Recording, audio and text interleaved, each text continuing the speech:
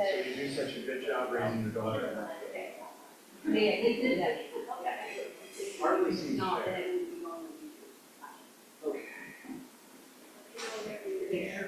Okay, ringers off, please, or at least turn your volume down. Yeah, whenever you're ready.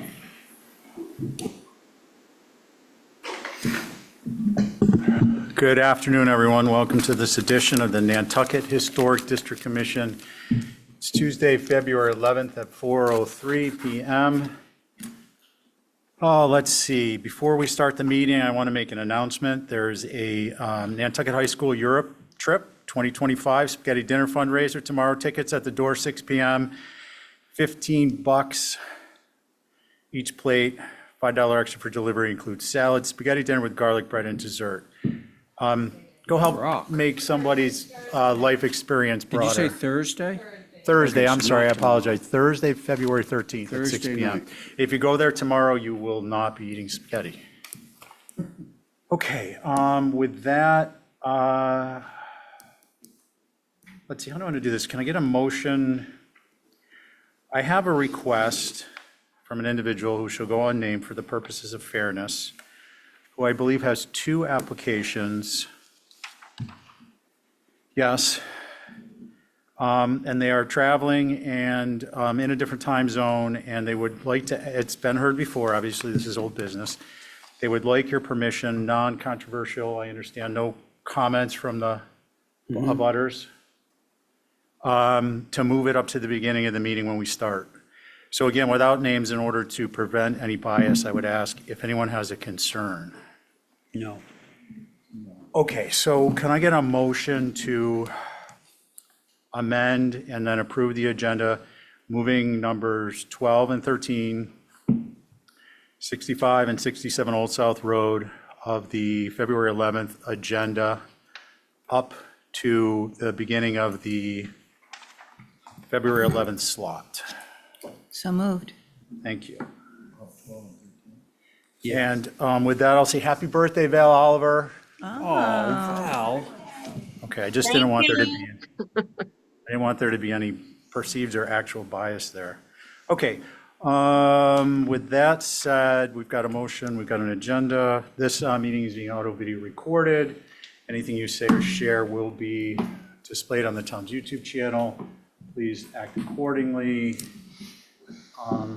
Don't say or share anything you wouldn't want your mother to see or hear. Oh, boy. Is my mic off? Leaves it wide open. Grandmother.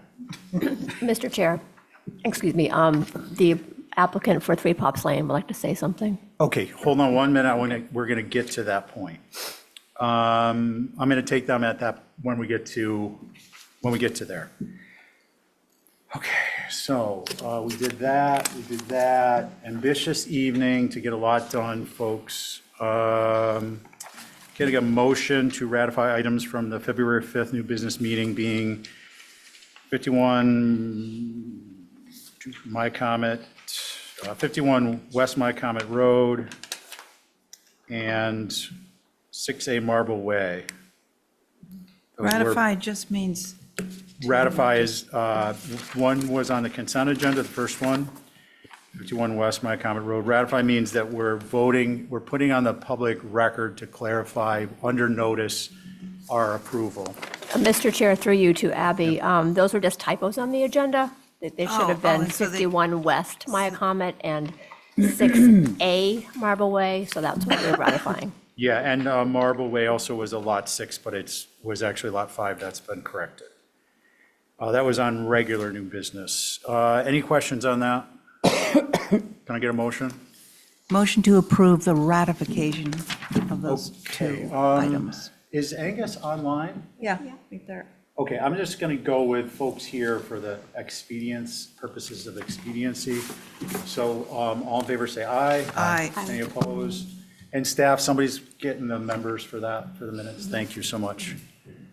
Okay, next is Commissioner Q&A with Preservation Planner. Before we start this, I'm going to make a chairman comment. As some of you may have noticed, Holly wasn't with us last week. She's with us this week. I'm just going to lead in with a quick, I made some notes. Prior to last week's meeting, Ray and I were queried about an administrative decision which brings our process closer into alignment with our unanimous vote, which was at our 11/14 Organizational Focus Committee regular commission meeting. That vote was for the preservation planners historic reference materials to be submitted for our review and consideration in advance of meetings. Excuse me.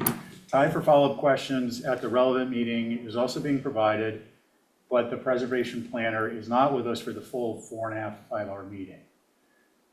By the way, this coincides with our vote to individually be better prepared for meetings. So the idea, well, I won't get into the idea. I understand use of the preservation's planner time is in part, the switch in the preservation's planner time is in part to provide her more ability to focus and develop townwide preservation planner initiatives, including through the certified local government, of which obviously we're a member, which efforts I believe we all support. Also, this involvement of the preservation planner is also consistent with the National Alliance of Preservation Commissions. Did I get that right? I always recommendations. Having said, of course, there's no question we don't want our process to suffer. There were wrinkles in the rollout, which are in the process of being resolved. Step one, Holly is here to answer questions we may have about the historical material she's provided for this week's meeting. Step two, when opening an application with historical references, those comments will quickly be reiterated. Inevitably, we'll get more questions as we go through individual applications, which is not atypical and most often requires additional research. That research will be noted and followed up in the ordinary course, as has always been the case. Step three, and this is an important one because for the last 2 weeks we got staff comments, and the whole idea is that we have an opportunity to review these in advance. Staff are resolving scheduling for timely submission of the preservation planner's comments, consistent with how all of the boards and commissions here in the town of Nantucket receive such reports, and also consistent with the National Alliance of Preservation Commission's recommendations. I will say, were it up to me, the rollout would have been a bit different, but here we are. So that's just a quick introduction to number 2, Commissioner Q&A with Preservation Planner. From there, at this point, what I'd like to do is see if anyone has questions for Holly on the historical materials, acknowledging that we received them last night, noting that the goal is that we will, a couple things. Any application that Holly provides reference material on is, as you can see in your agenda, highlighted in gray. The goal is that this information will be provided when we receive the list for consent, so that as an individual member of the commission who's reviewing applications for consent, you have an opportunity to review Holly's comments at that point. Now, this isn't going to happen tomorrow, but that's the goal. Holly will be added back to the CC list so that when we respond on consent items, she has an opportunity to weigh in with comments, which I have found always to be very useful. So that will continue. And I think that kind of covers the basis. I realize there may be more questions. This was an emergent situation that I have been working to address, and the planning director has been working to address, and Holly and Kathy have been working to address. So I wanted to at least get you the information I have at this point and see where we go from there based on how things develop. Okay? Okay. We have staff comments for 27 Willard. Does anyone have questions on that one? Stephen, Yeah. are you just going down the list now, or are you literally Yeah, well- jumping to Willard? Okay, so Because I'm recused, obviously, from Willard. thank you for asking. Noting Ray is recused from Willard. What we're doing to avoid any potential violation of open meeting law is we are reviewing, presuming that, maybe not today, everyone has reviewed the historical comments prior to the meeting. This will be the session where we ask Holly questions that we have. To avoid open meeting law, we won't be deliberating, we'll be asking her questions. And that's in order that we can utilize the time we have her available to us to best effect. And then again, for members of the public or whomever on the YouTube, when the actual application comes up, the historical reference materials will just be quickly reiterated. So it's topical with the application. So at this point, I would say, for example, does anyone have questions on 27 Willard? And Ray could say, I'm actually recused from that one. And then we would answer, we'd ask any questions we may have. Okay?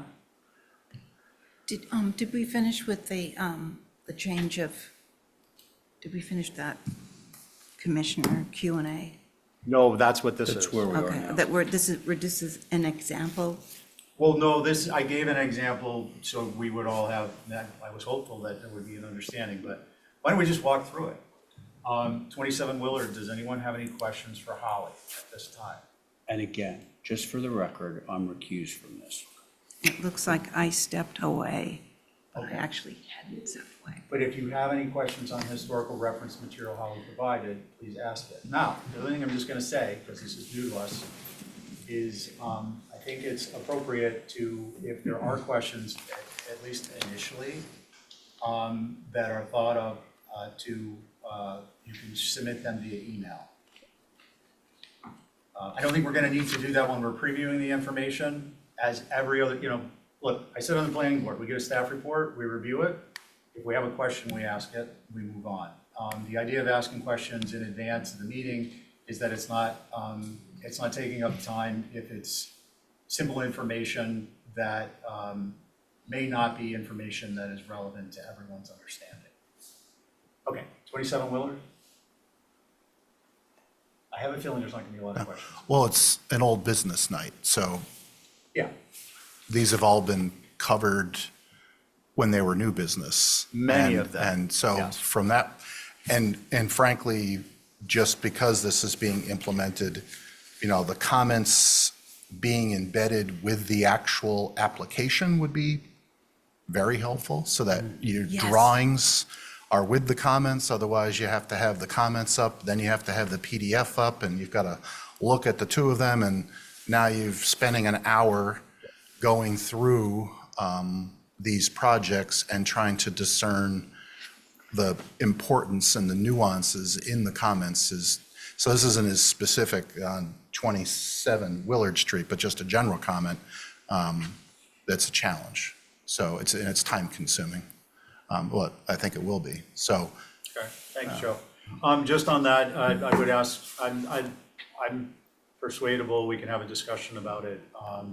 But let's keep in mind that if these are interleaved in an application, they need to be interleaved in each iteration. And if you use a split screen, which most of our tablets are capable of, it's much easier just to open the page that is the staff comments for the meeting and open the relative application, and in the other screen, open the actual drawing application, and then you can just flip between the two browser windows. Programmatically, a little different approach. I'm trying to think of the kind of time staff will have to put into, Holly's nodding her head, put into interleaving these into each application, each time it's submitted, and then in that instance, we still have to flip through all the pages to get to the comments. So using two browser windows, I think, is beneficial for all of us. If anyone needs a hand with that, I'm happy to show them how to do a split window in any of these browsers. Okay, having said that, Mr. Chair? Yeah. Angus has his hand raised. oh, hey, Angus. Good evening. I will be back there next week and look forward to it. I just wanted to clarify. So the plan is that the comments from the preservation planner will be read before the application is reviewed in the meeting. In addition to our Q&A session at the beginning of the meeting.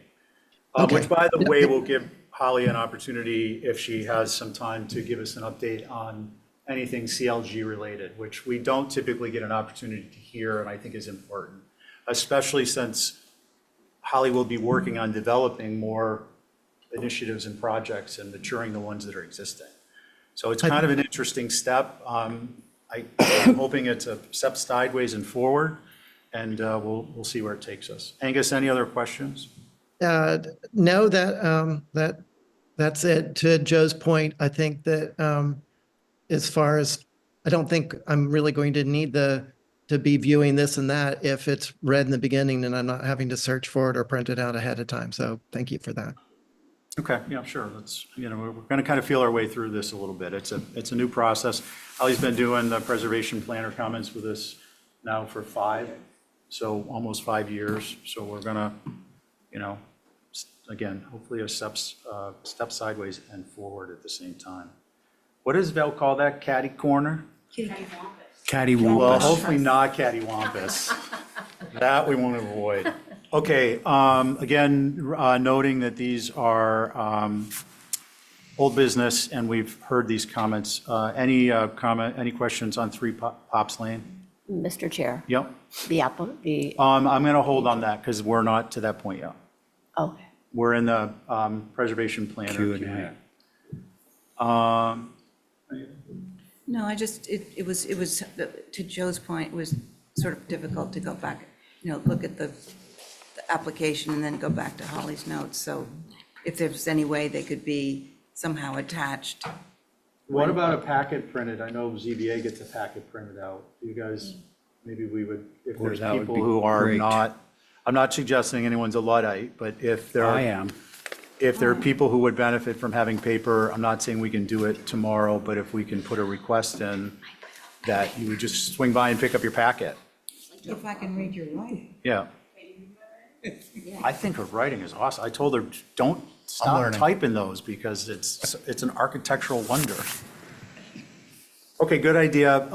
See, we're evolving as we go. Can I ask, as opposed to going through each one, are there any questions on previously provided information, which I think the documents for the February 11th and the January 7th meeting are? No. No. Okay. So Holly, do you have anything on CLG you want to share with us? I know I'm kind of springing that on you a little bit. We discussed it, but. Thank you, Mr. Chair. I would like to just inform the commission that the CLG projects that we have applied for with CPC, because as a member of the CLG, you are part of what we're doing with the CPC project. And one of that pertains to a grant that we received from CPC in conjunction with the University of Florida's Preservation Institute Nantucket. You all remember when we became a CLG, we created a survey plan of the entire island, update our cultural historic resources. So the next area that they've been working on is the West Monomoy, New Guinea, Five Corners area. And in the fall, we had an open house at the African Meeting House. And the University of Florida folks that were here were able to meet with the neighborhood, gather information, hear information, and while they were here, they had boots on the ground, surveyed over 250 properties. Surveys obviously meaning from the public way, which is your purview, and that's what's used for the Form Bs. And this phase is what we call a recognizant survey. So all that information that they are acquiring for this project is eventually going to be in another phase and create those surveys. So one step going in trying to survey all 49 neighborhoods. That survey plan is approximately 10 years. And of course, that information that's created are for contributing resources that you all opine on every week, and will help your job be a little bit better. So that is one update that I could provide to you this evening. And would you mind just sharing a little bit of the work you're doing with coastal resiliency and the other project that's kind of, that resembles coastal resiliency, but it's not a town? Oh, yes. So right now, there's a couple of projects that the Natural Resources Department is working on with consultants. One of them is working with the land bank on the Francis Street intersection area, which is a project that eventually will be coming to this commission. because of course, you all are going to be reviewing a COA for any hardscaping that they propose. That this is more or less a land bank initiative, but the town obviously is involved. So as preservation planner, I am, asked upon and provide comments. And another project that we'll be providing and wanting y'all input on, and that's what that email was I sent you all about, the natural resources with their coastal resiliency plan. There's multiple projects that have been wanting to implement within the coastal resiliency plan that is about making sure we're more resilient, and one of them is a flood barrier, and they're looking at Easy Street. So Natural Resources received a CZM grant from the state, just a feasibility study, so how can be done. And right now they have 3 different alternatives that they're looking at. They're doing public sessions. I think a couple of commissioners may have gone to a couple of their sessions. I encourage you to do that if you have not. And they're going to come to you all and get some information and guidance, if you will, because of course this is our character and setting. It's very important as we view it from both the harbor as well as from the street, and what's that going to do to the streetscaping. And as staff, sitting in on some of these meetings, I try to remind everybody that doesn't have the preservation or historic district hat on like I do, that obviously that's important on what is that going to look like? What are the materials? How is this going to be viewed? And again, this is a feasibility study, but from working with my colleagues in the natural resources, it sounds like that this will move forward to looking at one of those alternatives. So this is just one piece of the puzzle of the coastal resiliency plan. There's going to be multiple. As you know, we had a couple of meetings about the proposed, at some point, looking at the town's owned concession stands, which includes Jetty's Beach, our Peabody and Stearns 1904 Pavilion Beach, basically that structure, which is a contributing resource, as well as the Children's Beach building. You all had a meeting with Concom trying to figure out how this is going to work. Those are kind of those pieces and puzzles, if you will, of overall coastal resiliency planning phases. So as they go on, I will make sure that this commission is engaged, as well as the historical commission. Thank you, Holly. That's helpful. It's good for us to have that in the forefront. I think in a few moments at the beginning of the meeting when we can hear it. Yeah. Versus the end of the meeting, we're all tuckered out. So we appreciate it. I appreciate it too. Thanks. Okay, so now we're going to move on to 27 Willard, and then we'll pick up 3 pops when we get to that item. So before we start, I just want to check. No, thanks. It's not what I'm checking, but I just want to check, Lisa, good evening. You're going to be short a commissioner because Val's not tuning in on meetings today. Okay, was it officially opened? Oh, I guess she asked for context pictures. Yeah, so it's myself, Angus, Joe, and Connie. Abby, it says stepped away. Did you want to comment on that? No, yeah, I was in the room, but I wasn't, we didn't know it. Sitting here I was, at it the was a desk. Zoom night. Mr. Chair, she wanted to step away and have somebody else sit in on it. She wanted Okay, to so take a she's still break. an alternate. Yes. Okay. Oh, Val Oliver has raised her hand. Oh, Val? Me on my toes. Hi, can you hear me? We can. Did you want to get involved? I can sit on this, sure. Okay, great. I was giving you an out. It's your birthday, that's all. Well, thank you. birthday, I Val. appreciate it. Okay, all right, well then, let's proceed. I'm going to break out the, let's see, staff review on the historical comments from our preservation planner. This is infill dwelling. It's a FEMA AE7 flood zone, and it is subject to our resilient Nantucket design guidelines, which I'm sure you've all studied up on. The elevation certificate with format map is needed. Now, this is a great example where we might have a question. Since this is an update, so we still need the format. Holly? Thank you, Mr. Chair. I did not see it in the application. Okay, Lisa? do you- Yes, Okay, so I that can we, get that to you. It's different than the lot at 32 Holbert. It's 2 feet lower. okay, Yeah. okay, sounds good. Okay, so those are the historic and additional information on that. Now, do you want to tell us what modifications you made? I didn't make any modifications because Val had made the motion to get context pictures. Okay, and are they in the packet? Yes, they were emailed, and I know Holly had Do gone. you want to walk us through them? Yeah, sure. They're all labeled. They might be in a separate package because they were sent in last week. There we go. So that is 20 Willard. I mean, you could just, they're all titled. You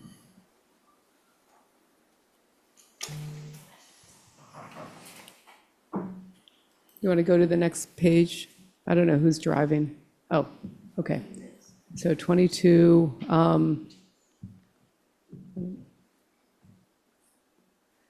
that is the house that's right behind, that's being done on, right at the corner, 25 Willard, and then the next picture is the garage.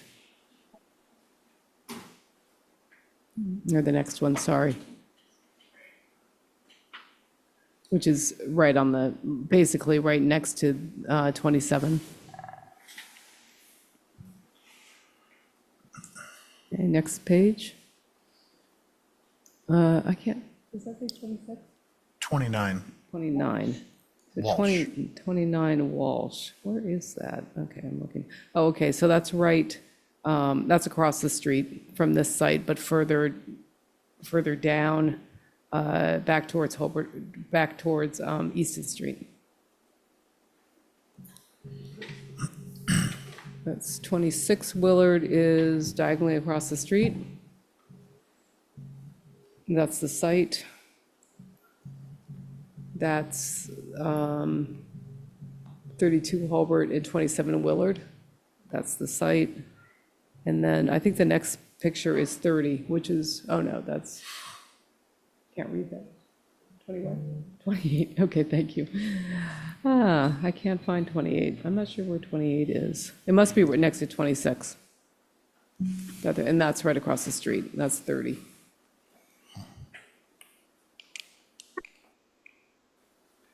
And then that's the other house on the Holbert Avenue side of the lot. So our idea with the design was not to mimic the gambrel of the front house, but to just do a gable so that it was maybe identified as not being developed at the same time, that they had different characters about them. So if you could go to the, I guess, the drawings now, Steve? Yeah, no, that sounds good. And I did want to follow up because there was a really important comment that Holly had made. It's weird because she's here, but I'll just reiterate it, is if there's just to confirm the design flood elevation. Yes. And if the drawings require any type of a modification to the height, okay. No, I don't believe so. I think the design flood elevation is 8, but I can double check that. Okay, so it's at the height that's required for the appropriate flood proofing? Yes, Okay, as far as I know. okay. So that's where the ferment would be a big help, just for general knowledge for folks, because then when staff are reviewing it, they can plug in that information and it won't. Yeah. If it's good, it's good, and if it's not, then we can adjust. I'll add the finished floor elevations onto the elevations. Thank you. Okay, are there any abutters? No, Mr. Chair. Any Mickey or any group? I am here, yes, thank you. Hey, Mickey, good morning. Hi. So this is Mickey Rowland representing the Historic Structures Advisory Group, which is myself, Jason Finger, Mary Bergman, Marcia Fader, Sandy Kendall, and Diane Coombs. So on this one, the style and the simplicity are good. However, the rear addition is more massive than the main mass. The plate height on the rear should drop. The front-facing shed dormer should not overlap the adjacent gable. This sometimes works on the back or side, but not on the front. The side shed dormers should be broken up, and the triple second floor window that you're looking at right there should be broken up into 2 separate windows. That's it. Thank you. Okay, thank you. Who would like to begin with concerns? I will. Val Oliver. Um, I agree with a couple of things Mickey said, the breaking up of the triple window into 2. And I appreciate the design on the side facing the street, which I think is west. Because it does tie in with a lot of things on the street. And thank you for the pictures. That is so helpful. I think my only other comments would be that the north and the south dormers could have a little more shingle space. So I'm not asking to reduce them per se, but to maybe eliminate a window and have more shingle space. It looked like some of the examples they put in. So that's it, Mr. Chair. Okay, thanks. Let's see, Joe. I agree with the comments that have been made. I have a question for the applicant regarding the visibility of the south elevation. I just want to understand the lot. Is it correct that it does not front on 2 streets, that there's a? It does not front on 2 streets. Okay, the adjacent property has like a wedge that screens the south elevation? Yes, I have an enlarged GIS map, if that's helpful. Okay. I think what would be helpful for me is if, I know you provided a lot of, thank you, precedent images, and for me, they, I guess, solidify the vernacular of the design as being appropriate. And given that the front mass, the one that faces the street, is more diminutive than the addition behind it, certainly that's the inverse of our additive massing, we'll call them rules. But I'm sure there are examples where things have happened in reverse. I'm trying to get comfortable with the way this is currently masked, because you really don't perceive it from the most visible elevation on the west. You only perceive it along the north and the south elevations, and the north is internal to the property, but you're going to see it obliquely. So I don't think that I would support or echo Mickey's comments 100% about having to invert the hierarchy of those masses. I think if there were some precedent images to support this kind of narrative, I think it could be acceptable. And I agree about Val's comment about the south-facing dormer and the amount of shingle space. Those are my comments. Okay, thanks, Joe. Let's see, Connie. Yeah, I have nothing to add. I agree with what's been already said. It's concerning the dormer and the 3 windows. Thank Okay, you. thanks. Angus? Thanks. So I agree with most of the comments. I think when I'm looking at the street elevation, the west elevation, it seems conflicted. I think that if it's a gable forward, then that shed dormer needs to have a return on the I guess the south side as it does on the north side, and not run all the way into the gable. Or which is, there's a precedent for, is the flush shed dormer that goes across, and the gable continues across from north to south. But for me, it's a conflict there of needing to decide what is really the priority there, whether it's the gable or the shed, but both of them, I think, is an issue. Thank you. Thanks, Angus. I guess that leaves it to me. Yeah, I'd agree on that. Let's see, the west elevation, I think If you guys could present just the alternative, which would be an independent, the shed roof separated from the adjoining gable, I'd just kind of like to see both of them. There is something that is, I've seen this detail on style of architecture, but it'd be nice to see, given the concerns that have been voiced. That one was primarily my concern, given the orientation. I would prefer, just to say it, if there was any way to bring just the footprint down by, 5%, given the density that this is going to create with the neighboring lot that's newly created, and this one being kind of side to side. Not a dramatic difference, but something I think would be appropriate. So those are my comments. You got anything, Lisa? No, I didn't really understand Angus's comment about the other alternative to the dormer, but Angus, can you elaborate on the alternative? It was just an independent Sure. dormer. there was an independent dormer. I thought there was a second one that you brought up, Angus. I could have missed. So one is that the dormer is just independent. The other is that gable that the dormer's on would go all the way from the north to the south and not die Oh, in, and that front gable would be lost.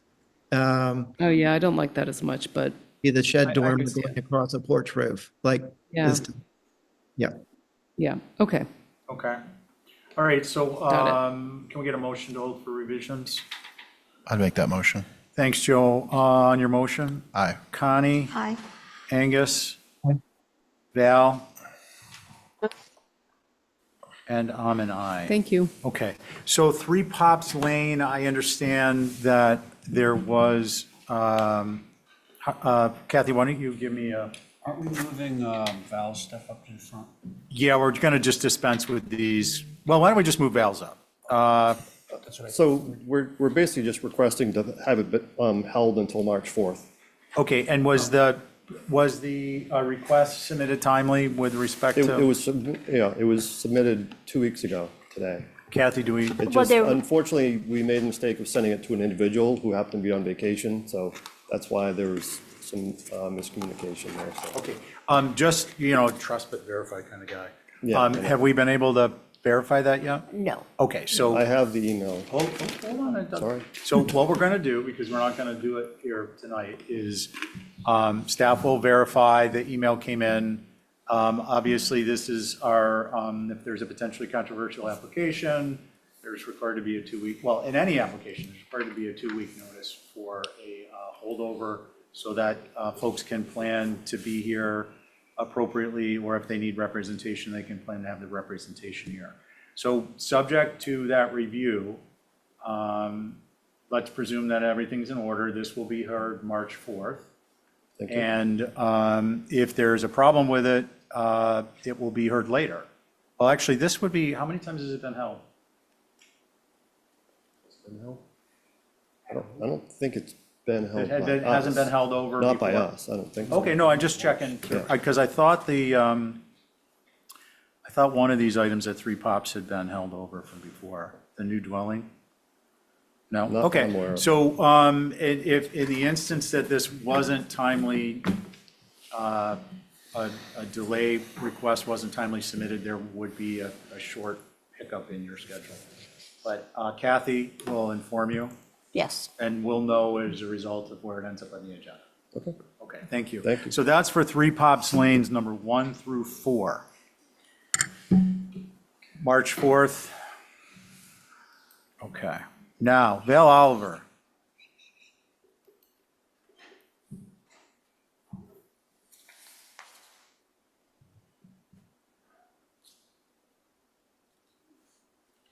Val?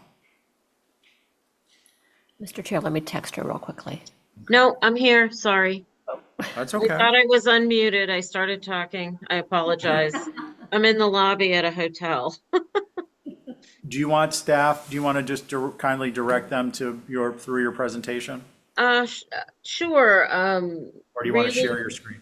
No, I don't, Okay. I can't do that from here. Okay, you have the floor. Take it away. Okay, this is a commercial building at 65, 67 Old South Road. You guys have looked at it twice, and the last review really came down to, I felt, some sort of detail kind of things. And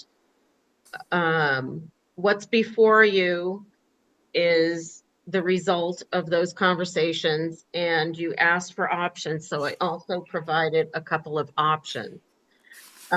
It was felt that the roof pitch needed to change. It was too shallow, so I changed that. The middle connecting mass of the two gables needed something to break it up. So the first option I'm giving you is 3 independent dormers. If you scroll down, that's the first page. The second page is giving you what was some suggestions. Sorry, go back up right there. From several of you. One was a large chimney or chimneys, and the second was a cupola. And then Stephen suggested possibly doing a clipped gable. And after looking at that, I think I agree that it does sort of mitigate the mass overall. So those are the changes we made, and look forward to seeing what you guys think. Thanks, Val. So your board is, oh, let's see, myself, Ray, Abby, Angus, and Joe for both of these. Who would like to begin? I'm happy to start. Okay, Angus, go for it. So I think this is moving in a good direction. I think the pitches got steeper, which is an improvement. Something in the middle is an improvement. The clipped gable, I think, was a great suggestion and translates well. Except it seems like the clipping is coming kind of low, but there's still a lot of shingle area between the top of the windows and that the eave of the clipped gable. So I'm wondering if that could get tweaked by either the gable coming, the clipping going, raising a little bit and putting a little bit of fenestration up there.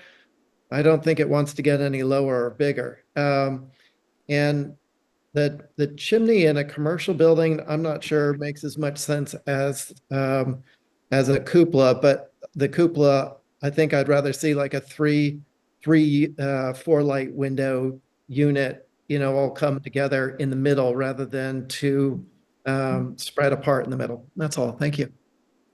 Thank you, Angus. Ray? Angus's comments really kind of reflect my thoughts on this.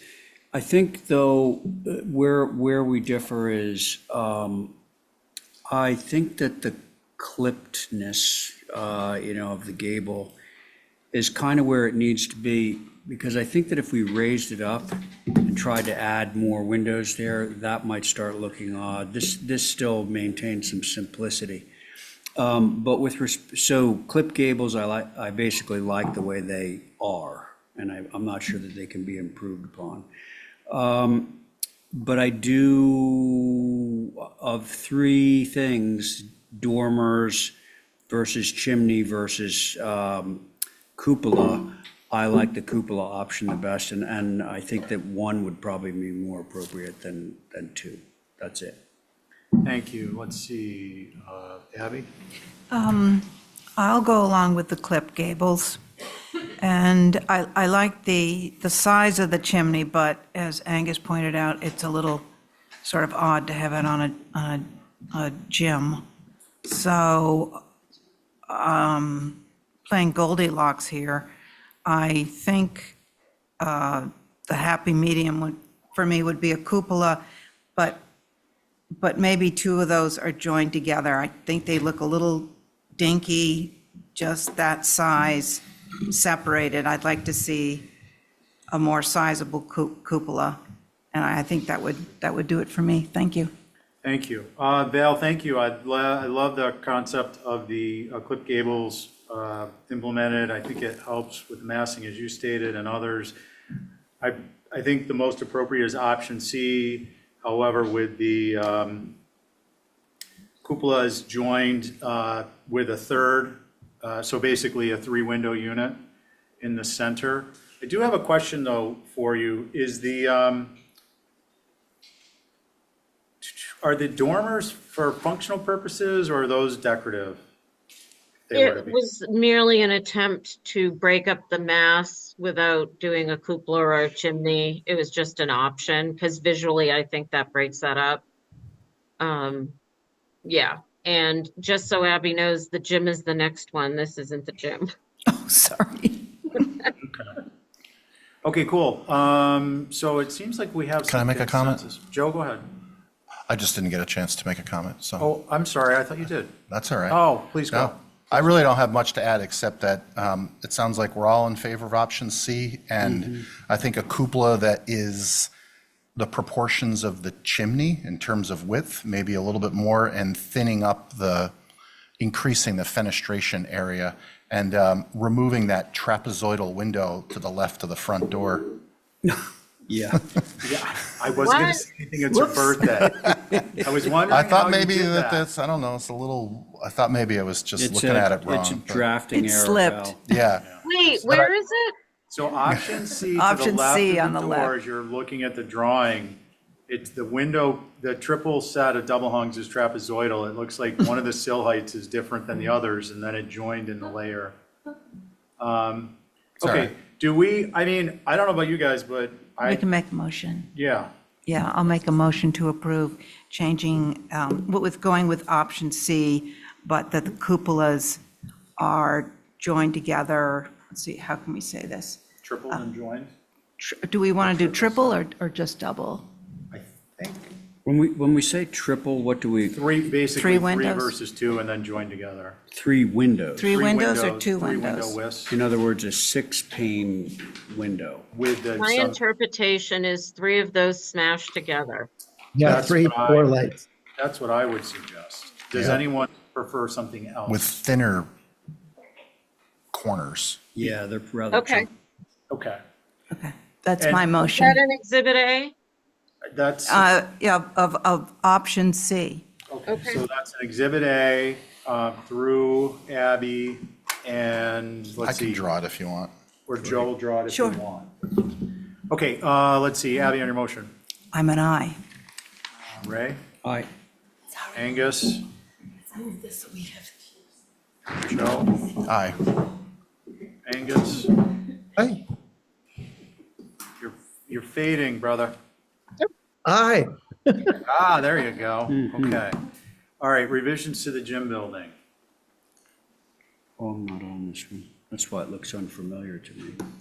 Oh, yeah, you're right. So it's myself, Angus, Connie, Abby, and Joe.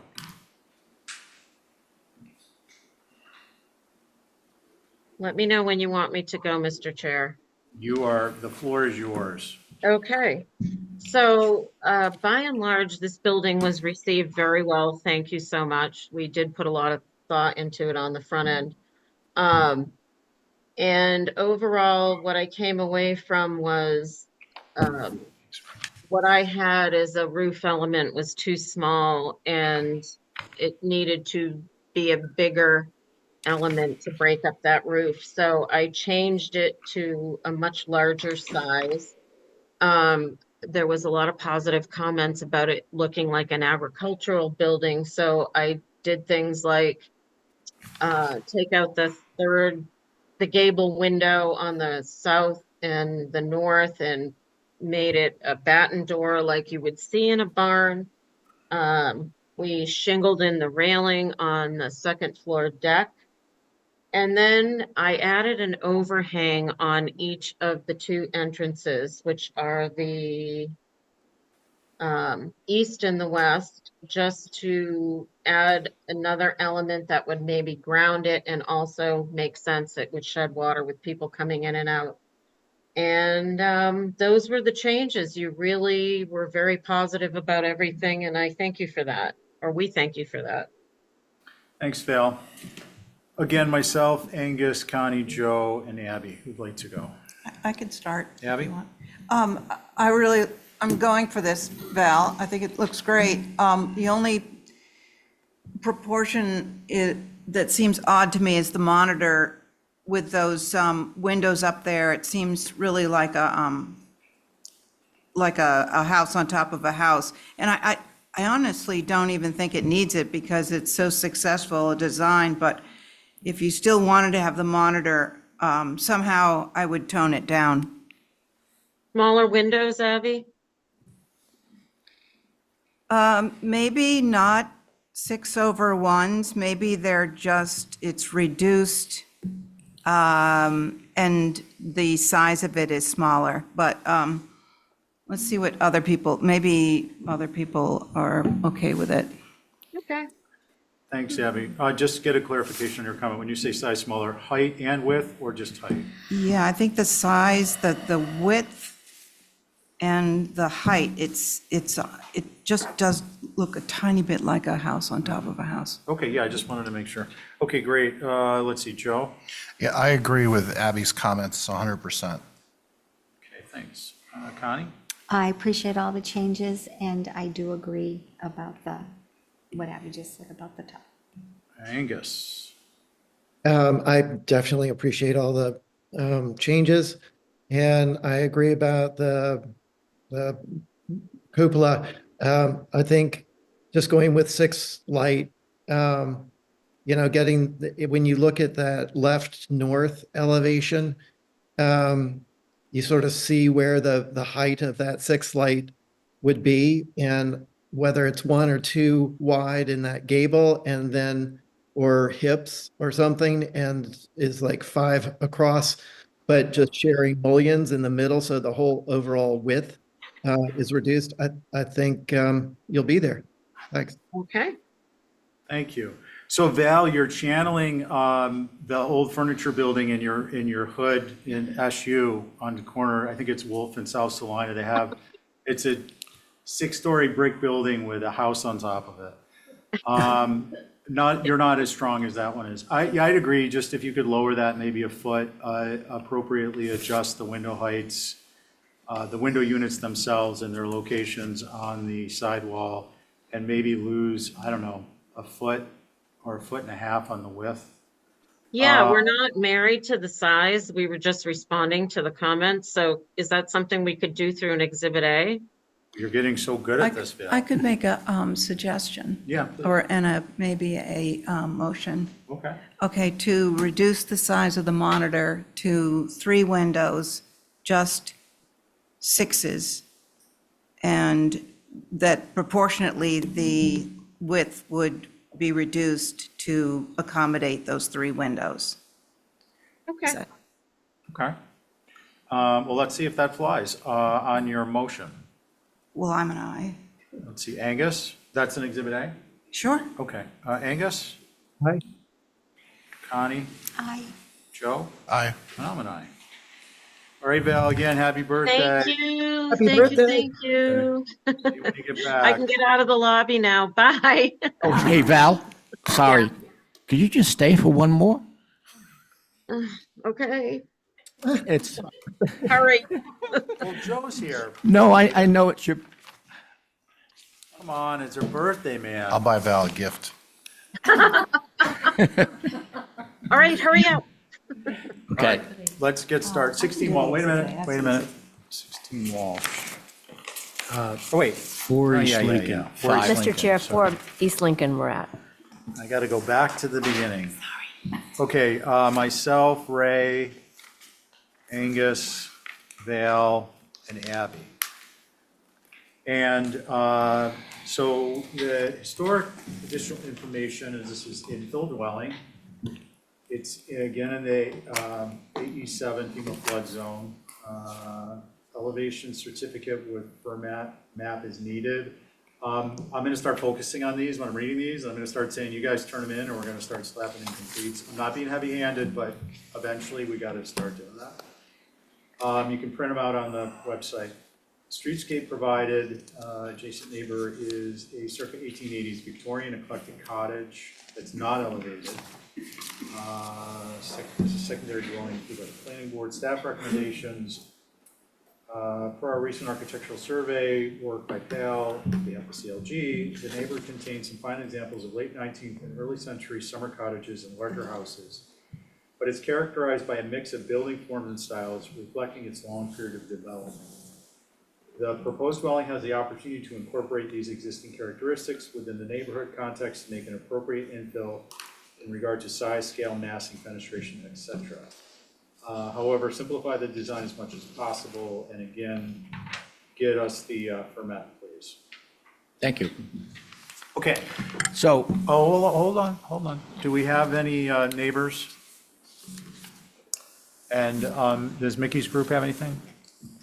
Yes, we do. Hi, Mickey, go ahead. Hi. So one issue is the height of the main ridge. Sorry. One issue is the height of the main ridge, probably due to trying to get a third floor into the program. It doesn't appear that many other houses on East Lincoln have third floors. And without that third floor, the roof pitch could probably be reduced to a 10 pitch, which would lower the overall height. 6/6s seem to work better than the 2/2s for this neighborhood. The lack of front-facing steps is still a concern.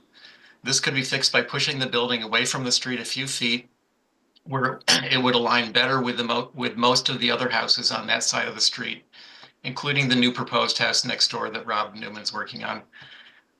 All of the other houses have front-facing steps. Regarding the front elevation, option B is preferable due to its lower plate height and similar presentation. Another option that Steve has suggested, there's a whole list of different options, A through J, and I would suggest looking a little more closely at option J, which is actually even simpler. And with this shallower roof pitch, it might be a more viable option. So that's it. Thank you. Okay, thank you. Who would like to begin? Mr. Chair, Yep.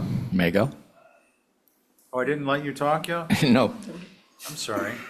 Go ahead. thank you. Well, we appreciate your comments the last time, and we did spend a lot of time on this, looking through the neighborhood and precedent and everything else. We did take some time to develop these elevational studies. We got some input from the elevational studies, and based on that, we arrived at two that we thought looked good, and that was the D1 and the E1. You've seen the E1 before. It's very similar to what was proposed, but the proportions are much better this time. The D1 is a setback double gable front, which we simplified from the original design. The back has been modified to be simplified. We did go with the suggestion from Val to match the windows on the garage at 2/2. And what that does is that really seems to quiet down the elevation a bit and make it not so busy. If we could go to the streetscape, please.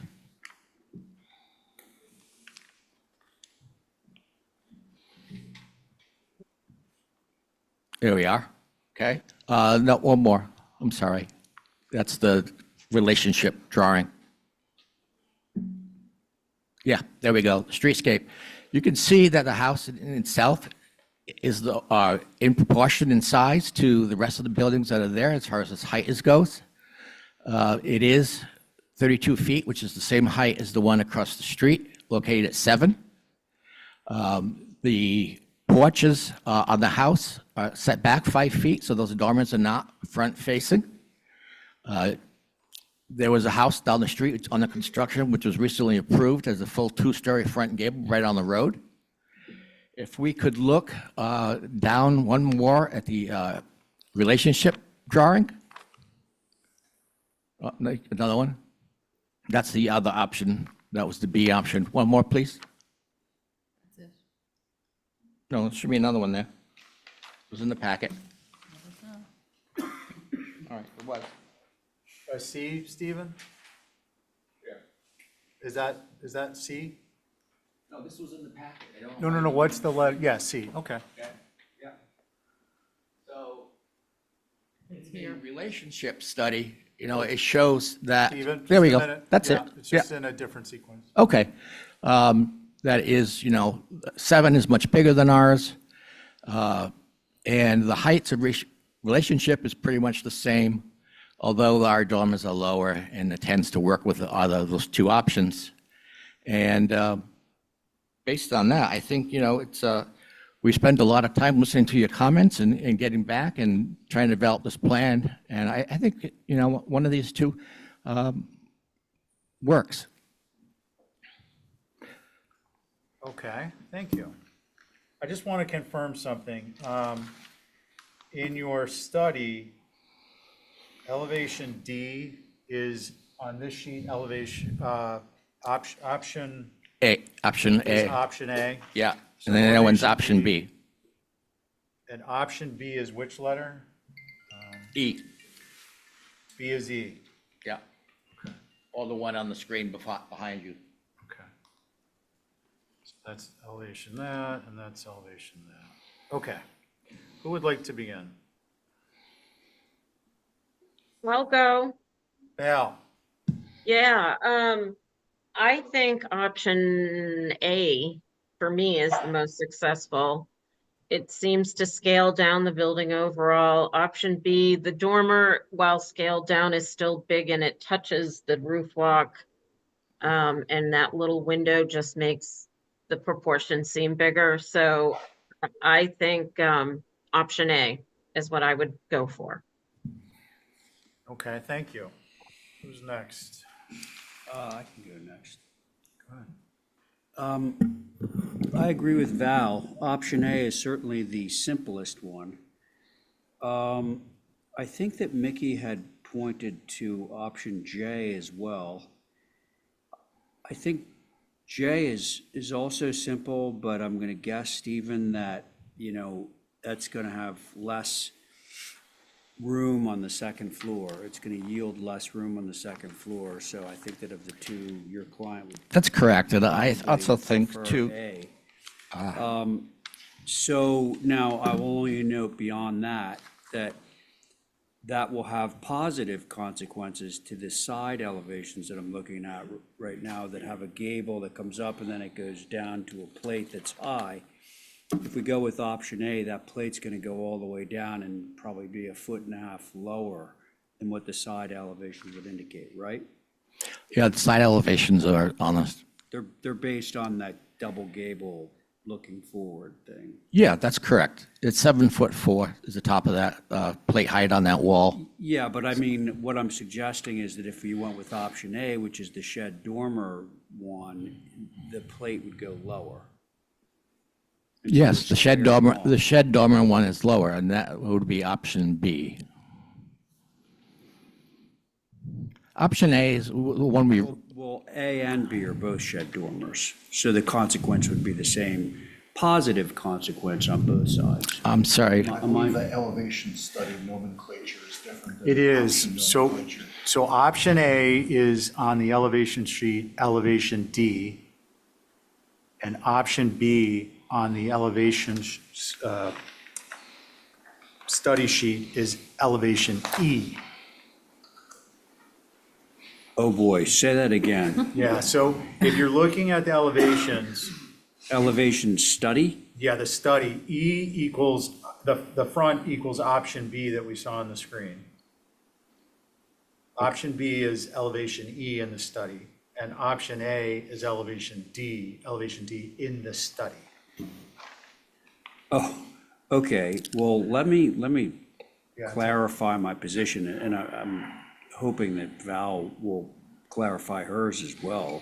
I mean, I thought I understood here, but I think that the shed dormer elevation studies, those would be A and B on the elevation study. They're the two ones that show shed dormers without the high gable plate that the other ones show. I mean, I guess that there's, E has a gable in the middle, but I think that's a little bit more assertive than the other two that I mentioned. And just to be clear, your preference in terms of appropriateness is elevation study A or B? Correct. And with a third at J. a third at J. Yeah, it's third at J, reason being that has a nice low plate on the sides, Okay. and it's simple. And before we proceed, can we go back to the elevation study sheet? And Val, I just want you to please indicate which elevation study or studies you felt was most appropriate. Okay, sure. My first choice is D, which is the two smaller gables. I think the proportions of that are good. And my second choice would be elevation study B, which is the three smaller dormers. Okay, thank you.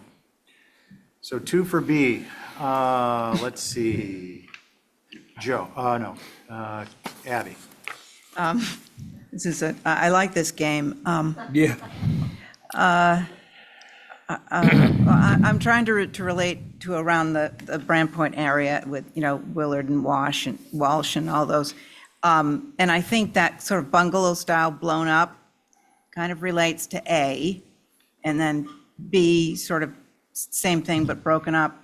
So I would be fine with either A or B, but I also like this kind of a Hulbert Avenue look of the J. So, okay, so why don't you say what you think? I think if I had to choose, I'd probably go with A or B. A or B. That was E or B. Ray was A or B or J, right? Yeah. And in the alphabet soup, that brings us to Angus. So 7 East Lincoln was mentioned, and I remember when that was going in, that seemed to just dominate the street. But I think part of what makes that doable is the gable and that one-story porch roof that covers the whole facade. And that's why I would lean towards J first with a shallower pitch, as Mickey had suggested. And then the next option would be A, just for the simplicity of just a single dormer in the front, not uncommon. Still have with the second floor balcony, but that's it. Thanks. Okay, thank you. So I agree with actually Angus's comments to a T. But where that brings us is 2.5 for A, 1 for E, and 2 for J. Mr. Chair, could we just simplify this? I'm sorry, I didn't mean to create confusion here. No. Okay. I think we've done the kind of tally here. We're at, Could we move on elevation A? that's where we are, is A is the one with the most in the top 2. as Do we appropriate. get to talk about that Yeah, let's after, talk once we're about that. Yeah. zeroing it? Okay, Yep, all right. Now that good. we're in the town, please go ahead, Abby. Okay, so, you have any yeah, additional? so I do like this because it does reflect back to that bungalow style that you see in that neighborhood. Yep. So if we're going with that, I think the windows have to come a little bit away from the trim and come closer to the French doors. I think that balcony could be shingled because you're not really looking at the water, and that will make it sort of smooth into the shed roof that it sits on and sort of make that a little bit quieter. So I would equalize those windows in the shed dorm on the second floor and shingle that balcony to a certain extent. Okay, thank you.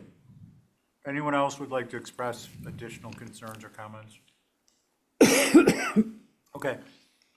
Steve, given what's involved here, there's a lot of moving pieces. I think we'd probably be most comfortable to have, just bring it back with a final set with minor revisions that have been articulated, and we can do a quick one through and done. So let me just basically reiterate, on the elevational study, it's A. You guys are all pretty much on that A train. Now, can I just add, okay, so I want to comment on Abby's comments. Okay. So I agree with Abby in moving the double windows on either side closer in towards the middle so that you get a little bit of shingle there. I don't have the same sentiments about the shingled rail on the second floor because my own view on that, particularly if there's a balustered rail underneath it, is that those shingled rails sometimes tend to feel heavy. So I think I would be more in favor of keeping the railing open on the second floor, just so you know. Okay, thanks. Would anyone else like to add comments? I would. Angus? Oh, just to Abby's comment, and actually to Mickey's, again, sort of going back to 7 East Lincoln, like all the other houses, there's a front step entry, which I think should be looked at for the in the revisions.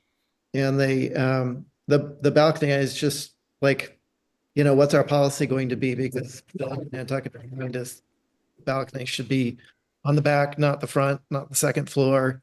And so idea of shingled rail would at least minimize the impact. Yes, it is heavier, but it reduces I think the look of looking through a rail at French doors above the front door, which is not aligned with dealing with. Okay, thank you, Angus. Mr. Chair, rebuttal, please. Let's hold till we see if there's any other comments. There may not be. Anyone else? I still like elevation study D the best. Elevation study D. Okay, cool, Val. And any comments on the A rail, just to help give Steve some guidance? Yeah, I would try to make it only have 2 posts instead of the one in the middle. It just draws your eye right to it. Yeah, Yeah. it's a problem. Okay, thank you. I actually agree with Val. Other than that, there is, I think it's 12 East Lincoln has a shingled, so I'd be good there. So I think you just gotta kind of decide how many people you can make happy in terms of appropriateness and. I was just going to say, yeah, there were other examples of second floor balconies over the front door on the same street and in other areas around that section. As far as the front step goes, we discussed that last time. There's no way we can get a front step in there, and I don't think the front step is necessary as part of the streetscape since it's going to be behind a 6-foot, 8-foot tall hedge. And there are lots of examples around town of stairs that don't come out on the front of the road on houses, just at the side from the driveway, as we previously discussed. Okay, so I'd suggest at about 1:10 in, maybe 1:09, you're going to be able to poll who wanted what in terms of appropriateness on that second floor element. And comments Ray had made about some of Abby's comments. Yep. And just determine what revisions you need to make and bring them on back. Right, so again, looking at A. Motion to hold for revisions. On your motion, Aye. now let's see, Ray, All right. One last question. can you wait 1 sec? Yep. Well, what is it? 6 over 6 or 2 over 2s to match the garage. I would suggest not to bring it up. No one commented on the 2 over 2, so Angus on the motion, Aye. Val, Aye. and Abby, you're good. I'm an aye. Okay. Thank you. Right. Marching orders. Thank you, Stephen. Mr. Chair, I'm logging out. Okay, once Happy again, birthday. Thank you Have- so much. Have you one on guys. me, I Val. appreciate it. Bye. Okay. Now we are on to 2L Street. We have two 2L Streets. Is Brooke with us? There he is. I am here. Good evening. Good evening. So let's just get this process down. First, we'll announce your board is myself, Ray, Abby, Angus, and Joe. Should be necessary, Connie's your alternate, and that is for both of these applications. This is This does have historical reference comments. And let's see, infill dwelling in Nantucket, FEMA AE8 flood zone, elevation certificate with format map needed. You got that message earlier? I got the format in, and I'm still waiting for the certificate from the surveyor. I talked to him last week. He said it would be ready, but it wasn't, so. But it will be a part of, you can condition any approval on that, or however that works. Okay.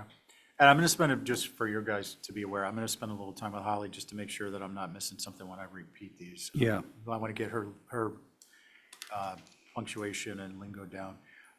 There's an asterisk with respect to the 3-foot elevation increase. Did the format bear that out? The Can you, necessity for a 3-foot elevation increase? it's really, okay, so the existing floor elevation is 9 feet, which puts the bottom at elevation 8. In this case, I think I have it at, I have the beam frame at elevation 8. These are all, the beams are going to be dropped into that space, so that becomes the design elevation. And so everything that is framed above it is where it is relative to that. Okay, gotcha. And I see there's no grade change per Concom. There is absolutely no grade change allowed per Concom. Okay, well, thank you, Concom. Okay, let's see, staff recommendation, simplify the design as much as possible and provide some additive massing. And you mentioned you have the format, and we still need the elevation certificate, which you're working on. Okay, now, do we have any abutters? Anyone with a hand up? We do not, Mr. Chair. And do we have a Nantucket advisory group? Bruce is on, but I don't know if he's going to speak to this. Let me just allow him to talk. Let's see if he's, is his hand up? His hand wasn't raised. No. Oh, Okay. now it's raised, yep. No, it is. Good evening, Bruce. Do you want to speak on this? Yeah, just quickly, I just want to reiterate our prior comments that this is in the Nantucket Historic District that was delineated in the original Nantucket Area Plan from 2006. And the change is out of character for that area in Nantucket.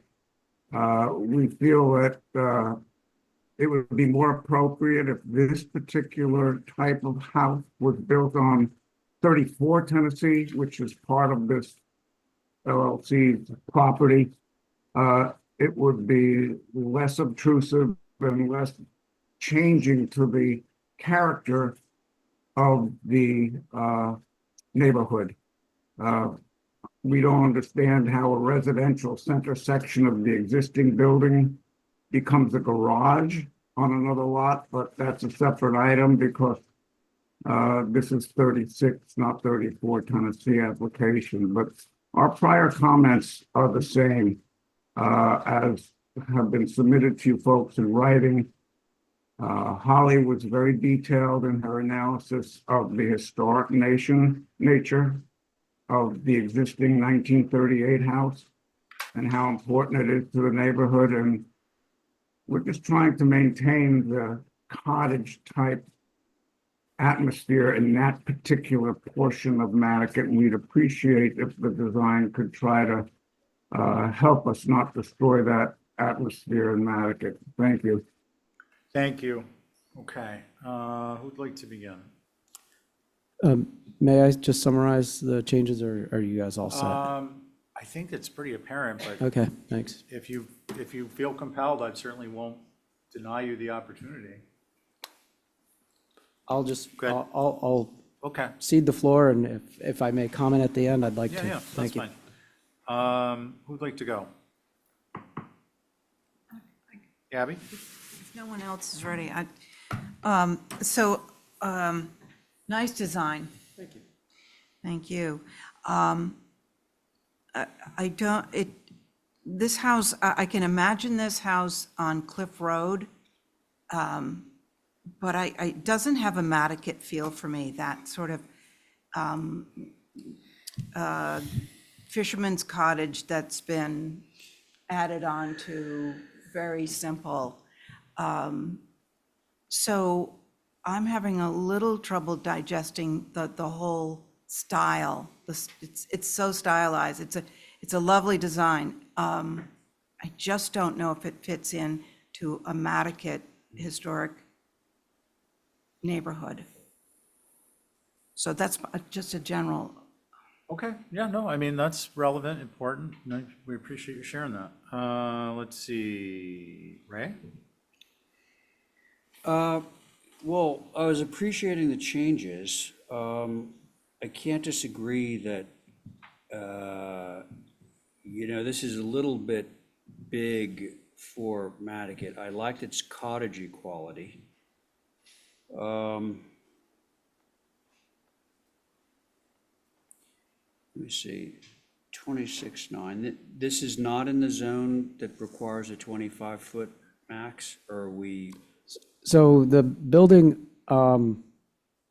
if you take away the elevation 8, It's 25. it's 24 and change. So it's just the floodplain stuff that's. It's the driving floodplain it up. stuff that's kind of elevating it. And, there have been some recent builds there, including 51 Tennessee, which is up on a hill, which is definitely in this style because I designed it, and it's definitely bigger. And I think that given that most of what you will see with this building is behind like if you're driving down Tennessee, everything is basically behind the front elevation. So yeah, it'll be visible. But again, there's a lot of roof line here that I think hides, a lot of the impact of the massing. So, Yeah, okay, so thank you, Brooke. I'm just going to reiterate. So I appreciate the changes to this. Could there be more changes that could be made to make it more Mattocket? Probably. So I would hear the other commissioners and see what the consensus view is. Thank you. Thank you. Let's see, Joe? Yeah, I appreciate all the changes that were made. Then I started to look at, there shouldn't be a but there. There isn't a but, really. I do appreciate the changes, but the looking at the height of the deck relative to grade, it looks to me like you're gonna be over 36 inches, which is gonna require those railings to be code compliant, and they won't be decorative, which means they're gonna have some kind of plexi or glass or something on there. And I think that as much as I like that rail detail, and I didn't mention it last time, in fact, I think we asked you to adjust the second floor rails to match the first. I think the comment about the second floor rails to match the first was speaking about a quirky Mattocket vernacular.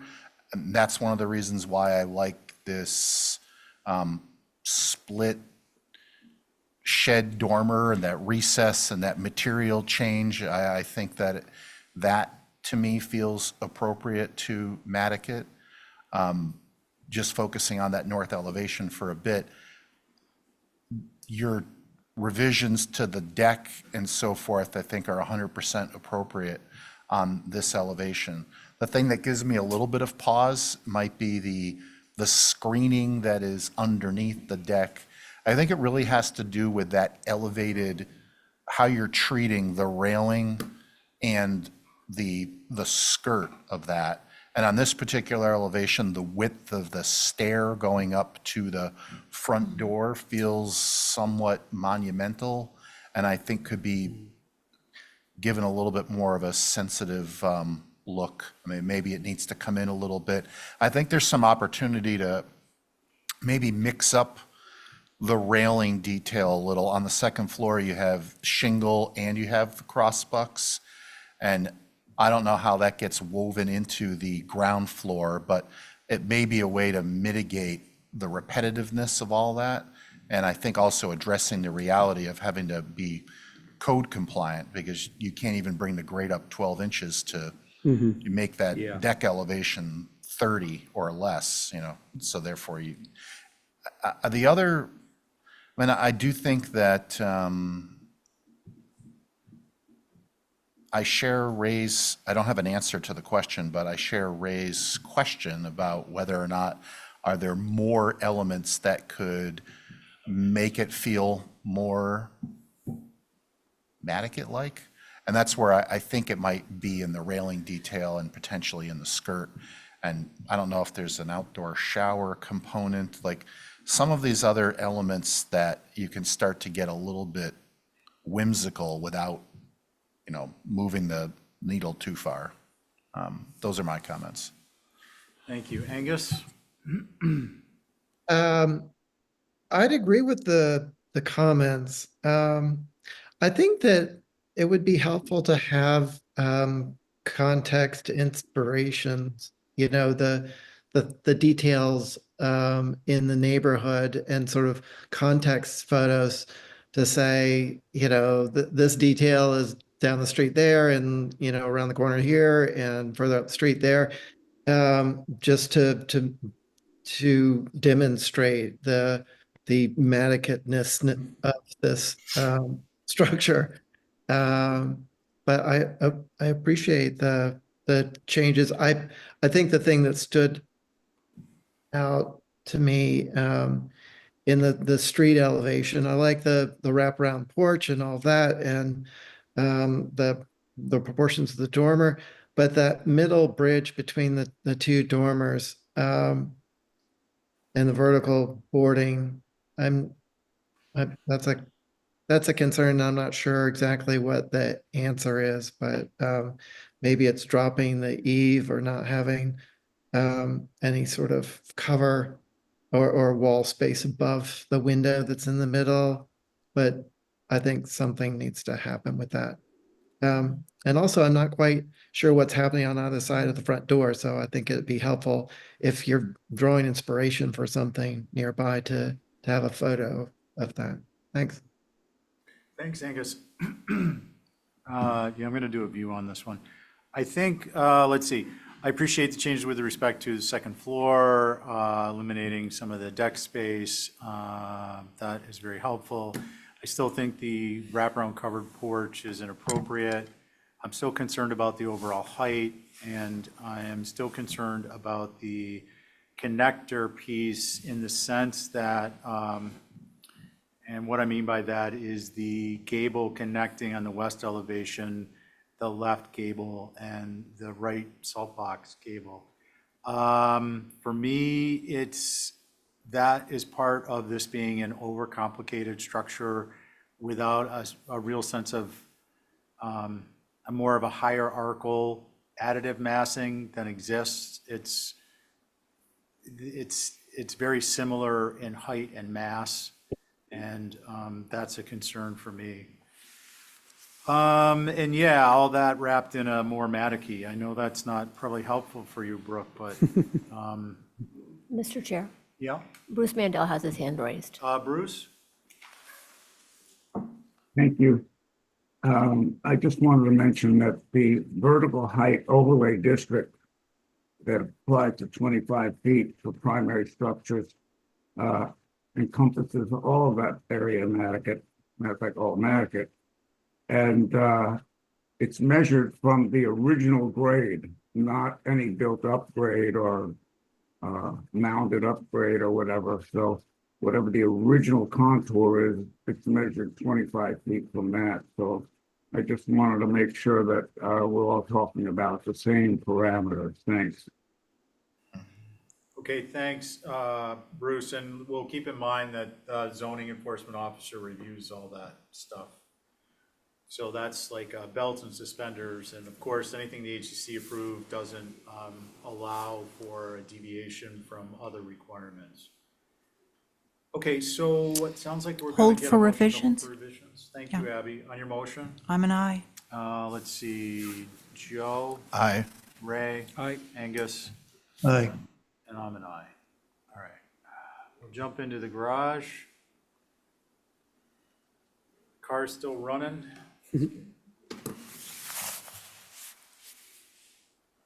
When you're ready. This one was just reduce the height, which I did, I think a couple of feet. Add a trellis and some windows facing the street, which I did. And there it is. Okay. Let's see. Any abutters? No, Mr. Let's Chair. see. I've got Holly, preservation planner. Just incidentally, one of the other things in the National Alliance of Preservation Commission's recommendation was that we use Commissioner Paul,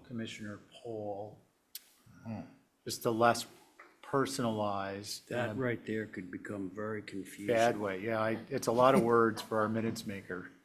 Let's see, infill structure in Nantucket, should the board be so inclined to approve, the motion should include the revision in ridge height on the COA application text. Okay.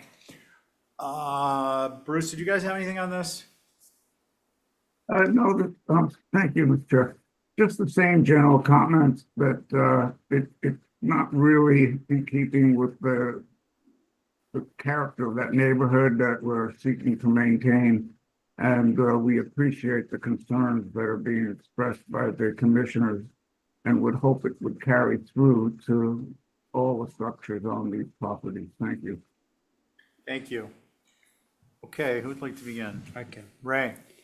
So, Brooke, I appreciate the reduction in the height. I think it needs to come down just a wee bit more to like have those great proportions of a gable, like 6 inches more.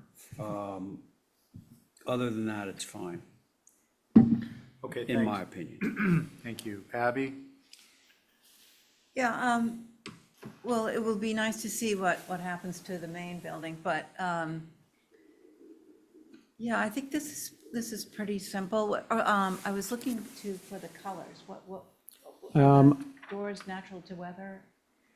So the windows were, I mean, on both structures are like a Hamilton blue.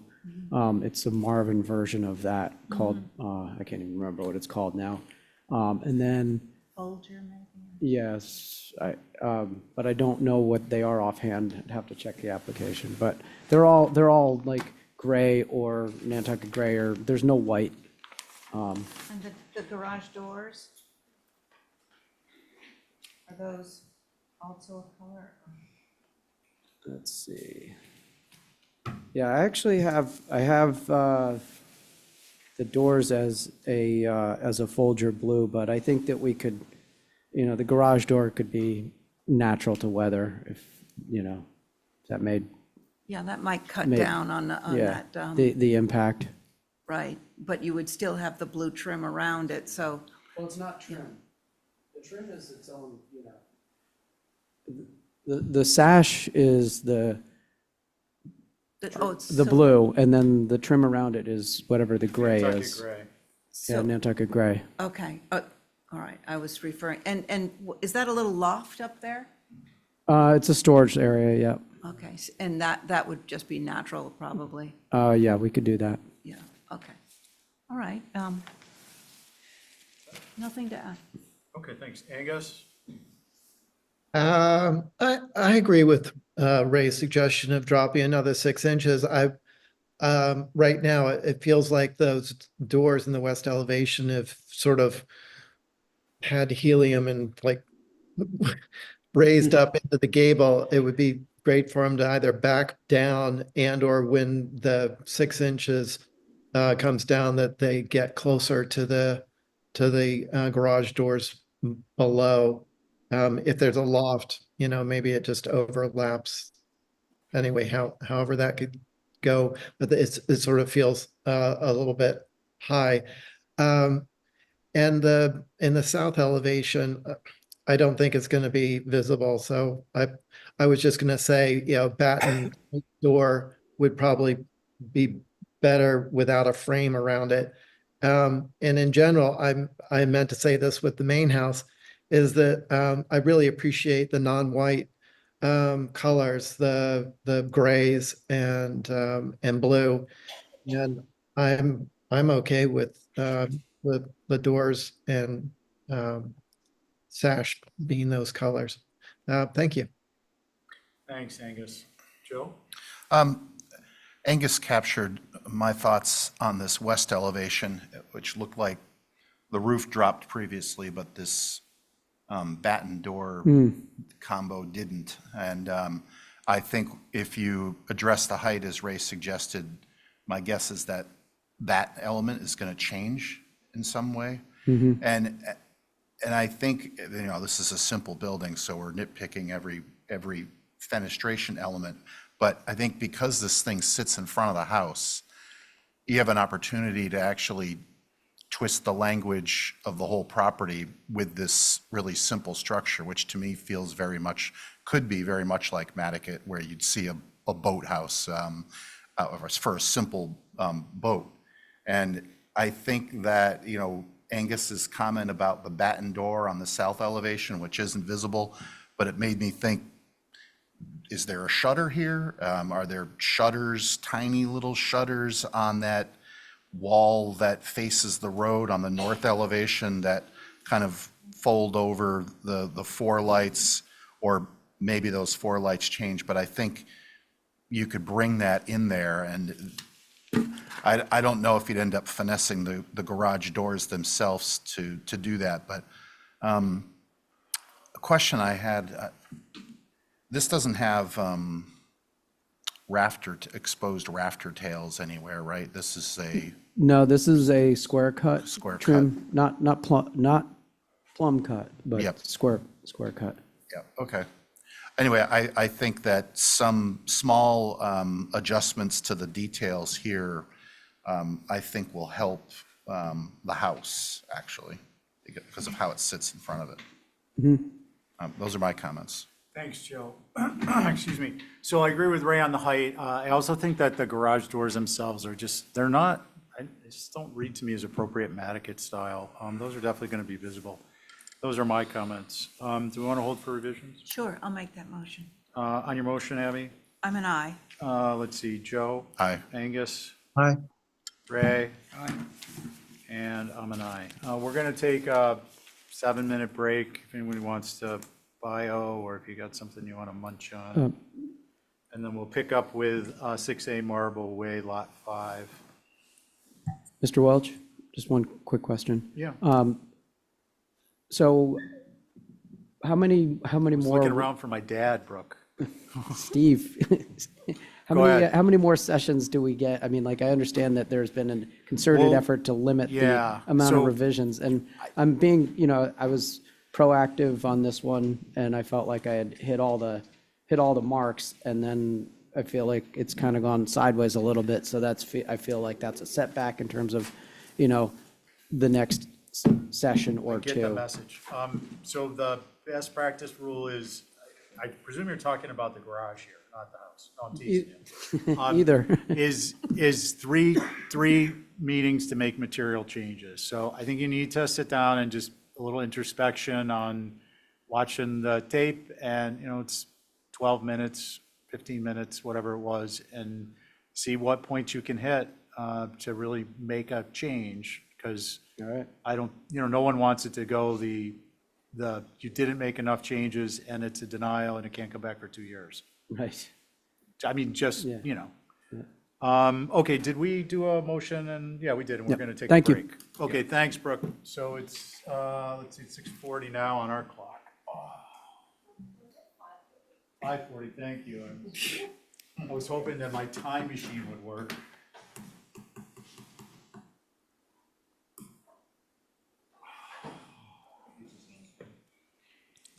Oh, don't Oh, even yeah. say it. I know.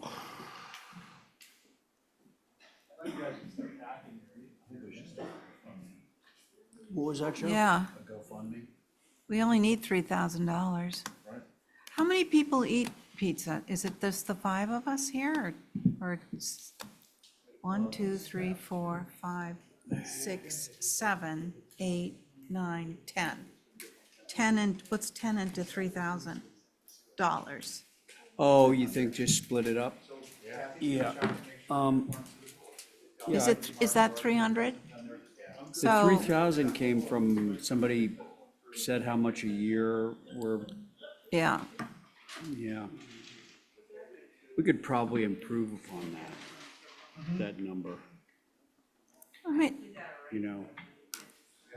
I think I could go for 300 a year.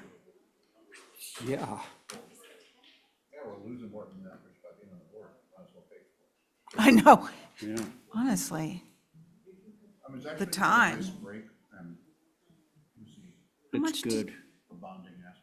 Yes, the bonding.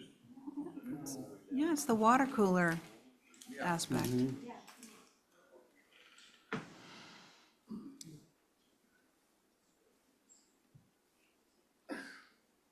It's funny, all these people that hold jobs in like Manhattan, they always get free lunch because the employers don't want them to leave. Right. So it's like, oh, yeah, yeah. You know, when my sister was working down there, it's like, oh, yeah, they bring in all this great food like every day. And I thought, oh, wow, that's really fabulous. And then she said, yeah, well, it means that we're going to be working that extra hour. We're not going to be wandering around downtown. Yeah. So, yeah, the hourly time is better for them than what they're paying out for the food. When I have my office on Broad Street, Oh, we have an account at the coffee shop. You should stretch them. Everybody that worked there. just on, Move, yes. Oh, wow. coffee and snacks. Like they would get Boy, that's nice. sandwiches, the Mark and I would go to Jim to do breakfast.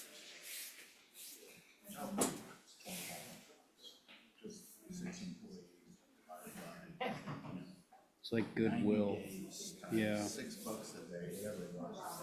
It was great. Yeah. When was that? When they had the salad bar?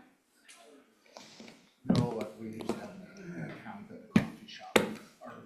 Everybody in the office and clerks would get coffee there.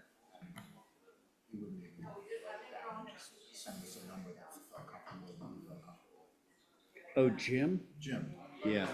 Just write a number down. That's funny. That's Jim. Yeah.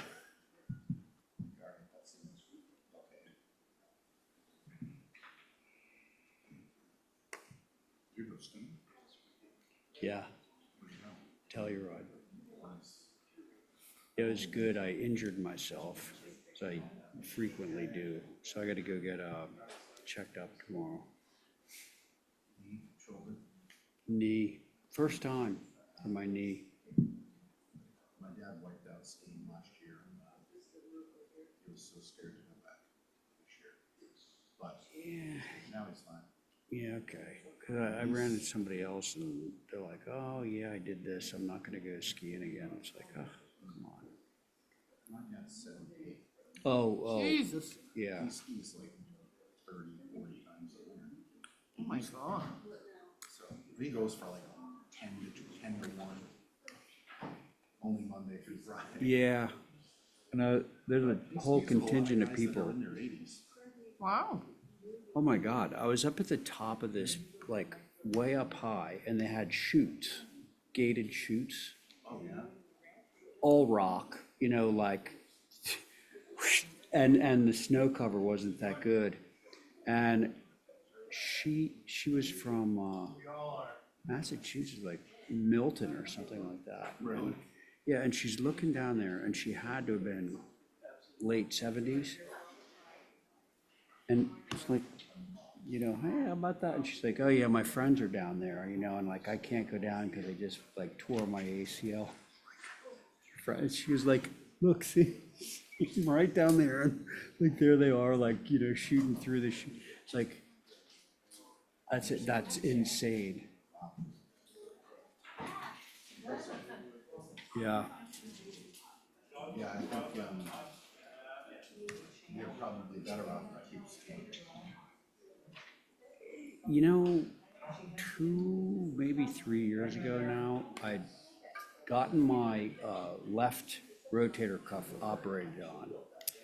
And they said, don't do anything for 5 months. So 5 months in a day, I booked for Park City. And then I went out, very first day, half day, I was in the woods, I tripped and on a log, put this arm forward, dislocated my shoulder, broke the collarbone, and tore my rotator cuff. So now I gotta get this one done, When was that? like 3 years ago. I can't remember that. Yeah. Yeah, it's taken forever, I mean.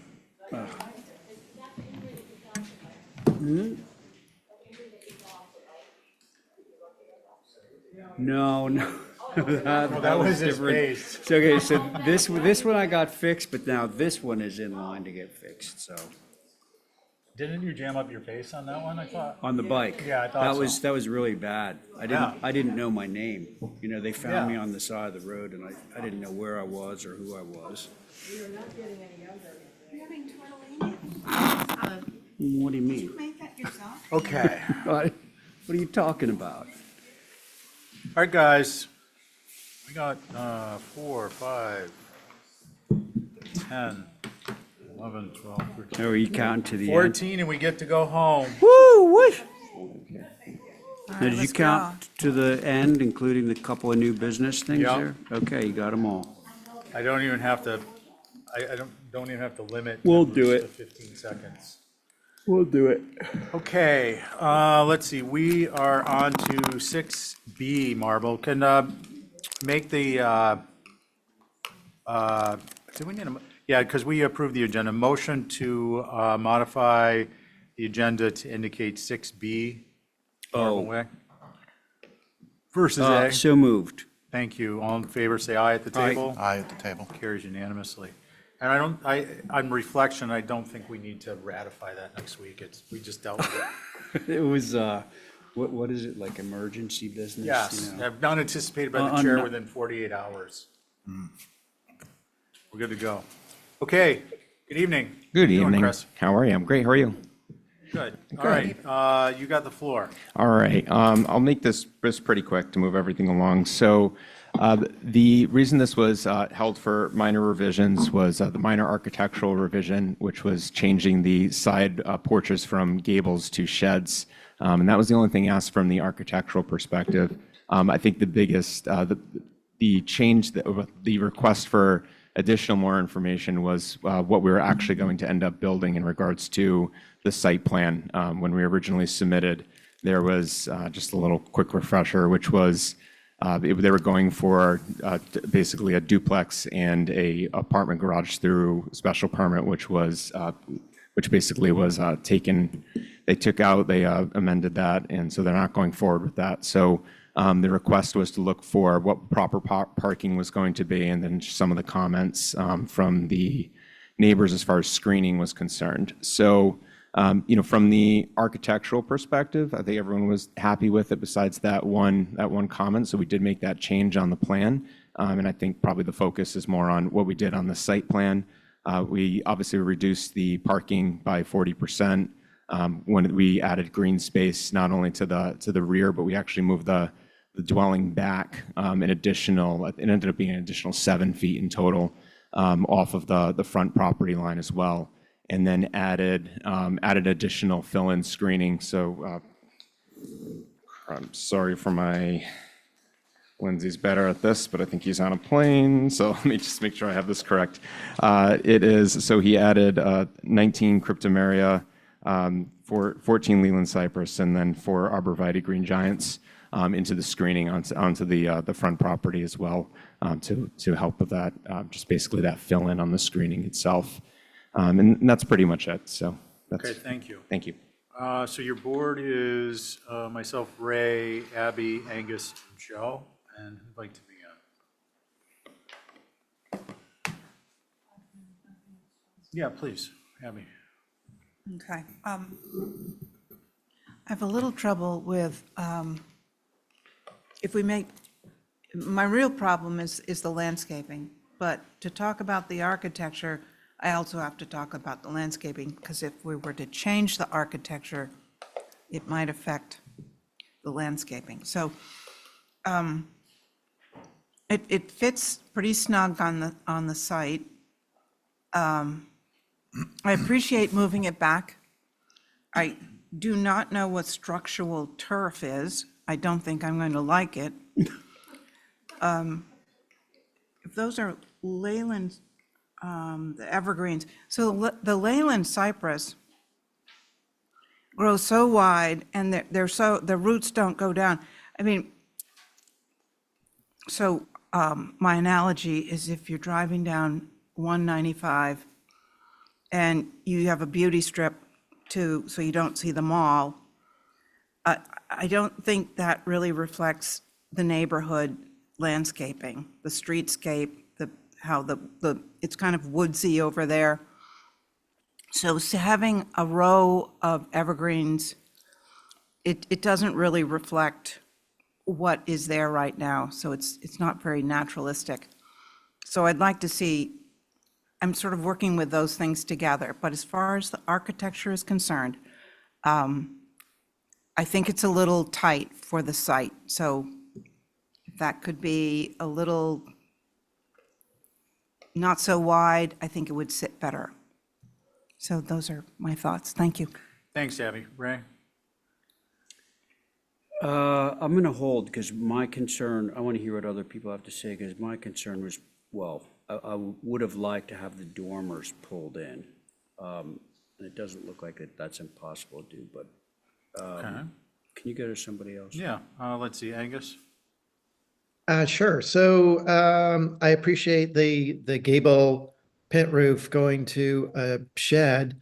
It would be great to get rid of the beam, like the roof would just sort of come down and cover the beam, ideally. And to Ray's point, I think what makes this is imposing is how far forward, at least on the street side, maybe not on the back side as much, but on the street side, it would be, I think, a lot less imposing to have that shed dormer start at least 5 or 6 feet back from the gable.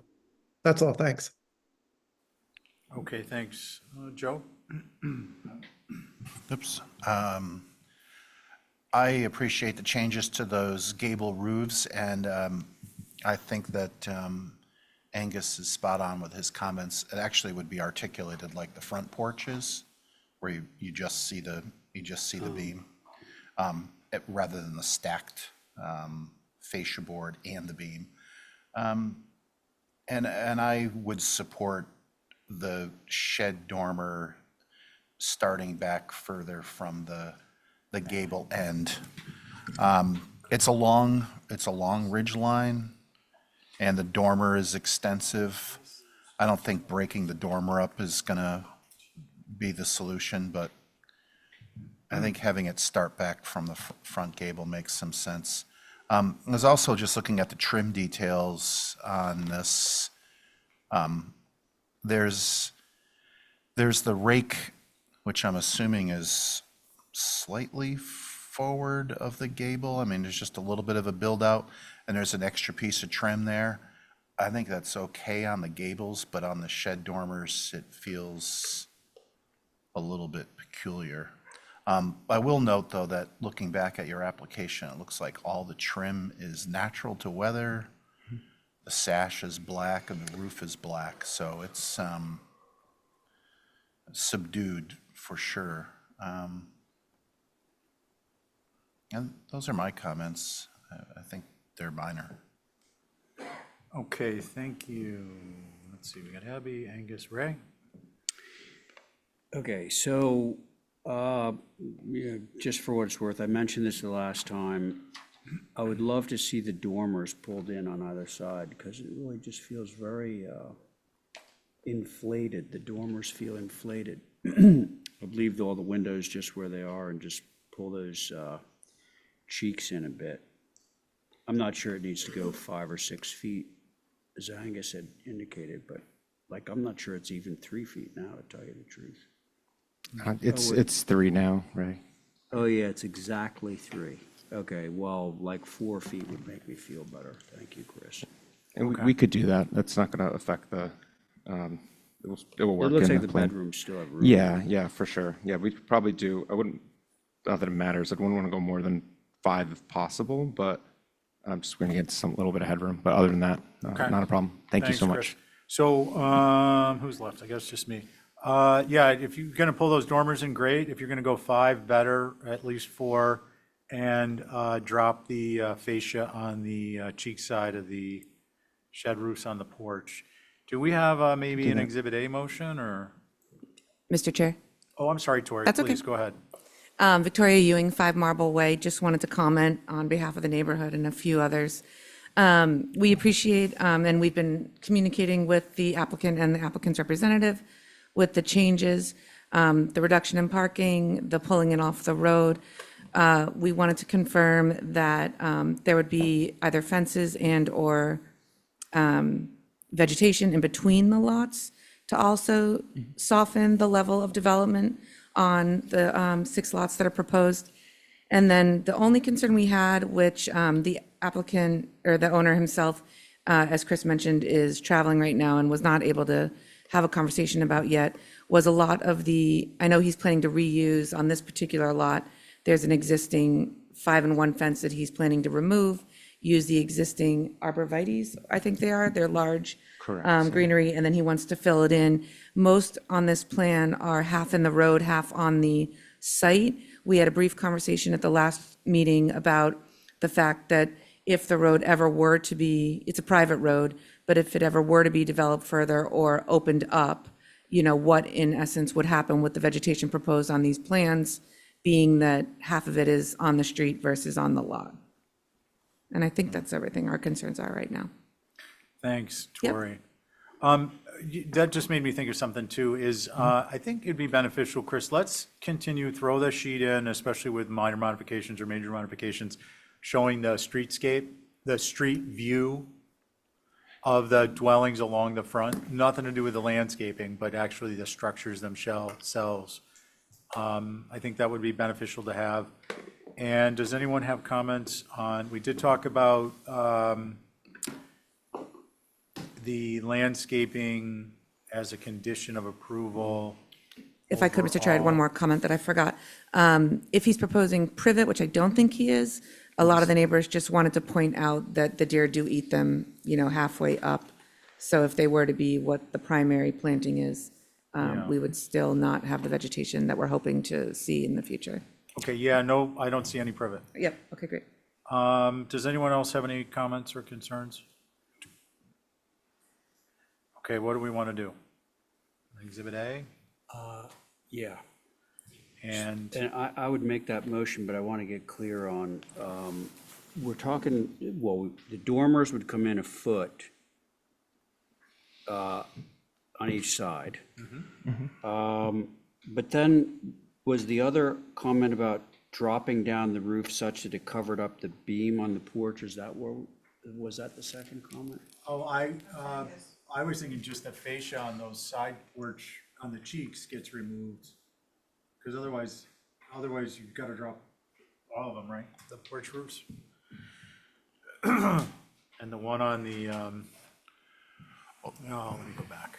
Hold on one second. I don't think they're rendered quite right. If you look at the, do you mind if I? Hold on one second. Sure.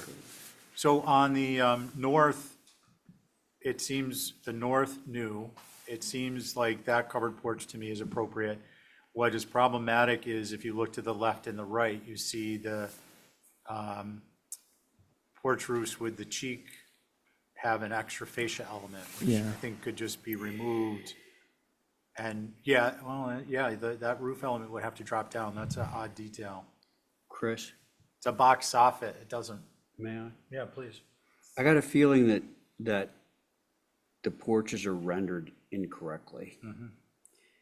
Because the one that we're looking at on the north we can look directly to the right and to the left to see the sides of the two side porches. And to Angus's point earlier, you're not seeing the beam on the north porch because of the overhang, but you are on the side. So if you just made it consistent, Oh, yeah. you know what I'm saying? I apologize. Yes, 100%. Okay, so if they're all consistently like the north, I think everybody would be in agreement, right? Yeah, exactly. Yeah. And I think that sounds like an Exhibit A. Okay, that I can do. So, Kathy, did you say something?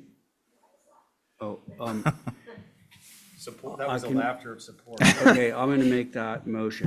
Thank you. Reduced size of the dormers and consistency on the shed porches, and I'll do Exhibit And A. I'll second that to ask if we can friendly amendment to maintain the vegetative screening at the front of the lot in perpetuity. Are we talking about the vegetation now? On the landscaping, or are we going to come back to that? Are you coming in with another hardscape plan? I think Lindsay's, yeah, his. So I'd rather he wanted tie it to the individuals if we can, but we're gonna. So just the talk- architecture now? Yes, but we're gonna put in look, landscaping doesn't need a building permit or anything else. So if you don't tie it to the COA on the house, you got no way to control it. So we're gonna put in vegetative screening in perpetuity, in part of the Exhibit A. Okay, yeah, absolutely. Much appreciated, thanks. Super. On your motion, Ray? Aye. Okay, Abby? No. No. Angus? Aye. Joe? Aye. I'm an aye. All right. Thank you, everyone. Have a nice night. Okay, thanks. Oh, and by the way, thanks for getting rid of one of those parking spaces. I know people don't often say that, but I think it makes a difference. Great. What is structural turf? Structural turf is basically, Like they've got a astroturf? support system underneath it, like, Concrete. like a turf block, but it's not visible. You know those Like blocks that are on the side? concrete, and with the grass growing through? Yeah. Yeah, Oh, okay. and a lot of times it's like a plastic that hopefully doesn't have PFAS. Oh, yeah. But we're not the Conservation Commission or the Board of Health, and I don't think we have PFAS regulations. So there you go. Let's see, we're on to 3 Nantucket. Is that how I say that? Who gets the magic Exhibit A? I do. Thank you, sir. I think Ray's excited about drawing it. Yeah. I don't do it all day long. All right, Dean, are you with us? Yep. He's in Zoom. Can you hear me? We can. Okay. Hi everyone. So this is for a shed on 3 Nantucket Way, small road off of New Street in Sconset. This was heard back in mid-November. So to refresh everyone's memory, the original proposal was to demo or move the shed. It sounded like the commission was in favor of a partial move, partial demo, which is what I'm proposing to do on this application. There's the 12 by 20 foot section of the shed that's marked in red right there. That is what I'm proposing to move off of Nantucket and relocate it to a property in Tom Nevers. I have all the details on that coming up next, but this was the section of the shed that may have some historic significance. It was a ticket booth for steamship. I don't know the date it was built, but I couldn't find that, but it was moved to Nantucket in the late 70s, I believe. So regardless of it being historic or not, the plan would be to move it to another property so it can be preserved. And then the section that I'm proposing to demo is marked in green. It was added on after the original shed was moved to Nantucket, so it doesn't have any historic value. If you look at the pictures, it's the part with the shed roof that sticks out of it. It's partially enclosed, partially open. It's got like a rubber tarp over it. It's kind of rough shape. So that's what I'm proposing the demo, and then the 12 by 20 foot section with the gable ends will be moved to a different property. Thanks. Okay, thanks, Dean. Mr. Chair, Yeah. through you, I would just read Holly's comments because I'm not too familiar with this project. Yeah, I'm So I planning on started it. Okay, thank you. So where we are with this is historic additional info, HCC survey. This was, let's see, the Jerry Townhill office, Straight Wharf ticket office in the 70s. It was moved to Sconset by Bill Broughton. Since it was moved from Straight Wharf in 1970s, the structure date is older than that. Other than that. Nantucket means God and country in Wampanoag. So there. This is a revision. This application is a revision to an approval. We had made and reviewed on November 19th for a move-off, on-site historic portion being documented, and the rest is demolished after preservation planners sign off on the historic portion. Since then, the owner has sold the property to the applicant, and the original COA is yet to be submitted for staff approval. So there's a step that needs to be addressed. Showing a markup of the ticket booth area of the existing structure with the square footage as the board discussed. Dean, is your testimony that the part you're keeping is the original ticket office? Yeah, so that's what I'm trying to move off. Someone wanted it that lives in Tom Nevers, so I have all, the site plan and all the details for that. That's in the next application that's coming up after this. But that would be the one that would be preserved, and then that area with the shed roof is what I'm proposing to demo. Okay, thank you. So, well, staff is appreciative of the more historic section that was originally on Straight Wharf will be saved and moved to Tom Nevers. The original COA staff approval paperwork was never submitted for review. I'm assuming the site plan submitted and the photos included in the packet along with the attached from the original November 19th application by a separate, I'm adding, by a separate person. Being moved is in fact the original ticket booth moved from Straight Wharf in the 1970s. That's what Dean is testifying.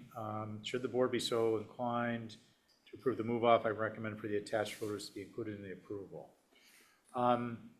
Okay, so I think where we are on this, just to clarify one thing at least, is that the prior COA is not relevant other than informational it's important with respect to what our prior decision is, but no additional information is required in that COA because it was a separate application. This COA, we can use that information to inform our determination. We may require the same exact information, but we don't need to close out the prior COA to issue this COA. Linda? Just to clarify, because I'm the one who did all the other buildings on this property as well as the history. Yeah.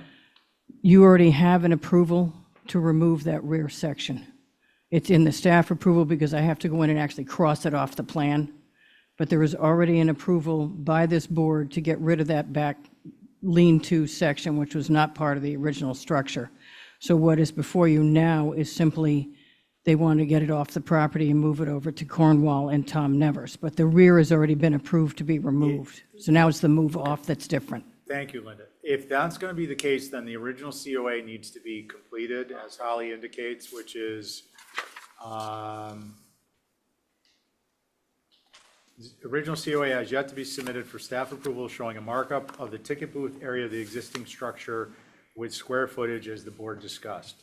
So we can either make the determination tonight that that's required in order for this to move forward, or you can complete the original COA, which seems to be more complicated. Well, it's not because you got to get rid of that paperwork. Well, you don't, but if you want to, that's fine too. But we can't, the problem with that is this is like so ridiculous, this level of detail. Number one. Number two, we don't have control over the move off. We don't have a COA number to condition it upon.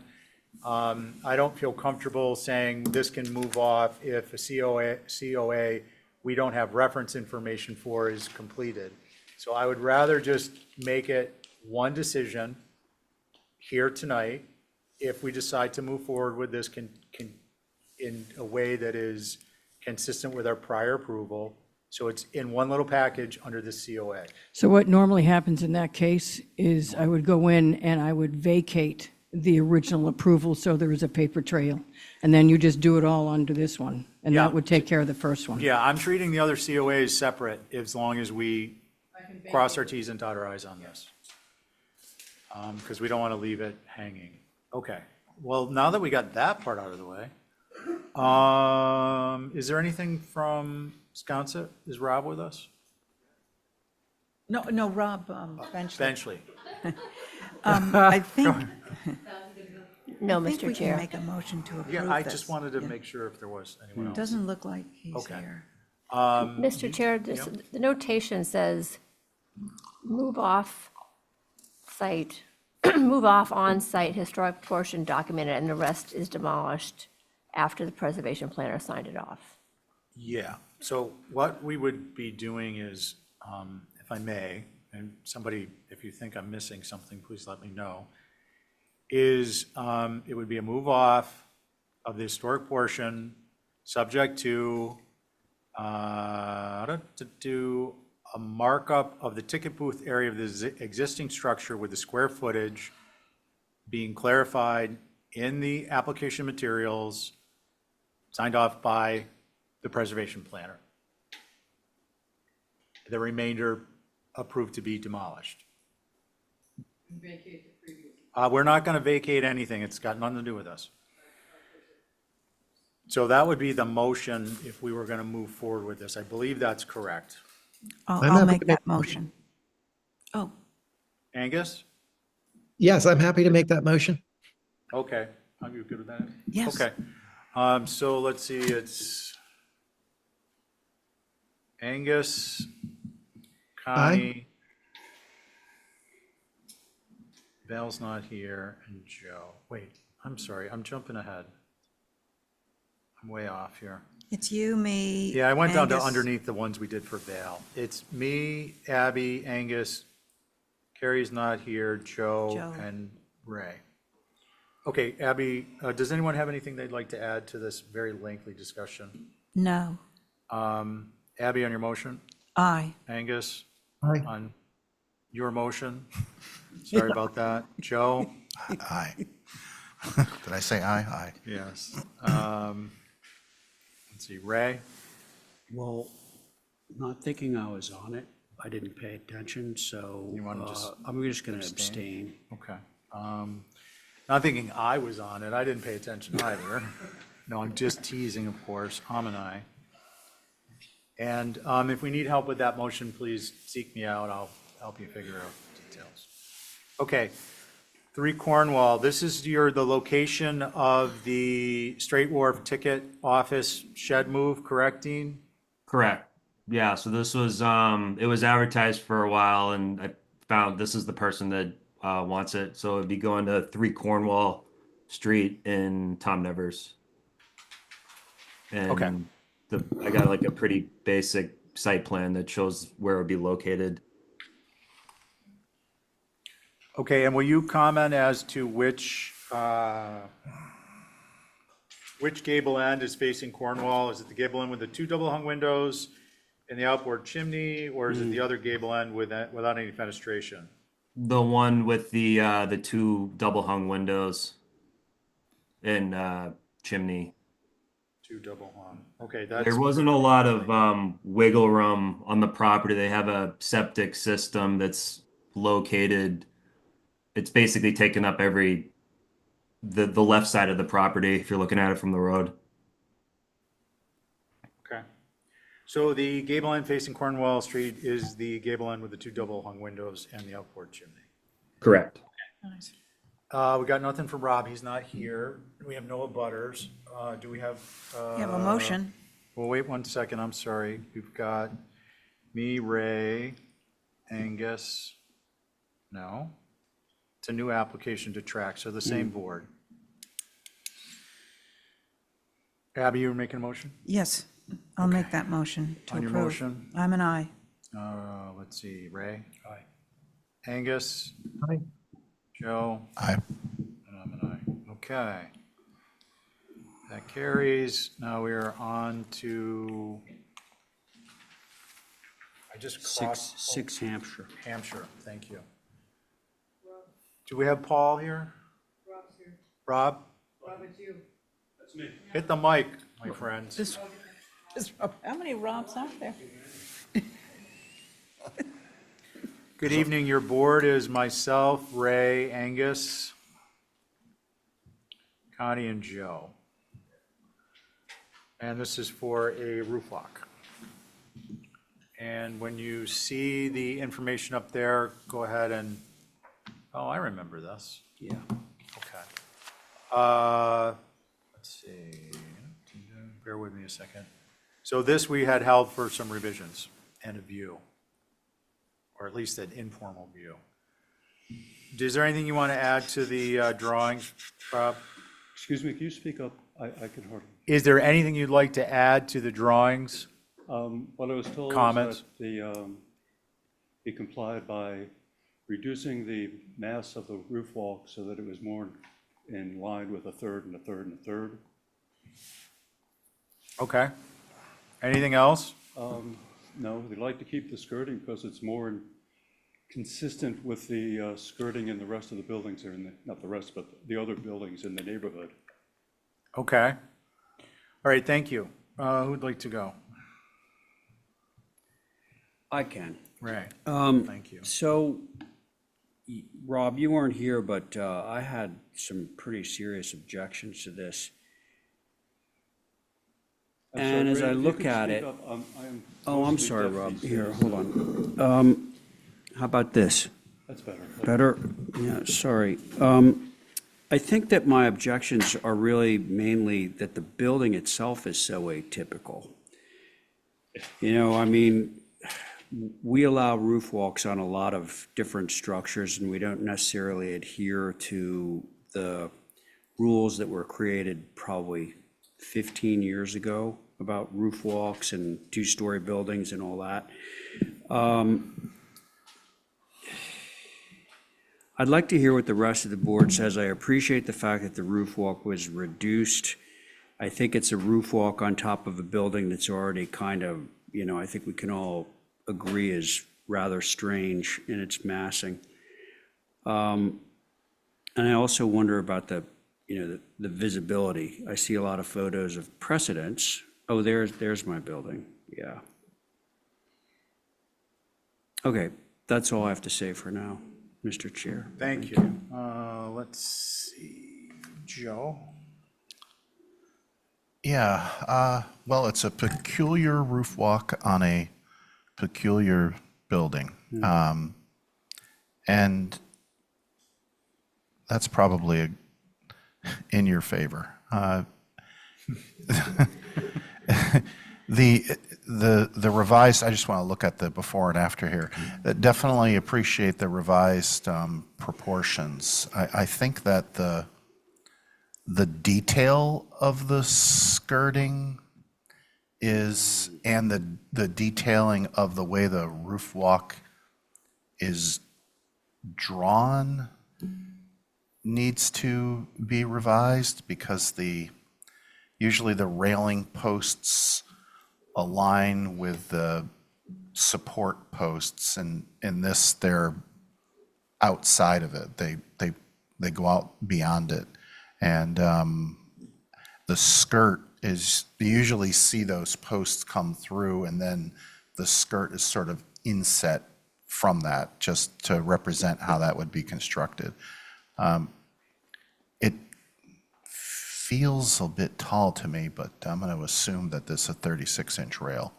I guess that's a roundabout way of saying that I think I'm fine with it. It's not something that we're ever going to see again on a building like this. I think if you were building this building from the onset, the most visible elevation looks like the south elevation, and that has a single-story eave and technically wouldn't meet the guidelines, although the opposite side of it has a two-story eave. So it does meet the guidelines. So it's peculiar in that way. So I think that we're just adding another quirky element to a quirky structure in Tom Nevers, of which I'm a resident, so will be adding to my own neighborhood. I think it's fine. Okay, thanks, Joe. Let's see, Angus? Yeah, it's definitely quirky, and I appreciate the context photos, but all the photos are of houses that are more two-story and larger and have more girth sort of underneath that support something that's this high and uh, I mean, I think because of the smaller scale structure, the skirt feels heavy. And so I think I would be more inclined to go with this, with it not having a skirt. Um, but I'm not completely opposed to it, and I appreciate the reduction in overall size of it. And I agree with Joe's comments about the the detailing of it. Thank you. Thanks, Angus. So I think my primary concern at this point is the detail of the post to the skirt and how those relate. I think just as long as we make it our typical design, that would be okay. This structure, throw in some multicolored, different colored trim on and you have truly eclectic. But it's it's nothing like our Chicago urban that's down the street and around the corner. So I think this is going to be pretty benign. And the trim is all going to be natural to weather is what I would request. What was that? Natural to weather. Natural to weather, yes. Yeah, versus white. I think that's, All of it. yeah. And otherwise, if it was going to be colored, if it was going to be white, I would be concerned about that skirt element. Is there someone who's willing to maybe just draw up the relationship of the post as an Exhibit A? Can I make a comment on that? Yeah, please, go ahead. Yeah, Rob's provided two images in his first page of precedent images of all natural roof walks that are skirted, where the posts run down through and break that board. So I think we could probably, the Exhibit A would reference those examples that he's provided as the correct way to detail that. Is that? Joe, thanks. I appreciate that. I would just point out that in the first image sheet, we'd be looking at we'd be referencing the top right image because on the left, the second one down actually shows skirt wrapping around, which is not typically approvable. Right, yeah, the image right below it. Yeah. The one that you just mentioned and the one below it, those two. Yeah, I can make an Exhibit A to that effect. Okay, cool. On Joe's motion, Joe, Aye. Ray, Aye. let's see, Angus, Aye. Connie, Aye. and I'm an aye. Okay, Rob, you're all set. We're going to make a couple modifications. Just need the drawing, well, basically 4 copies of what he does brought back in to be added to the file. Okay, Okay? thank you. Have a good evening. Now, other Rob, because you're second in line in this list tonight. 16 Walsh.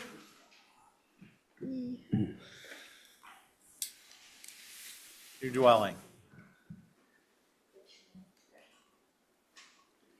Hi, everybody. Good evening. Okay. When you see it, go for it. Okey dokey. If we could scroll just a little further, please. Hey, you know what? I did if we go to sheet labeled number 5, and we just saw this last week, if everybody recalls, and there were just a couple of minor suggestions that you would like to see, and those are all delineated on this sheet number 5. And it was essentially to remove the skirt on the roof walk, to change the side entry porch and make it mimic the hip detail of the front porch, and to reduce the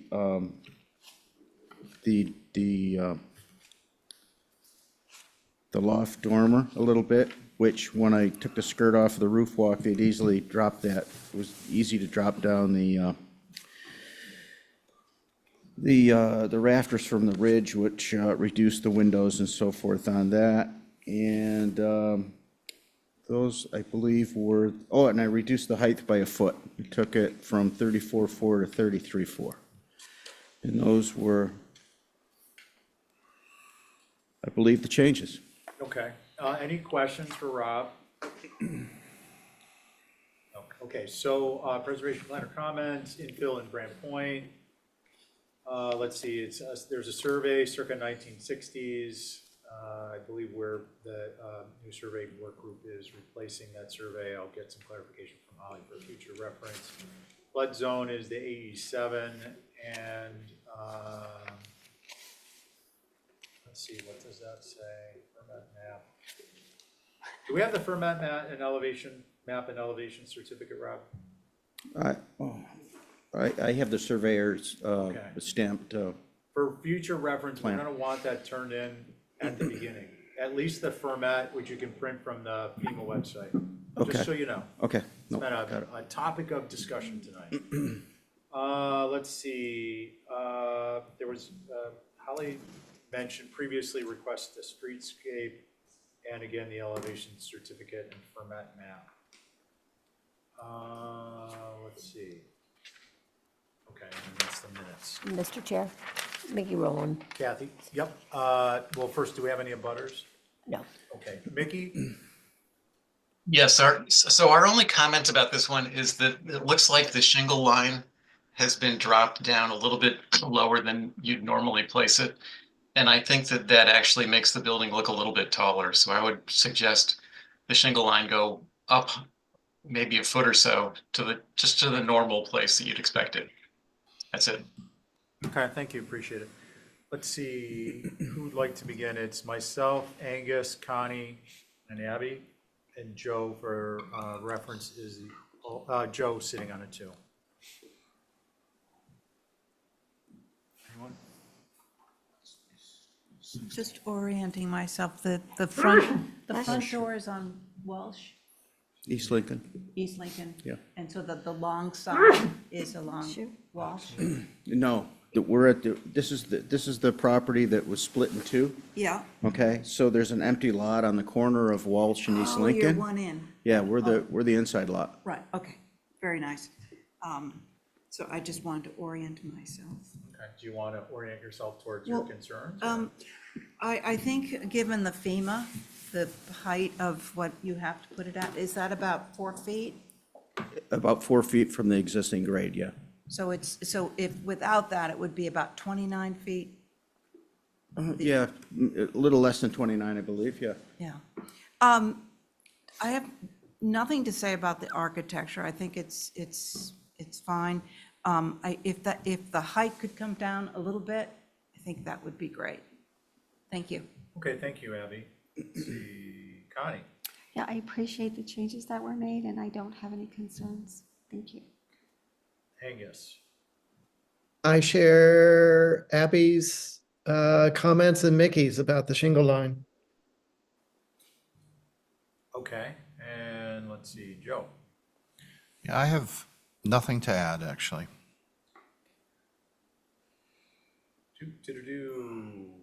Yeah, I'm just having a difficult time with the style with the shingle line drop like that, even though it would be something we sometimes will suggest to lower the height.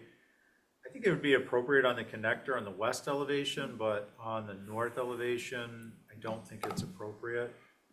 Rob, did you change the roof pitch too? I did. And I did to help lower it. It It's was a at 9.5. 10. It was at 10, I went to 9.5. Yeah, I think that the 9.5 is okay. So I think if you were to raise up, and for me, it's the primary mass, the secondary mass, I mean, I personally think it's appropriate. It's not inappropriate to have it, that detail with the top plate buried. I think something's odd though, it's not really showing well. Something's odd. Okay, well anyways, I'm not gonna dissect that aspect, I think you get the picture. What do we wanna do, folks? Can I just spew something up? Yep. Because we just had the one. Just keep it in your area. Yes. Not carrying it. No, so we just had the one that's on the corner, and I was just wondering when we should be thinking about how these relate to one another, and I think they could, so I Okay. just thinking about it. Okay. And actually, I want to add to I've got a question for you all. Do you think that on the west elevation, lowering the connector roof pitch, but only the connector roof pitch, maybe, what is that one, Rob? Is that a 9.5, 12 too? No, it's a little bit lower, shallower. I mean, maybe to like a 7. Do you think that's going to, you're not going to see that anywhere, but the connector mass will appear. I mean, if we could get like even 6 more inches out of that height. Oh, yeah, I could drop that height to I that ridge. just want to see what if you guys. Yeah, I mean, Anything to take out of the. I was going to suggest ganging those windows and dropping the eave even, but I think if the ridge came down to make a little bit more additive massing, that would be helpful. The eave height appears to be really low as is, and I was afraid that if I made that suggestion, it would turn into a dormer and make it more complicated. So your suggestion of dropping the ridge in the center probably makes sense, since you'll never perceive that. What are we thinking? 6 inches, 9 inches? I think that'd be great. 6. So I think it sounds like an Exhibit A to address at least the north elevation top plate and the west elevation, the connector ridge, 6 inches at least. What about the shingles? The shingle line? You're talking about on the north elevation at the eave between the windows and the second floor head casing windows? Oh, no, just the first floor shingle line, First floor, I missed that. I'm sorry, Angus. Could you repeat that? Oh, just that the shingle line, it looked like it dropped below the regular point of it being just below the first floor joist. Oh, You raise it up 10 inches, how about that? Oh, right. Right, so it aligns with the beam, the porch beam adjacent to it or something. Oh, right. So the bottom of the shingle line aligns with the bottom of the fascia of the porch, yeah. the trim board. Okay, yeah, I mean, I don't have a concern with that. How about just coming up 10 inches? 10 inches. Yeah, if we go all the way up to the fascia on the porch, we're almost at the sill. At the sill line. Yeah. Okay. Joe, are you comfortable with an Exhibit A on that? Yeah, it looks like it would be primarily drawing on the west at least that's the one I'm looking at, is the west elevation, because it shows that shingle line. It also shows the connector piece. Yeah, I'm comfortable with that. And do we want to address the north elevation window top plates being buried? The They're drawn window like, headers being buried in the top plate so much? Like make that less? Yeah, I would appreciate that. they're drawn, they're in the fascia as it is. No, I'm saying make it Lower. like not lower, but something doesn't look right to me on this. I'm having a tough time. I know what it is you've got Rob, no offense, but this window, the upper sash is shown in alignment. The upper edge of the upper sash is shown in alignment with the bottom of the shadow board, and typically it's gonna be like an inch lower. So, Oh, that's fine. I mean, you Yeah, I'm want to not- drop yeah, it an not inch, trying I to mean, be it's dangerous, just in line with the freeze board, that's all. yeah, something just looks a little, freeze shadow, okay. Yeah, I mean, if you want me to put the head molding on it, I can raise it up a little bit and get. I don't know, it gets- I may have misunderstood. Does anyone else have a concern with that? or not? I think a little don't more know. room would be nice. It's tight right there. My gut feeling is it's going to be built exactly the way you're describing it, and that this is, it's a drawing small error. scale drawing, and the resolution's not great, and it's a little fuzzy, literally, in that Maybe just zone. make a note that says tweak to real world. Yeah, I can make a note on that, too. Okay, thank you. Okay, so that's, Joe's gonna have an Exhibit A. It will show, for the minutes maker, the connector on the west elevation, the ridge drop due to a roof pitch change. It will reflect the shingle line raised to closer to the fascia of the porches, and it will address a note about the window and the second floor windows on the north elevation and the frieze. Joe, on your motion, Aye. let's see, Ray, oh, not on it. Abby, Aye. Connie, Aye. Angus, All right. and I'm on it. Okay, 41 Orange, dormers, Okay, thanks a lot. Linda?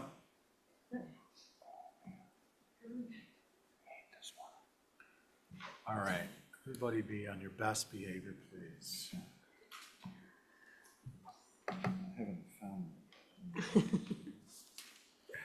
Yeah. I think Joe is the alternate. Yeah, so your board is myself, Yep. Ray. Yep. Al's not here, Angus, Yep. Abby, and Joe. You want to go? You wanna Yeah, start? Brooke redrafted it, made them smaller, a little bit more reminiscent of the windows below it. I think they're actually smaller. And then on the rear elevation, which faces the yard, that you cannot see those two windows. He separated the windows, and that was easier because the windows got smaller. And I talked to Holly, and she is in favor of this particular iteration. Okay. Marginally visible. I did go back. I do have more pictures if that's necessary at some point, where I took it where the foliage had sort of lost its leaves, and the right-hand side of it is marginally visible, but that door is going away, and it's just going to become a window. Okay, anything else? No, it's not visible at all from Orange Street because of the makeup of the house. And it's set back. We're going to have you sign in blood oath on that. Yeah. Are there any questions for Linda before I? We took, the panels were taken off, and it's just shingles. Holly indicates yes, revising the dormer and closing the deck with SDL 6/6 Boston sash, check mark. Appreciates the changes. Windows appear to be the same size as the ones that exist on the west. No panels below shingle more appropriate. And I would like to see if we have any abutters. We do not, Mr. Chair. And Mickey, does their group have anything to add? I object as usual. Just a comment about the shingled area below the windows. It looks like it's kind of paneled with trim above, below, to the sides. I think it'd be a little simpler if that was just plain solid shingles with a cottage corners, and keep it simple. That's it, thanks. Thanks, It is Mickey. shingled. Linda, you don't have the floor. Okay, so let's see, Abby. I appreciate the change in window size and the shingles below the windows. I think a cottage corner would be very nice. I don't think it's drawn like that, though. No. So that's it. I like it. Thanks, Abby. AKA, it's appropriate. Yes. Let's see, Joe?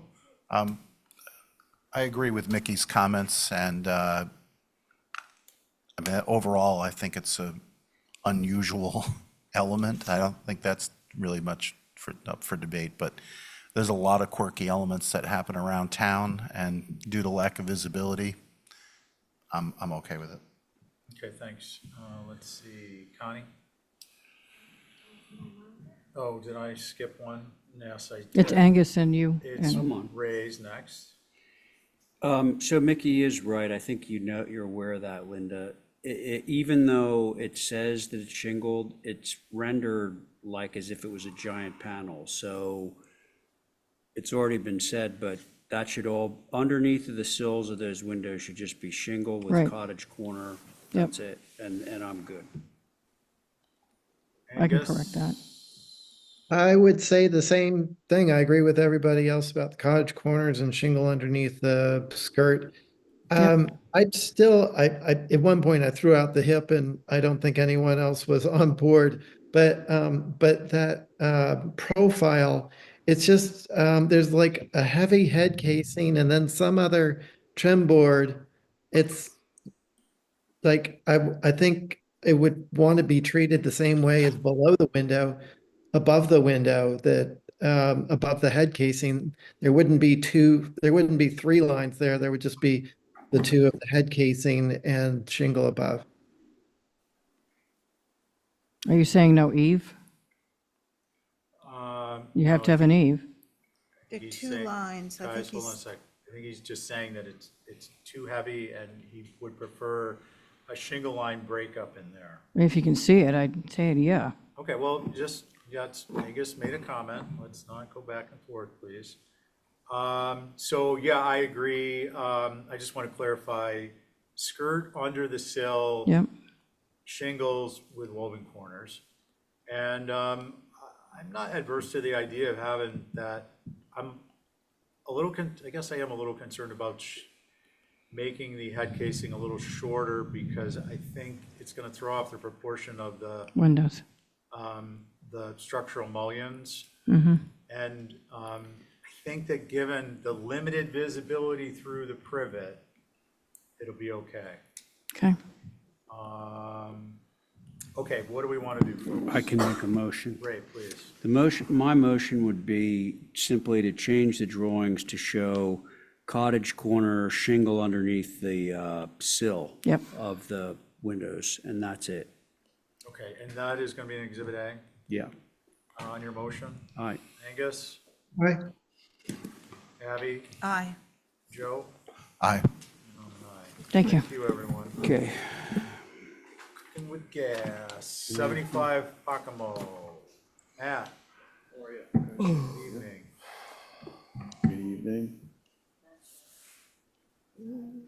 Gosh. I think you have to ask me to be a panelist. I know, it's crazy.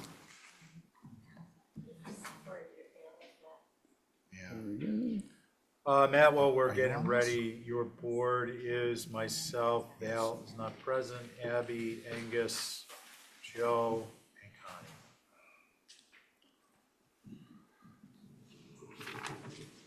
That's great. Thank you, Mr. Chair. Okay. I know. Got town. So, okay, with your permission. So you looked at this last, or 2 weeks ago. So this is a guest house with an attached one-story open-air pavilion. Some of the comments we received on the architecture were about the height. So we've dropped the height to 26 feet, I believe, it changed. 26.6, which is 26 and a half roughly. So we dropped the height. I think the original was listed as being higher, so I think we dropped it around at least a foot. The other thing that the board had requested was of the approved landscape plan, which is up on the screen now. This was approved by the board. There is a tennis court, kind of sport court, and adjacent to this. But you can see that there's a large existing area of vegetation, and on top of that, we've got these proposed trees as well. We also, you can kind of see how the driveways slope down, and so basically, some of the concern was, is this drive out going to be visible? And I just don't think you're going to ever see it.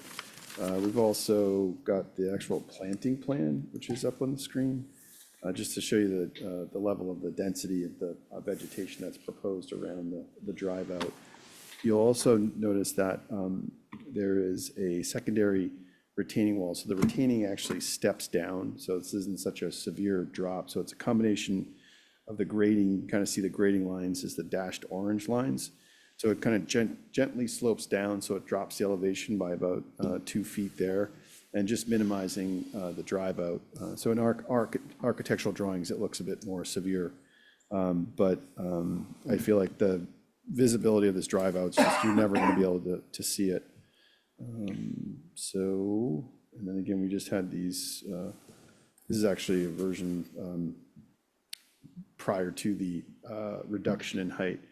But this is, again, this would be, if you were on the property, what it would look like. So with that, look forward to comments from the board, Mr. Chair. Thank you. Thanks, Matt. So let's see, who would like to begin? I'm happy to start. Thanks, Angus. I appreciate the drop in height. Um, I guess we could deal with the landscape thing when the time comes, but my only concern with visibility really is that corner of the sport court there, right at the driveway. Just that wouldn't be visible. Other than that, I'm fine with it.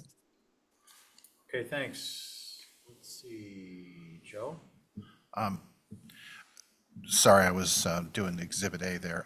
The sport courts, that's approved, right? Yeah, that was approved. And, okay, because I remember we discussed last time the visibility of the underground driveway, or excuse me, underground parking. And you mentioned that there's already going to be vegetation to mitigate the sport court. So Yes. I think that, and thanks for providing that additional info and the reduced height, that I think it's appropriate. Thank you. Let's see, Connie? Yeah, I appreciate the changes and I have no further concerns. Thank you. Abby? Yeah, it would have to be a vegetation screening in perpetuity, infinity. Infinity. Yeah. And so then I'd be okay with it. Thanks. Matt, the elevation that's going to be most visible from the street is the south, correct? Let me just get my, It's the garage. theoretically, yes, yeah. Okay. Can we go to the south elevation, which is sheet 14 of, no, 15 of 25? Yep, I got it up on the screen here.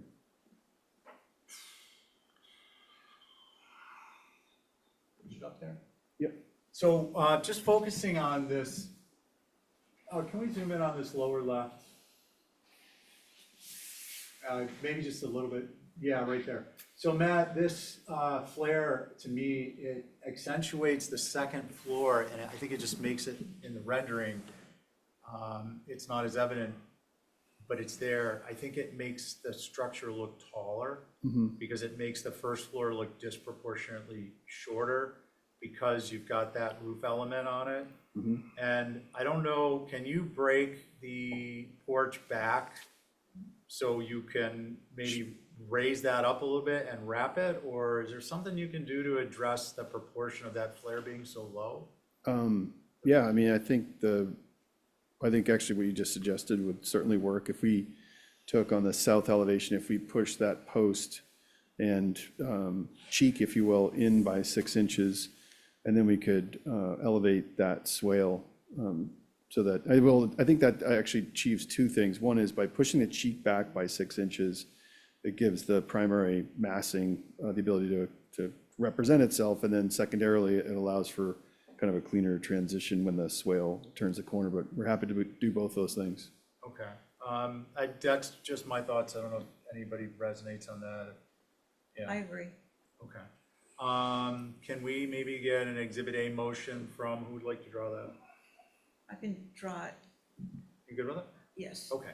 So that is Abby's Exhibit A, which would be to, from the south elevation, rebate the porch, cheek wall, and roof element, and raise the skirt and wrap it into that porch. All in favor of Abby's motion? Oh, are we all? No. Abby, on your motion? I'm an aye. Angus? Aye.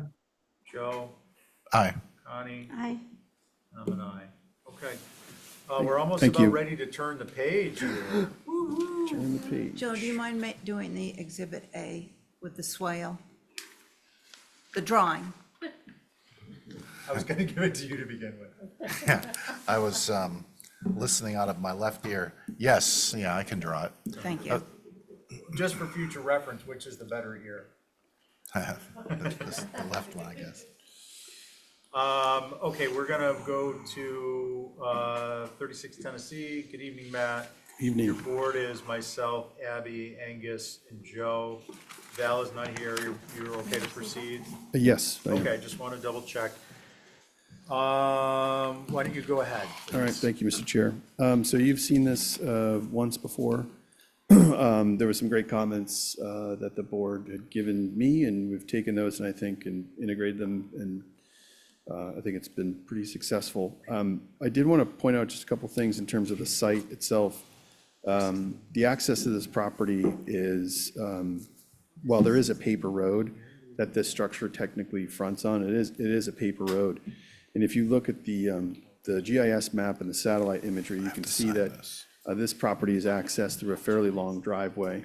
So again, I think the visibility from the public way is basically non-existent. You're not going to really see anything on the first or second floor even, I believe, from based on the existing vegetation.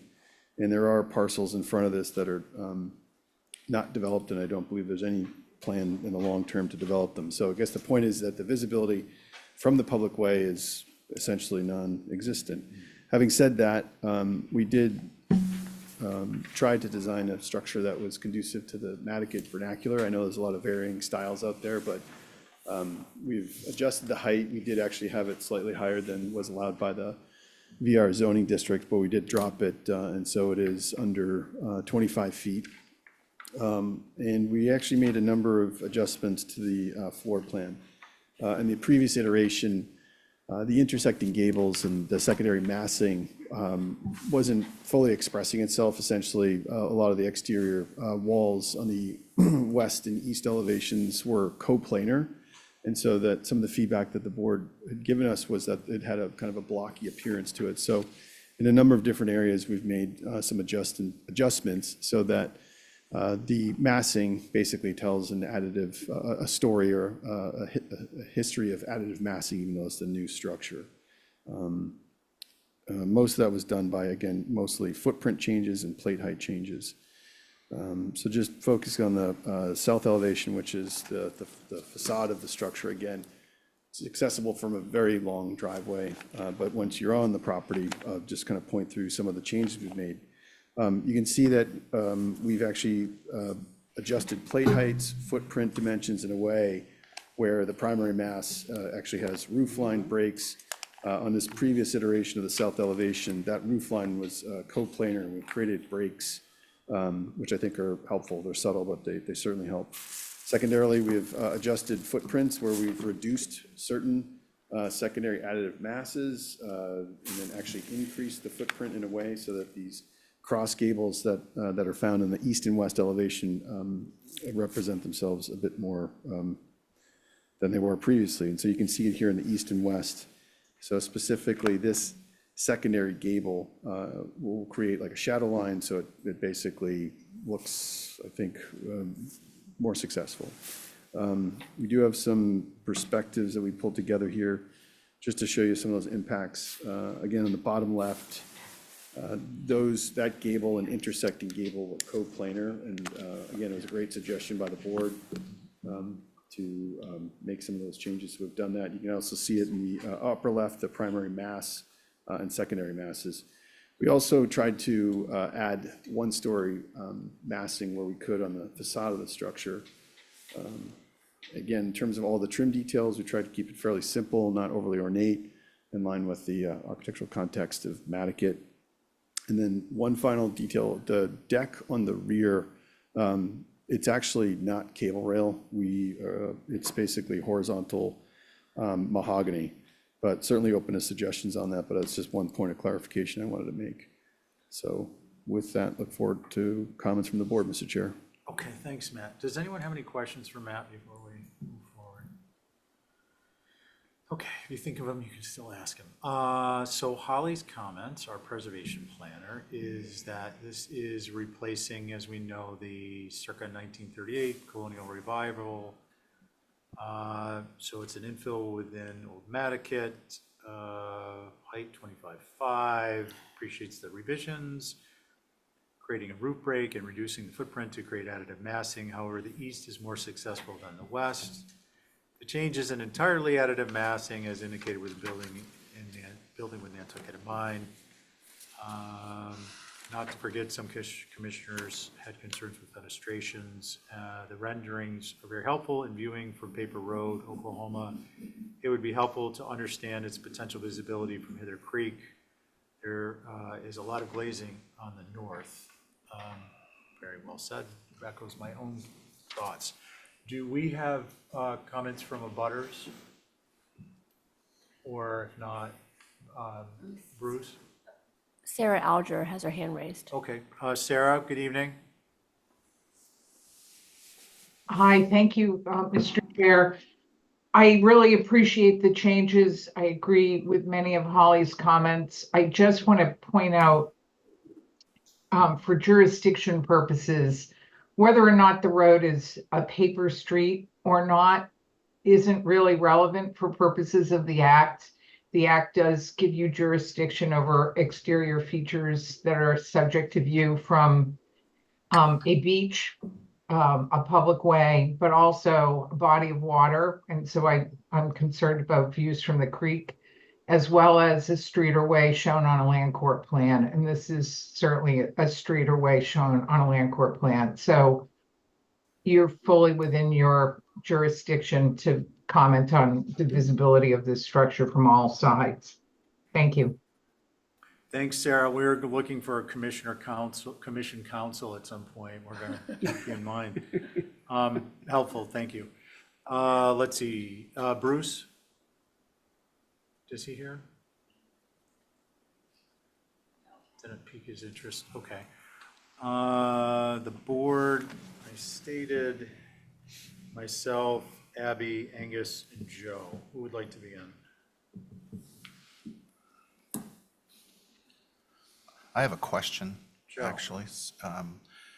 On the north elevation that faces the creek, there's that white rectangle. What material is that? Is that an outdoor grill or something? I was just looking for that in the plan.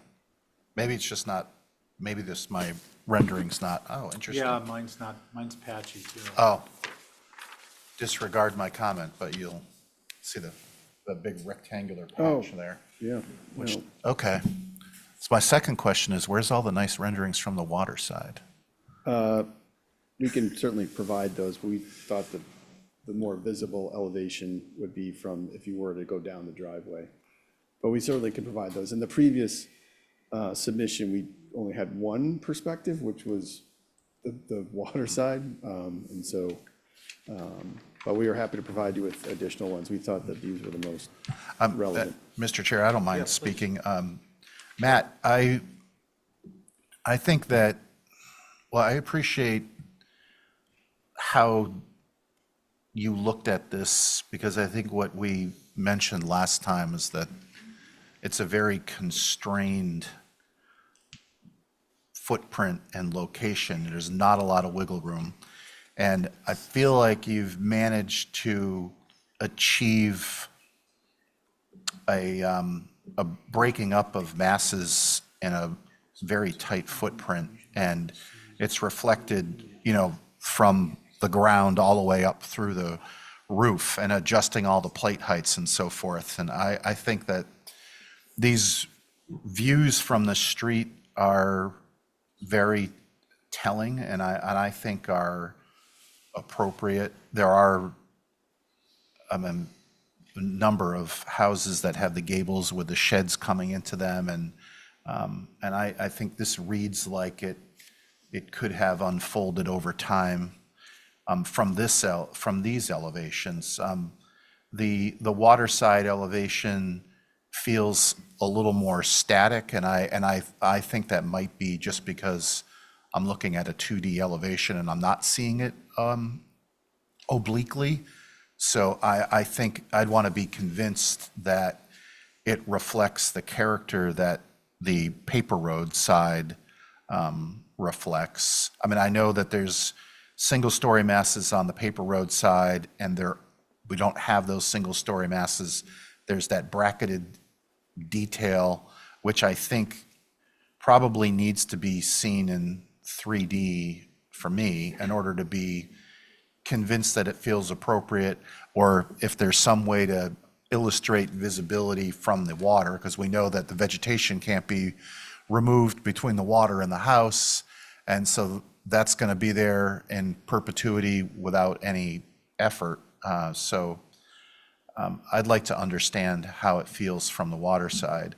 And I think that understanding the line of vegetation and the sight lines from the water. I mean, I don't know if a cross-section is the answer, and there's not a lot of grade undulation, but it might be enough to tell the story about how much of this first floor glazing is going to be visible from the water side. And I think my final comment would be that if your client fell out of love with white trim and fell in love with gray trim, that would be ideal, or blue or something, because isn't there a blue trim that's on there that? Yeah, there is, just through you, Mr. Chair. So it is, the trim is gray, Yeah. and the sash is gray. And so Oh, we it tried is? to reflect that in the renderings. Like I said, when we had initially come in here, I think we had shown them at white, but that was actually an error on our part. The owner has always wanted a very muted color palette and wanted this house to really, truly like blend in to the vegetation. So yeah, it's gray trim, gray sash. Okay, and I noted that you have cottage corners too, which I think helps. Those are my comments. Thanks, Joe. Let's see, Angus? Thank you, Joe. Joe said most of what I was going to mention, so I think he said all. The main thing is I appreciate the break of the massing that happened with the main roof from the south, and the additive massing I think works on the east and west. The north, the water side really is the crux for me, and I think Joe made a good point that renderings would be helpful, sort of, at an angle from the west looking at the north and from the east looking at the north, just to see how much of an impact that would be in maybe a section. But the way it reads in 2 dimension is it feels kind of boxy from left to right, 2 stories all the way across. So that's still my concern, but I appreciate the drop and the breaking up of everything. Thank you. Okay, thanks, Angus. Let's see, Abby? I still find the water side pretty boxy and squared and not very Nantucket. I think the back is more successful. It has the additive massing. If I remember the original house correctly, there was a main mass with 2 wings that were just 1 story. So we've lost that. And I'd like to see something more similar to what was there before, that might have not been the greatest architecture, but it was more Nantucket. So this I'm not sure, it's a little generic, that you've got a little bit of give and take going on in the back, but I think it's the water side that you're going to see. You're going to be going down Hither Creek looking for oysters, fishing. Yeah, And you're going to look back at this. I don't think it's going to relate to the other houses on the creek. So I think that's my main concern. Thanks, Abby. Matt, I appreciate the changes. I think the renderings help tell the story here from all the elevations except for the water side. I agree. I think we need to see that. And I think the fenestration on the first floor needs to be lightened up. What I mean by that is less fenestration. And can we maybe hold for some more information and maybe give us some tweaks? Sure, yeah, but I'll provide more. It's funny because I think our initial submission, we only showed the north elevation, and so I went heavy in the other direction, but I can certainly provide these similar elevations reflective of the more recent changes. I'll see if I can also cut a section and get some site measurements of that existing vegetation that we can't adjust. I'm not sure I'll be able to get on the water at this time of the year to take a photograph, but I'll kind of use all the materials I have at my disposal. Okay, that sounds good. Yeah, water picture would be great. I think there's an ice boat. Ice boat? You just have to cut in front of where you're Get going. a dry suit and a paddleboard. Strap on the skates, Matt. Do it. I'll do whatever I need. Okay, so that's Abby's motion, is to hold for additional information and some revisions. On your motion, Abby. Aye. Angus? Joe? Aye. I'm an aye. Thank you very much. And you guys, please would somebody make a note to let Val know to mull it in? So we have a full board. For 75 Pocomo? For this I'm 36. sorry, I think 36, yeah. Tennessee. Yeah, I'll tell her that. Mr. Chair, before you go on to 21 Pleasant Street, Holly mentioned that this might be an as-built fee, so Okay, thank you for Yeah. clarifying I that. just didn't want to forget. No, I appreciate that.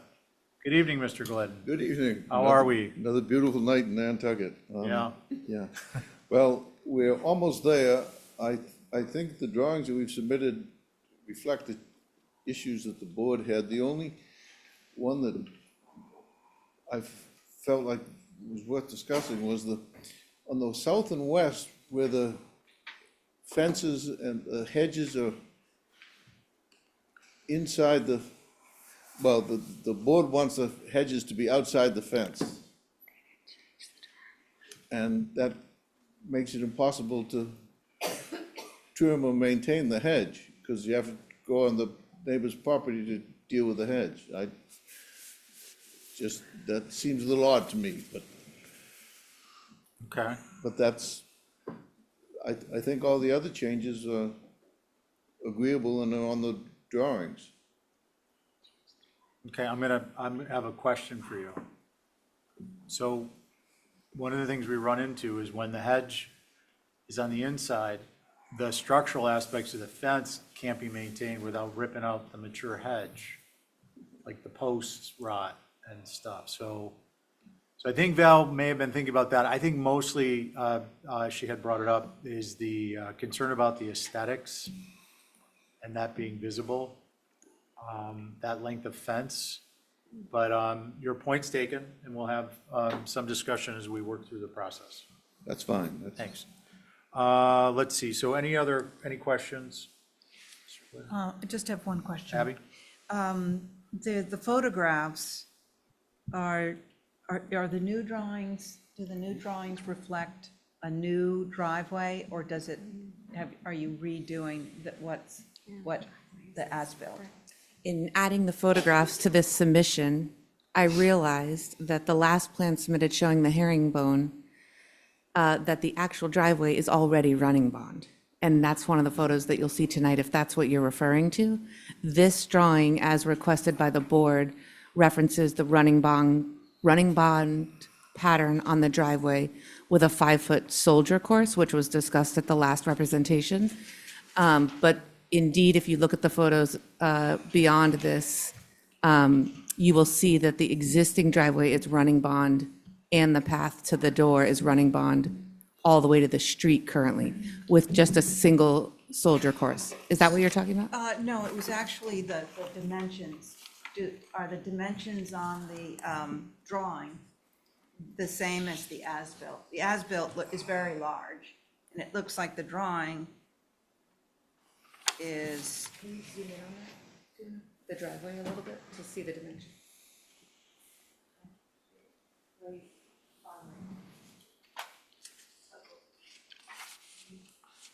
I'm sorry, Abby, could you clarify? I just missed part of what I you just said. want to know, are the dimensions on this drawing? Plan match the as-built. Yes, do they match the as-built? I don't think so. It looks. I think the driveway is much larger in real Yeah. life. Or, I don't know The about as-built. much larger. but No, I think the larger. as-built is larger in Yes, the drawing. real life is bigger than the picture. But I note that Nikki will be out there with a tape measure. Absolutely. So, I don't know, but I believe they are accurately dimensioned to what is built. so just keying off that for the purposes of our discussion, Tori, Yeah. we'll be reviewing and approving what's before us with any modifications. So anything in the field that doesn't conform obviously needs to change. Got it. If it's So if it's wider, deeper, Yeah, gotta we'll adjust. change. Does that make sense for you, Abby? Yeah, Okay, because just wanna you'll make sure. correct that in the Yeah, field. that resolves that, yeah. Could I? Go ahead. Okay, so, for instance, the apron is a 5-foot soldier course. That makes sense. But on the as-built, you only have like one running brick on its side. May I answer that, So Mr. Chair? So let me just finish, because Yeah. I'm having Yeah, trouble yeah. speaking. So you will change that apron to reflect the drawing. So this will come up and you will make a new apron. Yes. Through you, Mr. Chair. Yes. At the prior meeting, you guys had recommended and suggested that we do a running bond with a 5-foot soldier course apron. So the work has not been performed yet, as we made the markup from the Exhibit A drawings to reflect what was recommended at the past meeting. So to answer your question, yes, if that is indeed what you want this evening as a final decision, we will increase the soldier course to the 5 feet, which was suggested at the prior meeting. If you're comfortable with the existing layout of running bond and soldier course, which is indeed not herringbone, which I thought it was, then we could have that discussion. Yeah, we gotta get it. So Abby, yeah, just to make that a little, I just I wanted to appreciate look that, like the but drawing. I just, our determination is determinative. So Okay. what we decide tonight is what will get built, or we'll be back saying, hey, you guys didn't do what you were supposed to, blah, blah, blah. So we decide based on, this drawing is meant to reflect the recommendations, which were requests of a more than, like, make the changes and we'll process the application. So what we want to do is have the drawing that's in front of us tonight be modified to the extent it is required to reflect exactly what we provided as revisions to the last meeting. And then that, if we approve it, is what's going to happen in the field. Okay? Yes, I just wanted to reflect the drawing so I know what I'm talking about here. Yeah. I have another question. Yeah. Okay, there is a sidewalk going down Candle House Lane? No. No, okay. So it's just tar asphalt right up to the driveway? I believe there's some granite curving. Okay, great. Good. Let somebody else take a whack at it. Okay. I just want to point a couple things out before we get deep into this, because we pretty much said what we wanted last time, so.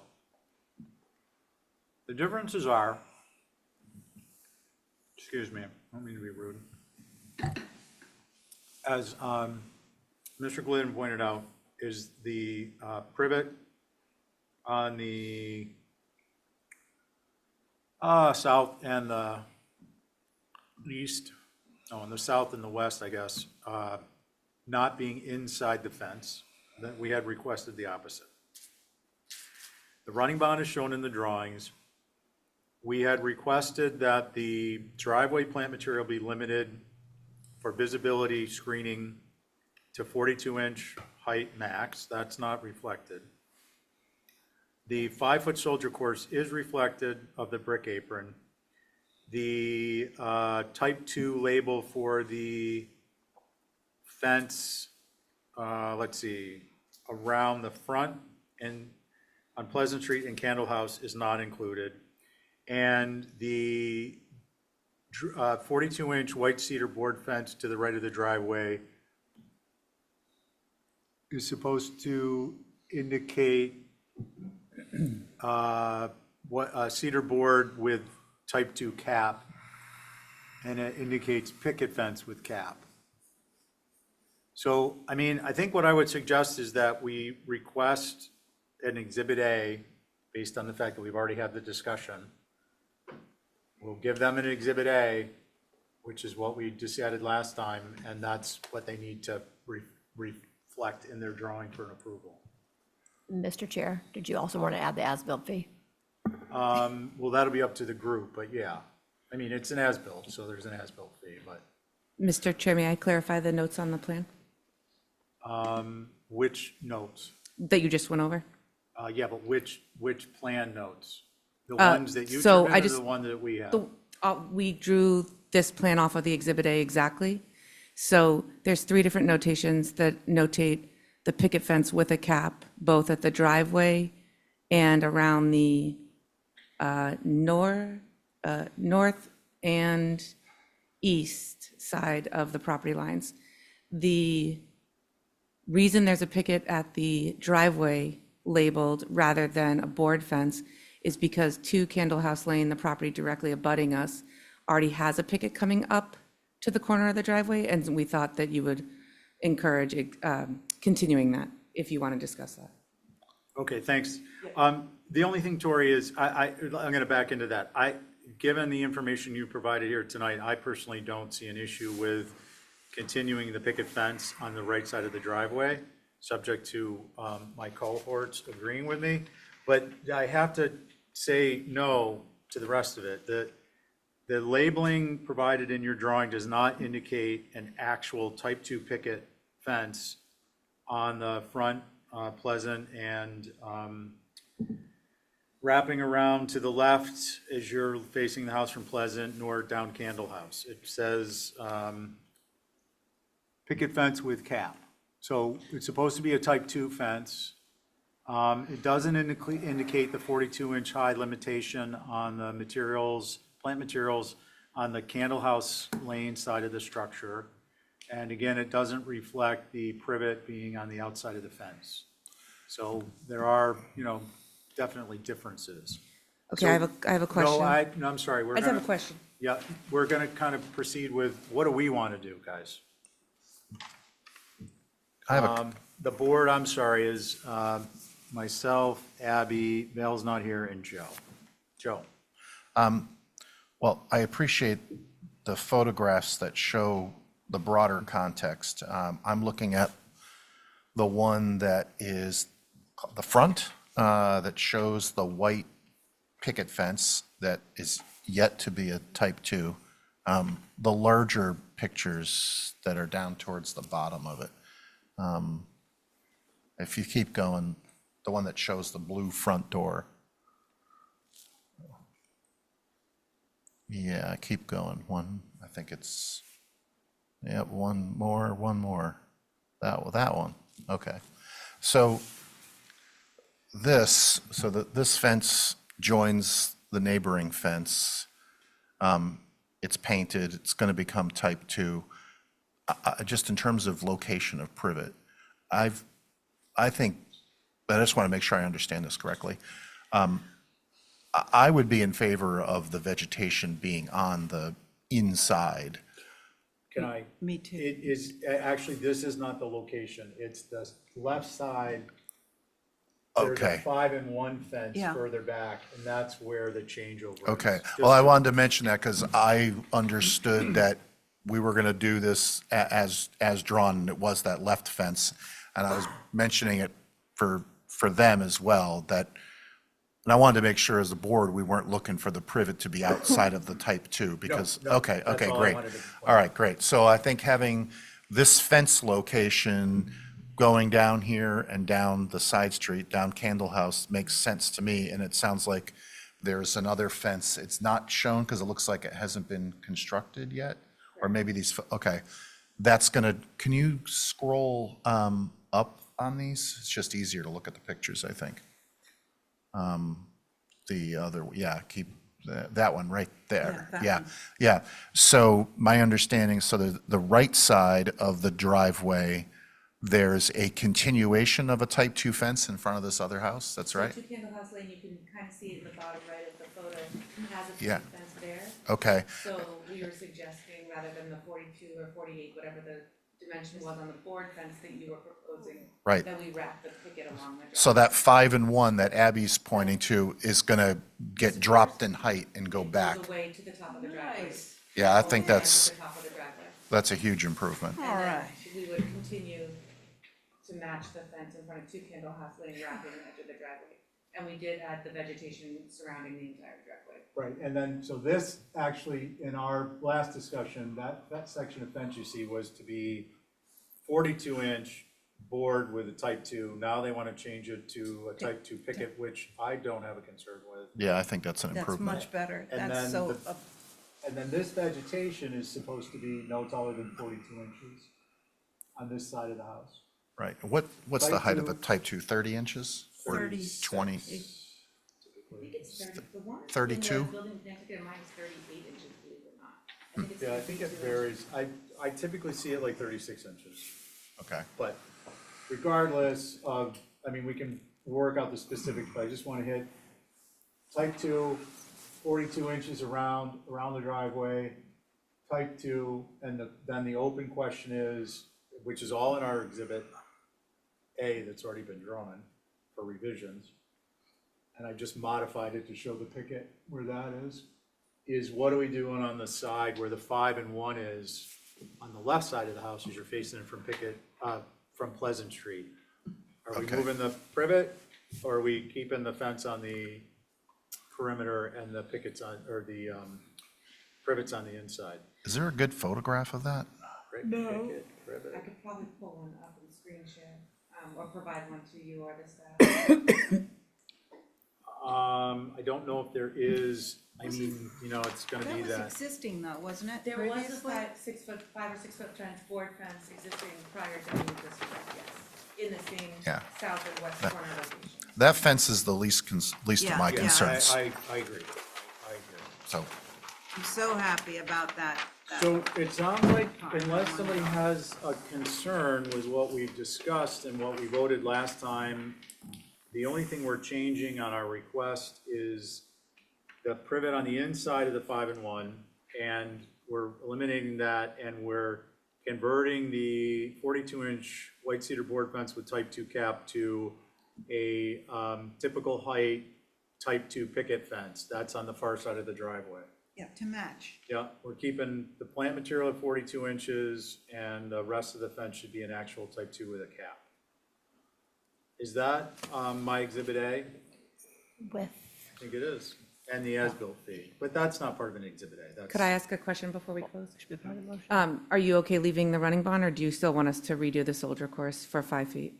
No, the soldier course is part of the original 5-foot soldier course is part of our, Apron.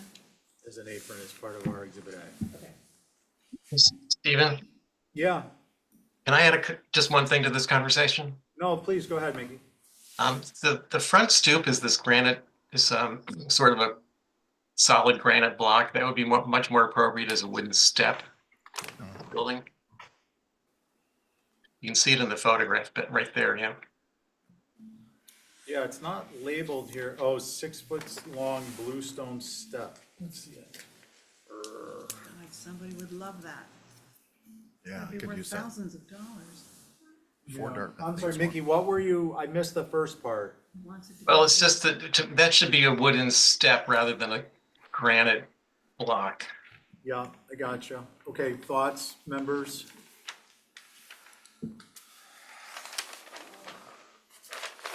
Yeah, well, I can go if you want. Yeah, please. I mean, I think it should be a wooden step. I just can't stand the waste. I mean, there's a piece Oh, of, it's not going to go to waste. No. no, they're gonna put it in the Somebody's g- backyard. Somebody's going to They're use it. dead. You That's, can do a sculpture. you can sell that, you can sell that for more than you paid for it. But I do Terribly. think, I think Could be our address. I hadn't seen that, but I do think a wooden step is Yeah, appropriate. okay. Yeah. So, Joe? I was just going to, this isn't related to the step, it has to do with the type 2 fence. I think establishing the height would probably be by matching, I'm assuming the height that's there is the appropriate height, because it looks like they match the neighbor's height. So whatever height that is makes sense. And the reason why I mentioned the height of it is the vegetation and the height on vegetation, which I personally feel like there's some flexibility there, and it has to do with the height of the fence. You don't want a privet that's 6 inches above the fence, do you? I mean, we're really getting into it, but yeah, I mean, for me, if it's the same height as the fence, why put it there? If you get it, like, if you drive through Neshaquisset or Noshop where they have extensive fencing, that's what comes to mind is Woodbury, not as much privet towards the front, they've got the street trees. It's typically anywhere from like 6 inches to, you know, another foot, foot and a half above. On this, the height is also being driven by, we want to lower it because historically there was literally nothing. Right, you saw that foundation that was Yeah, exposed. the whole thing, and Yeah. that's, does Okay. that change your perspective at all? Not to No, I was just persuade, but- wondering if we could tie the height of the vegetation to the height of the fence, like 12 inches higher than the top of the fence. Oh, I got you. That So makes that sense. instead of it being, we're going to make it 48 and then the fence is, maybe the numbers work out, but I think just having it in relationship to the fence might be the way to simplify 12 it. inches or a foot, or 10 inches rather, I mean? Yeah, Yeah, I think you something can like that. give a little leeway there. I mean, there's a huge difference between 12 inches and a foot, so I don't know if we want to. Right, right. Okay, so 11 why don't we call it 9 inches, privet 9 inches. And 48/16. Bless you. 9 inches. Relative to. You know what, Joe, though, geez, we're going on this rabbit hole. The only thing is there's no fence around the driveway, so we actually set the height relative to the driveway at 42. If we do it, I'm not sure how to write that up on the plan. Okay, yeah. Do you know what I mean? Can we make the privet at the driveway match the existing or No, the privet at the driveway matching the existing is gonna be like 6 feet tall, which is absolutely not appropriate. The existing privet around the rest of the property. Yeah, that's too tall.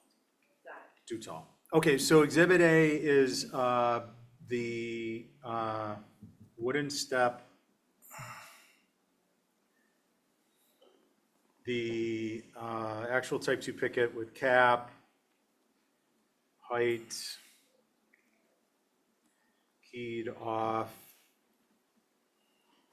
Pleasant Street starts, so that's 23 Pleasant. Starts at Main Street.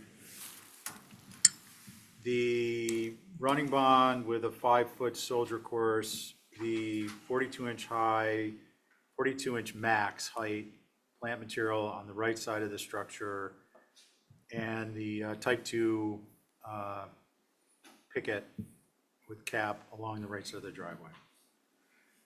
That's Exhibit A, plus the as-built fee as part of the motion. I just have one question, Steve. Tori, you're killing us here. I just want to make sure, because we've gone back and forth.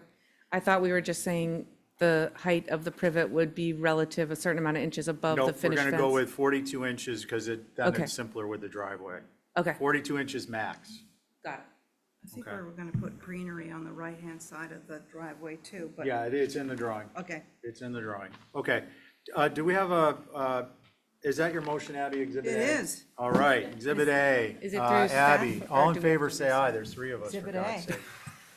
Oh, Yes. exhibit A, through staff. Okay, perfect. Thank you, Okay. everybody. So this will be the exact drawing to replicate. Great. Okay. May the Now we're force gonna- be with you. Thank you Good very much. evening. Of course, be with you. Thank you. 63 Hinsdale. Let's see, it's myself, Thank you, Angus, Mr. Glitta. Abby, Val's not here, Joe, and Connie.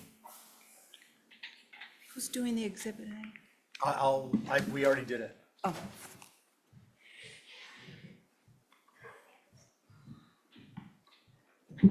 Are they having a party upstairs? What is going on?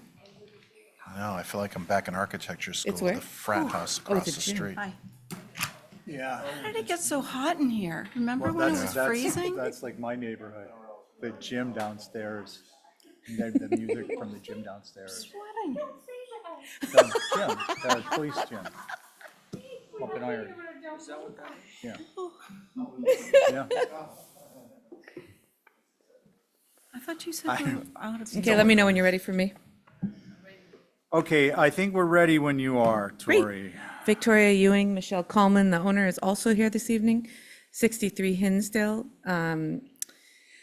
Since our last meeting, the revisions we've made per your suggestions are, we have separated the ridge heights between the two sides by roughly 8 to 9 inches in height.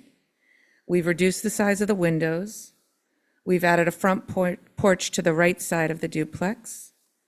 We've reduced the overall size of the right side from originally 27.6 by 27.6 to now 24 by 22 in height, so we lost about 5 feet right to left there.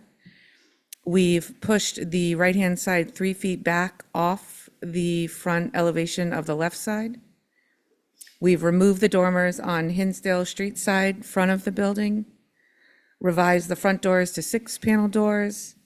We've removed the portico roofs over the side entries.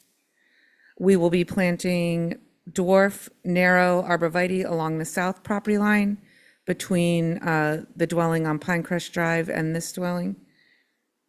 The rear dormers are 3 feet off the west gable end and 5 feet off the east gable end. And with that, I look forward to your comments.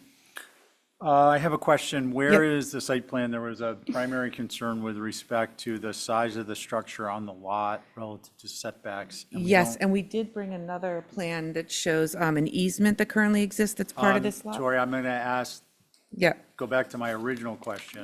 The site plan that shows the structure, please? yeah, I can share it if we can. Well, share- it should be in the application, because this is, It was in the prior one, yeah, it needs to be, 2-4. If you can bring it up, thank you. does anyone else have any questions? Yeah. Joe? Well, Connie and I were just looking at the locus plan Yep, and the sketch of, oh, I guess it's not a sketch. This lot kind of goes around another structure. Is that structure there? Oh, okay, all right. There's an issue with the way the lot is made. Excuse me, would you? Michelle, can you go to the mic? I just want to share this so you can see it visually. Okay, I'm Michelle Kalman. I'm the owner of the property abutting it, and I also own this lot. Pinecrest Drive.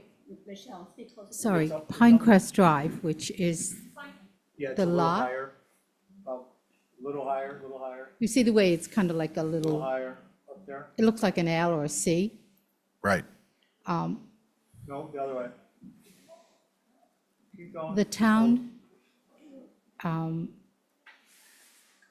Here, you know what, hit Control F and type in Hinsdale. Okay, yeah, we were just, I was just curious if that Yeah, no, structure was there it or is if it, there. yeah, okay.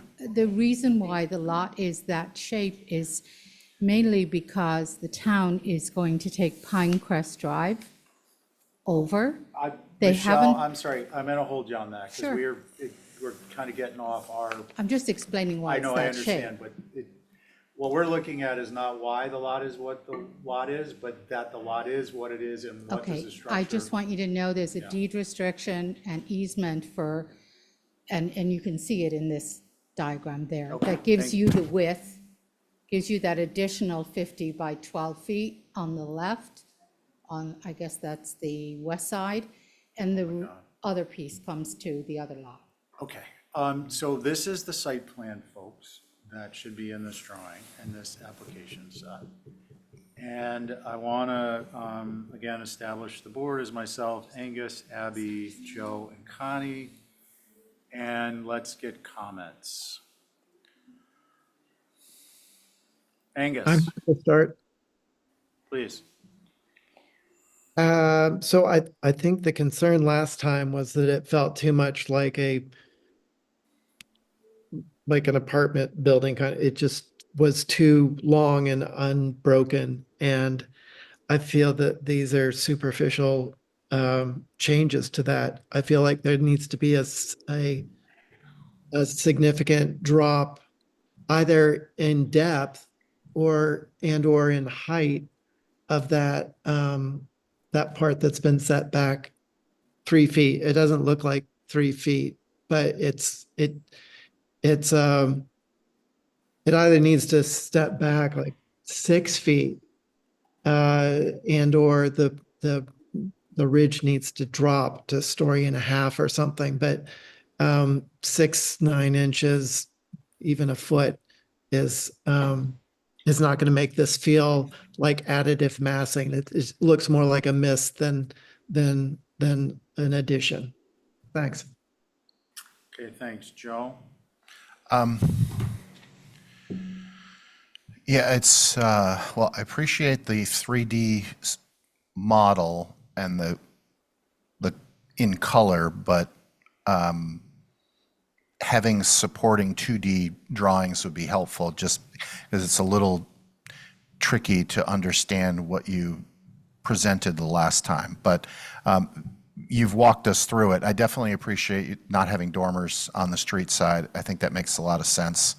And I think the site plan ends up being important because that site plan that was up there is the old site plan, right? And you had suggested that you shrunk this a little bit. I was going to point that out, yeah. Because to piggyback on what Angus just said, these are duplexes. It's a true duplex. It's true vertical. So these buildings could shift like this so that they're broken front and back without changing the floor plan. That's one thought. But I don't disagree with Angus that the step back feels incidental.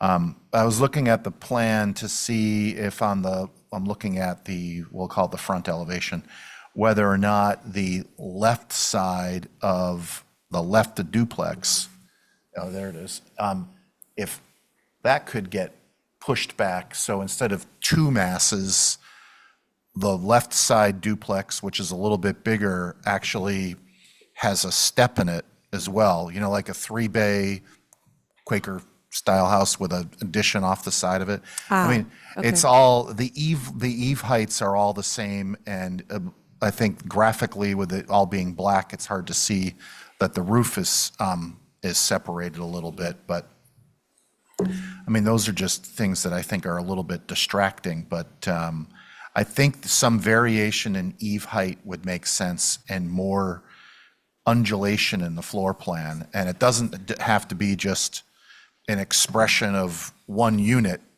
but within the unit, you could potentially change that front facade a little bit because it feels very monolithic and it's going to be close to the road and you're going to want to have vegetation there and so forth. So I think it'd probably be helpful if the plan contracted a little bit.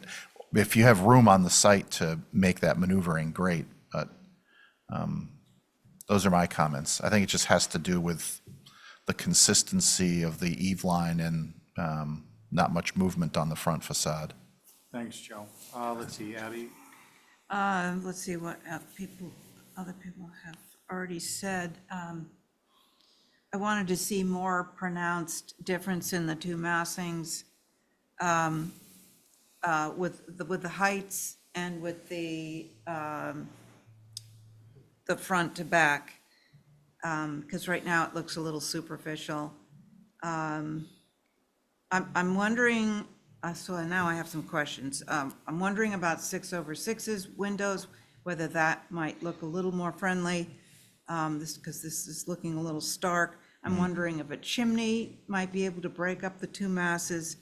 And I'm wondering if, instead of having two front doors, which, screams that I'm a duplex, maybe one of the doors is like a secondary sort of door and you have a that main door around the corner, or just fool around with that so it doesn't look so much like a duplex, but it is a duplex. So, thank you.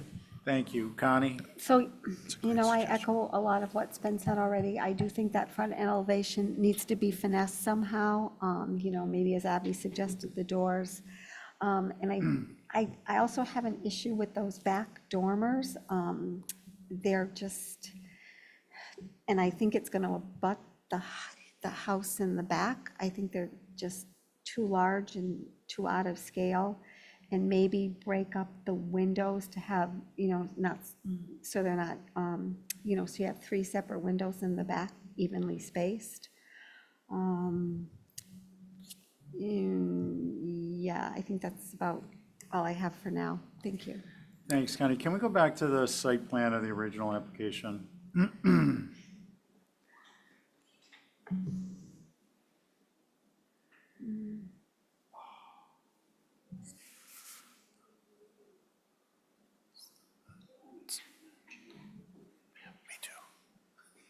Can you zoom in on this? Wow.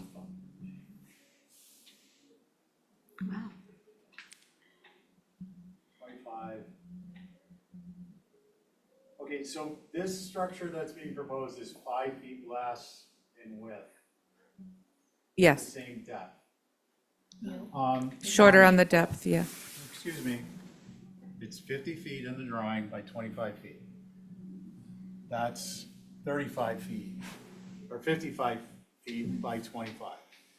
So it's changed 5 feet in width, but I mean, I'm sorry, guys, but I don't mean to, but like, just think about the lots on Marble Way we just had, like this is, I don't even understand this. So my point is that it's too large on the lot. Can we go to the elevations, please, or the colored drawings and isometric? This is right on the street. It's too much mass by far. I'm sorry, ladies, but it overwhelms the neighborhood. Can we go to the image? Okay, so this is basically a 3-story rear and side elevation. Can we go to the images that are included in this one? There's an image of a neighboring structure. I mean, this is like a completely different scaled structure. So I am really having a difficult time with this because it's gonna change the whole character of that neighborhood, which is already jam-packed and full. So those are my thoughts. I just had some comments and questions when you're ready. Questions only, no comments. And I want to point out that we're at the point where 3 meetings, material changes, a denial is a 2-year period. So let's keep that in mind, please. You had questions? I do. And I wanted to answer just some things that were said as well. No, we should.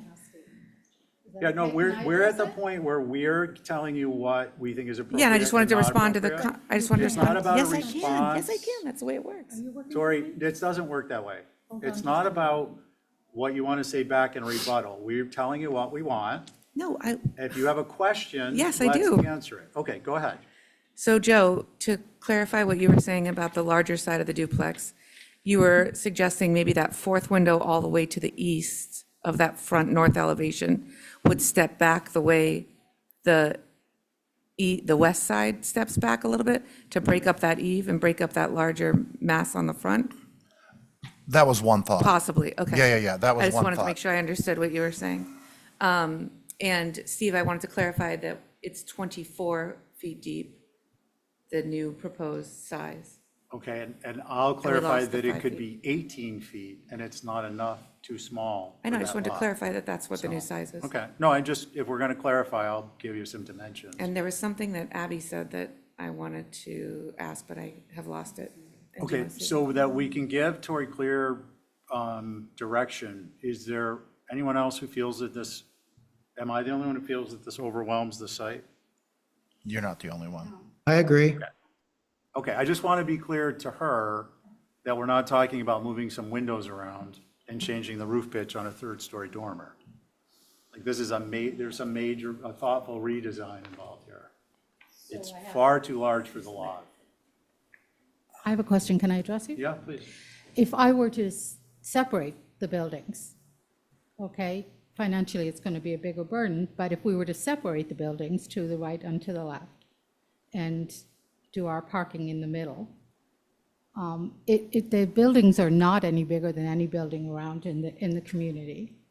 But if I were to do that, is that something that would be suitable? I'm not going to speak for the rest of the members, but I think for me, the volume of the structure or structures on the lot overwhelms that lot. It is too big by probably almost double compared to what we would normally approve. And if you take a look, this is what I'm going to request. I'm going to request that the locus plan be included in the next submission, the site plan dimensioned, both the original and anything you propose. And I'm going to request that we maybe have this written so we know if this doesn't come back for a month or two, that we're getting what we asked for when it comes through the door prior to be putting on the agenda. Mr. Chair, can I respond to Yeah. a comment that was made? Yeah, please.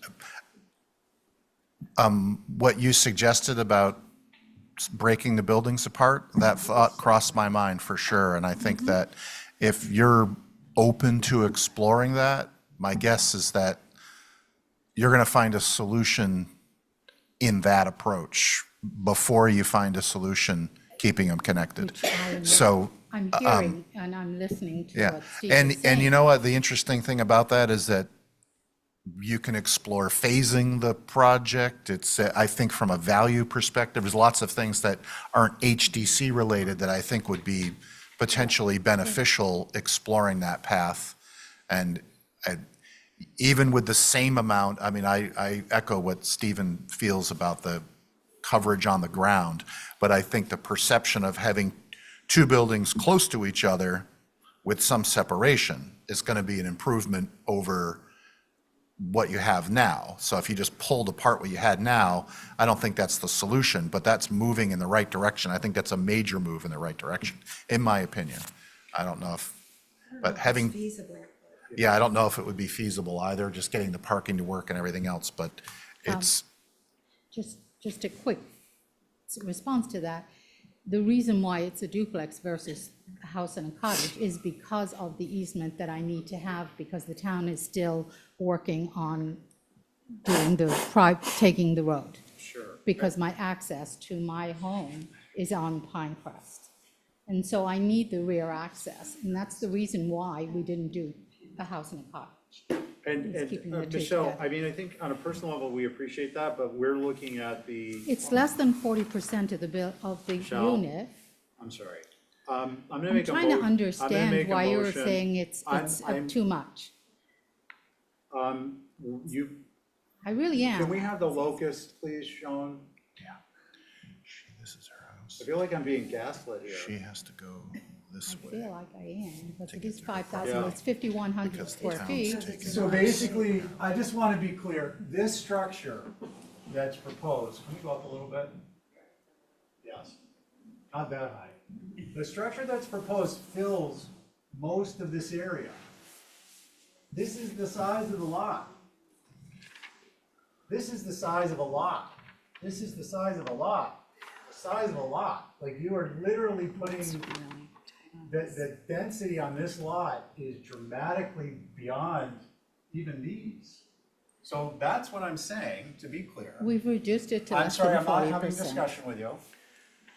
Clarifying my comments, and I'm going to make a motion that the revised drawings meet our requirement for material modifications under our 3 strikes rule, that the locust be included, that the original site plan be included, the original proposed, that the new proposed site plan be included, and that we get a streetscape of the structures on the west and the east.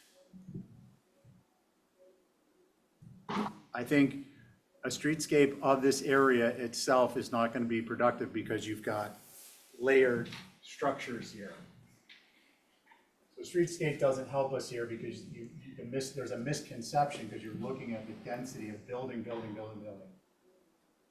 Streetscape. Okay. Or, yeah, I think that's warranted at this point. No problem. So that's my motion. All right, okay, you made that motion? I'm in favor of my motion. Okay. Let's see, Angus on the motion, Aye. Abby, Aye. Joe, Aye. Connie, Aye. and I'm an aye. Thank you. Thanks. Okay, do we have the town of Nantucket? Do we have SMRT with us? Yes, Mr. Chair, we do. Good evening, John, how are you? Yes, it's actually Craig Piper, the Hey, architect. Craig, sorry. No we got worries, John Chair. listed here. No, we've got two, Fiona, or I'm sorry, who else is the co-host? Could you admit Mark Rogers, please? I just did. Oh, perfect, thank you. Rogers. Mr. Rogers, yes. have a bench with him on there. All right. Hi, Craig. Just rejoined as a panelist. Great. And Mark, Doing the you're going to nursing home share or your, the housing. Nursing homes first. Nursing homes first. yeah, so Chair, thank you for the opportunity. I know it's late in the day for everybody here. Mark is just going to walk through the comments in a different presentation and then sort of share the old and the new side by side. It's just more of our homework that we studied for the based on our meeting a few weeks ago, if that's okay. We'll go as quick as we can. Yes.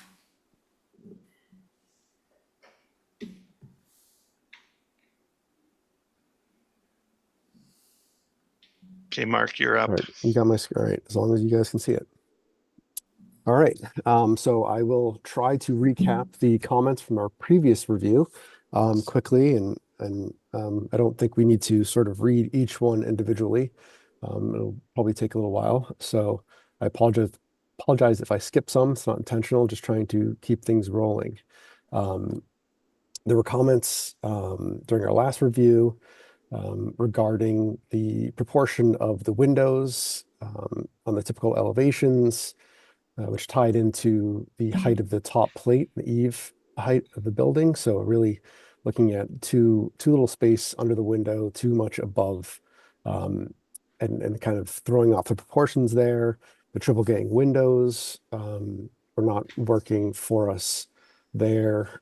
Comments about the entry included sort of incongruous double gable structure, wanting to see a more prominent entry.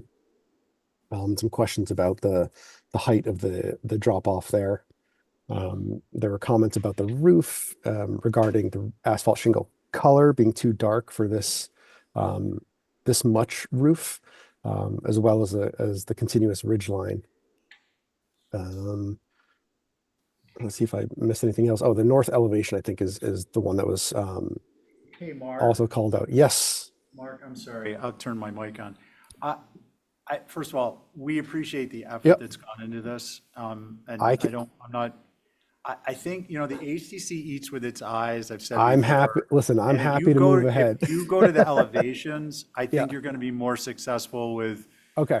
the presentation. Yeah, so I mean, And if you want to okay. highlight anything in Yeah, particular, so- but we Sure. have, I think we all have a pretty good grasp of where we were, and we're Yep. going to immediately gravitate to our own prior Okay. comments. All Okay, right. thank you. So this section is some of the sort of sketches and things that we studied with the gables, wrapping the eave around, changing up the window orientation and proportions, changing the roof pitch, and then showing the sort of similar before and after zoomed in elevation of a typical resident wing here, where we increase the pitch of these gable projections up to a 10 and 12 from the 8 and 12, unganging those windows and providing a combination of both double and single windows just to avoid sort of too monotonous of a flavor across the elevations. And also choosing a wrapped eave detail around here to help sort of minimize the mass of these gable projections here. We've also increased the window height a little bit to try to help enforce that verticality of those elements. I'm happy to keep plugging along, and then we can get to the Well, I think at this point, you've kind of given us a representative Sure. elements, and we could go right to the elevations, because I think, it's a picture's worth 1,000 words. Okay, and sure. we're Yeah, seeing so we certainly have some other stuff with the entry, and we can, if you guys have questions, and we can come back to this. One thing that we felt pretty strong about with our tie to the context, the site context, was some of the detailing and the ties to Sherburne Commons that we've been using, and some perspectives as well. And right at 201. there we go. Sorry? There you go, 8201. This is it. Perfect. Okay. I don't think I'm rushing through this. You guys saw the differences between, the very helpful comparison of prior and proposed, and now we can jump right into the elevations. Is anyone uncomfortable with that? No. Okay. Ray, do you want to begin? Yeah, I mean, for a building of this size, I didn't have a heck of a lot to say, but the one thing that I felt strongly about is kind of the one thing that you didn't address. I don't think that it is appropriate to have this entry double gable thing when the rest of the building is so calm. And I don't think this idea, like my thought was reduce the pitch of the double gable such that it became a single gable. And what was helping you out there was having these lower roof pitches on every single other roof plane there, which is used to be an 8 and 12, and now you've raised it to a 10 and 12 for reasons that I can't quite tell. But so for me, that was the really the lone architectural element of this entire project, which is really very large, somewhat complicated, that was just not appropriate. So that's, I'm just gonna take a marker, a yellow marker, and underline what I said the last time. Thank you. Thanks, Ray. Okay, so let's see, Angus. Ditto. That was the biggest piece. I thought there were some suggestions about hipping or doing clip gables or something to reduce the gables that project out. But the primary piece is that front entry double gable, and lowering the eaves wherever possible, sort of break up the massing. Thank you. Okay, thank you, Angus. Joe? Yeah, you get different board members, slightly different perspectives. I definitely remember focusing on the number of gables and the shallowness of them, and thinking about this as you drive by down the street and through the trees, you're going to see a series of gables, which I think the steeper gable might read more like a house form, like a freestanding house versus a squat gable, especially given the prominence of that continuous ridge behind all of them. So I might be in the minority, but I do think that the verticality of the gables, in fact, I thought if the gables got vertical, that some of the shed dormers might actually go away, because those were there just as elements to break up the roof. And I think that if the gables stay steep as they are, and I appreciate the wraparound roof on all of those. We did mention a hip or a clipped gable on the ends, because as you enter, that seemed like it was going to be kind of a severe elevation, and it was treated almost like a rear elevation, but it actually addresses the entryway. So I feel like that part of it has been dealt with a little bit, but the wraparounds on these steeper gables do look like it looks like it might lower the eave in a few spots, but somewhat superficially. So for me, it's a move in the right direction as I look at the vignettes of each of those gable elements and having windows up in those gable ends. But I would have loved to have seen the simplification of some of the dormers. That central element, the double gable, I find that interesting, and I do think it's important to have some vertical element that breaks the horizontality of those roof lines. I do think it could be done with one sweeping gable that is rendered well with an inset or some sort of central symmetry. I mean, it's got like a little bit of a shingle style vibe that's happening there. It's probably the most, how do I put it? The most amount of architectural language is centered in that spot.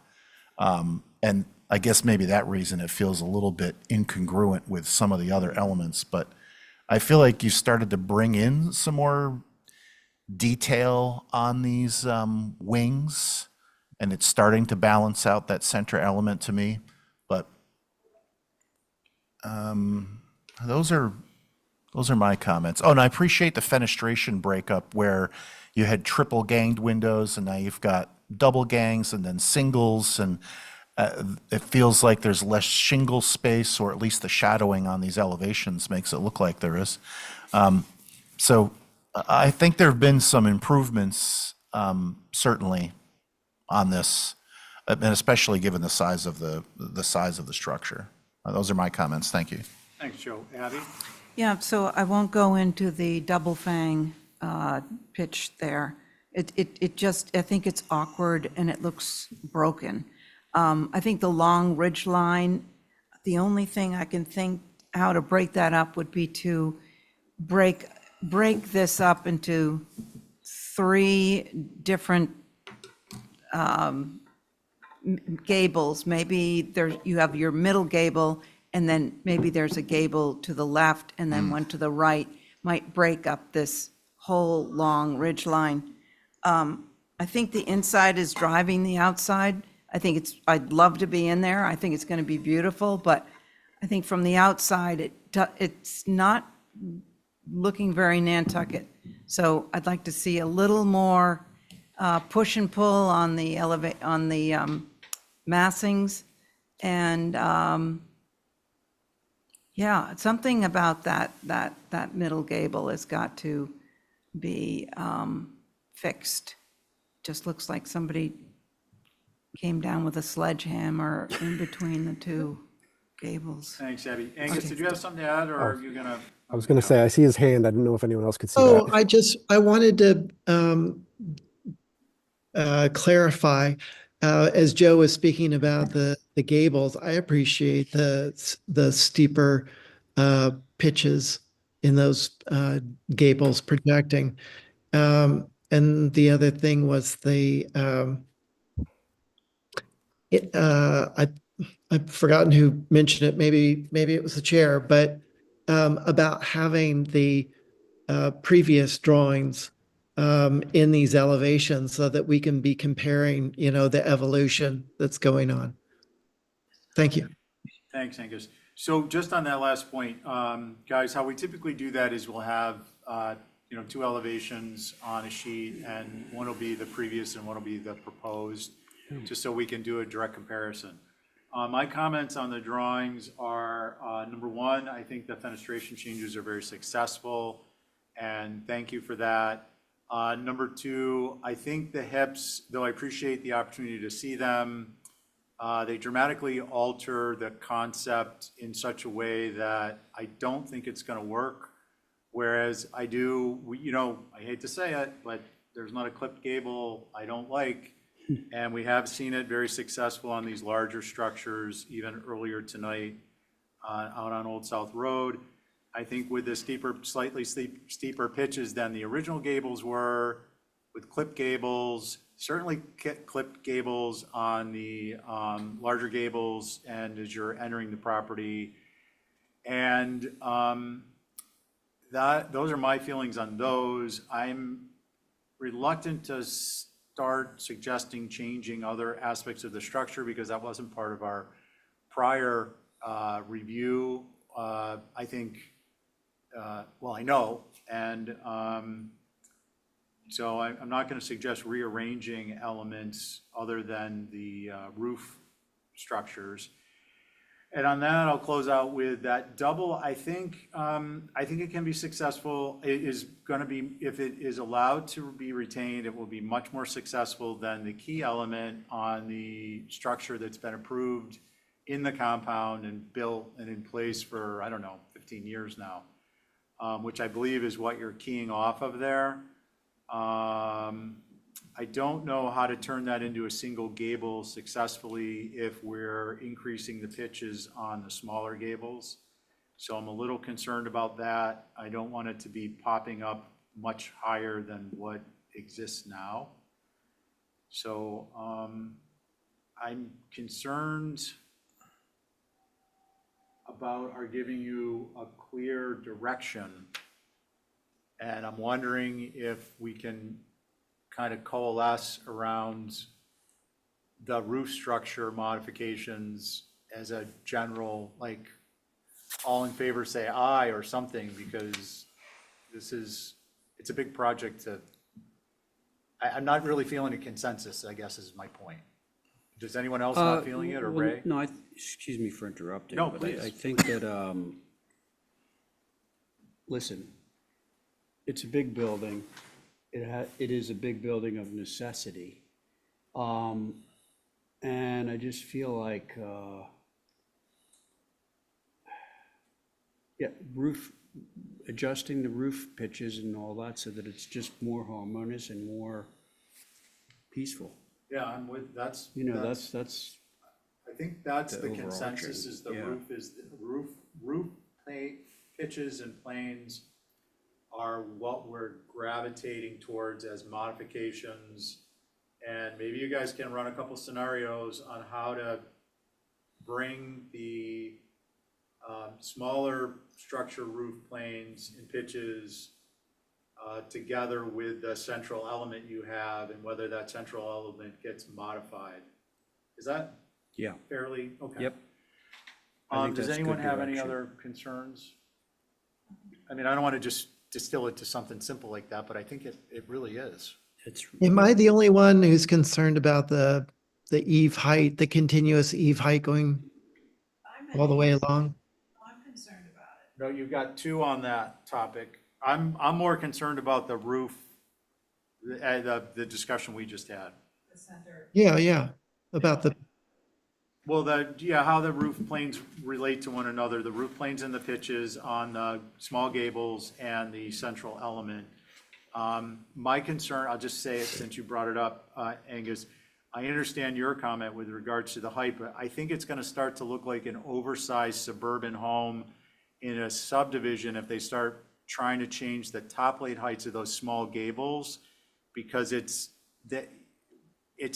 not a traditional Nantucket building to begin with, but you often see in suburban America, those gables that are across the front of a building and they have reduced height top plates. I mean, the only thing that would be worse is if you put two of them next to each other and one of them's a little taller than the other. that wasn't what I was suggesting. I was that just would be thinking about worse. the overall height, like, Oh, I got you. that Okay. central portion being maybe that height, and then the rest of it on either side of it dropping a little bit. Not that each bump out would be a different height. Gotcha. I appreciate that. Thank you for clarifying. I didn't mean to besmirch or belittle anything. The only thing I want to point out is on that central portion, the portico height is, ambulance clearance is driving, I think, the top plate of the main structure. Which is already separate from the continuous eave now. Right, and just that while we're, beating on this horse, God bless it, what are your thoughts on having that portico be taller than the structure itself? In terms of It has to be like that. So I think the eave gets way too overwhelming if it meets that same height as the portico. Okay, thanks.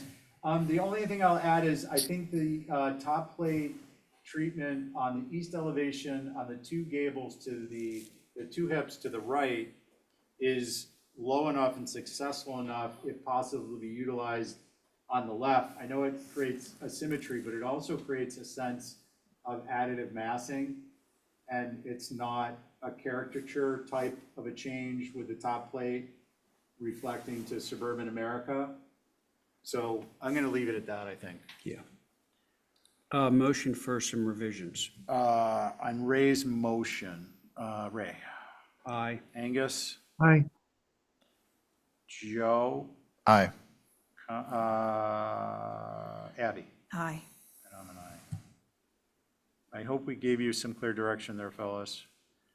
Okay, on to staff housing.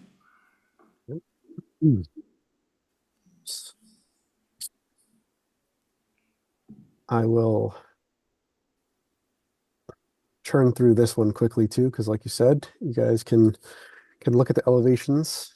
But I think it was a little more, I don't want to say it was straightforward, but I think the comments were more severe, but I think the resolution was a little bit simpler on this one, being a slightly smaller structure, but creating a sort of primary gabled structure at the entrance facade and two additive smaller gables on flanking that on either side. And gable projections from there towards the rear elevation, a slight step back in the middle. There were comments about the windows that they were, I think, a little bit different last time in terms of unganging double windows that we had shown throughout, but there were also comments about having a mix. So we're showing a little bit of a mix there. Okay. Anything else you want to add to that? I'm just buying time while my images reload. I think this is small enough you can put it over on Hinsdale Road, by the way. Okay, do we have the prior, which sheet is the prior elevations? I see it now. Box. Okay. A201. So guys, you're seeing what we're talking about with respect to having, like the north proposed, have a north previously submitted, below Yes. it, the proposed. Okay, so that'll be really helpful. Sure. It'll speed the review. Can I actually ask sorry to interrupt, can I ask a quick Oh, go question on ahead. that one? For the main building or for this one, do you want us to track subsequent revisions, or do we want to start with the original versus where we are? What you can do typically with great success, if you've just got 3 iterations, Okay. including what's most recent, is do the first one in an 1/8" scale, a little higher up and off to a little bit off-centered, and then do your most recent previous and then your proposed at 1/4" scale. Okay. And Thank you. I'm going to go right to Ray on this. So, thanks, Stephen. Thank you, Mr. Chair. So I appreciate the gestures that you did on this one. It was really what I had suggested. I'm hoping you can do a little bit more. So just to recap, there was really, it was a box in the previous iteration, literally a box. And so the request was made to formalize the gables, have them pull out in each direction so that you had some relief and you also had articulation of the gables, which you did. And I appreciate that, but it's done in such a minimalistic way, 18 inches or 2 feet, that I'd really love to see some more differentiation, which is going to mean more shadows and going to mean more depth to the building. But, in other words, simply put, do a little bit more of what you've already done, and I'm there. Thank you. Thanks, Ray. Just on that topic, before we go too much further, because it may inform others' comments, can the lot and the coverage support modifications as Commissioner Pohl has suggested, which I don't think are a bad idea. I just want to make sure before we go down that path that we're not, I'm not seeing that particular area.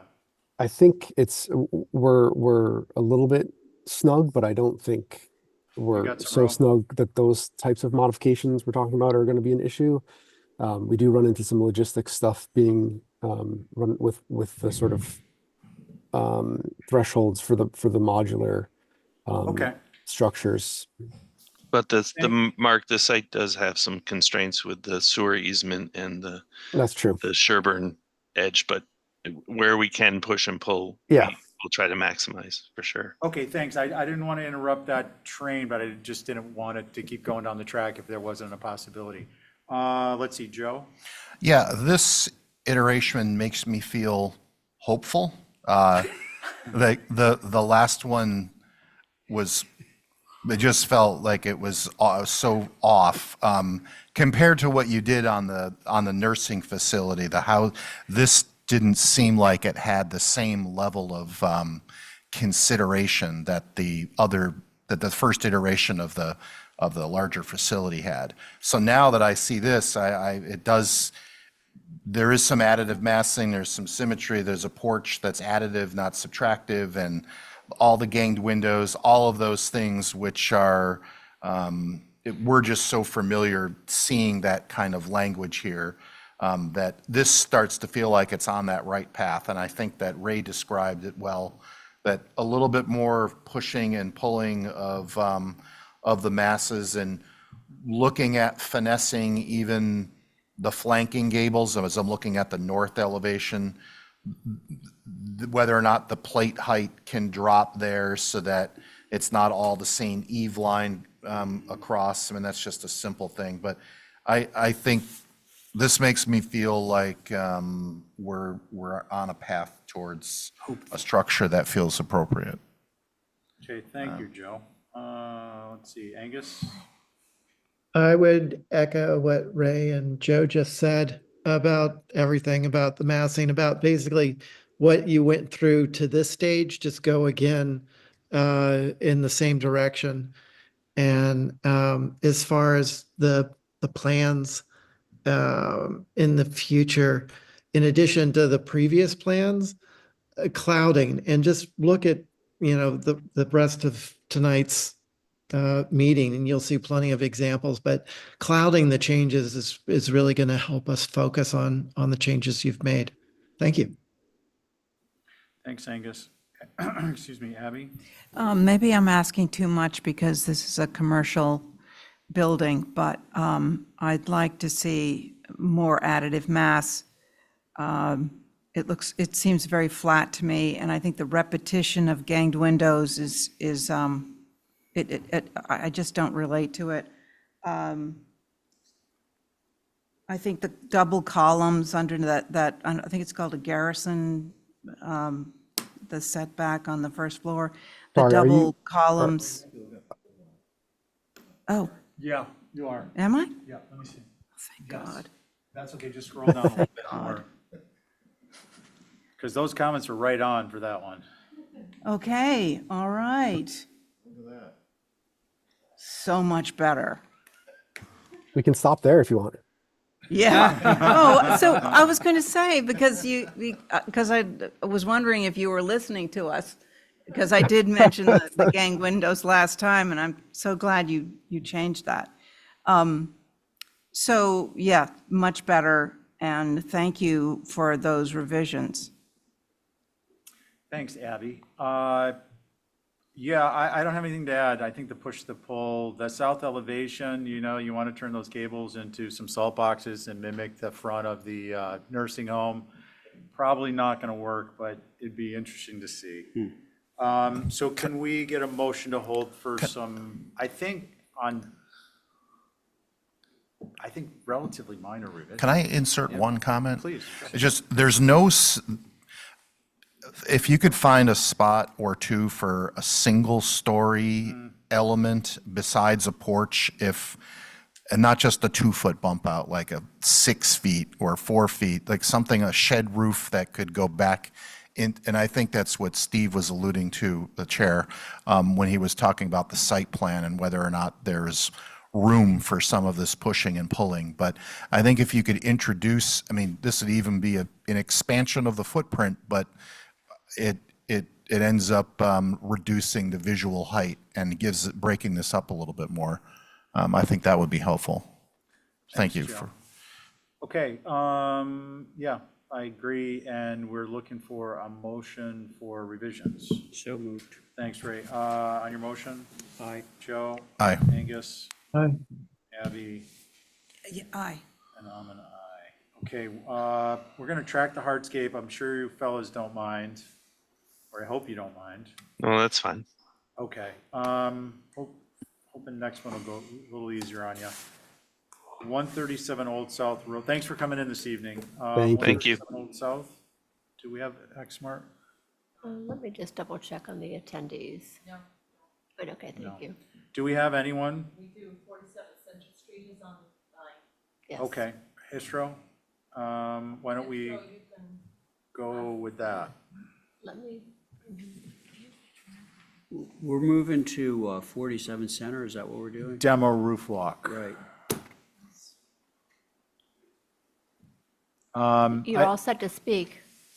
Yeah, and before you start, I want to touch base. Holly's comments are, our preservation planner, per the attached circa 1890 NHA photo, the existing roof walk is not original, no concerns. Boom. However, works are more appropriate on typical Nantucket such as this than any other. So she's making a comment, she has no concern, she's noting that this is, if you're gonna have a roof walk, this is the structure that you should have it on. Does anyone have, Mickey, do you have anything to add to that? No, we had no concerns. And no abutters? And does anyone have any concerns? No concerns. Object to removing a roof walk. Okay. The I'd one like on to the see corner of Step Lane? It's right next to the overlook. Yeah, no, that was Matt Fee's house. He grew up in that house Really? when he was little, Little, Yeah. the growing part, yeah. okay. Motion from someone? I can't support a motion today.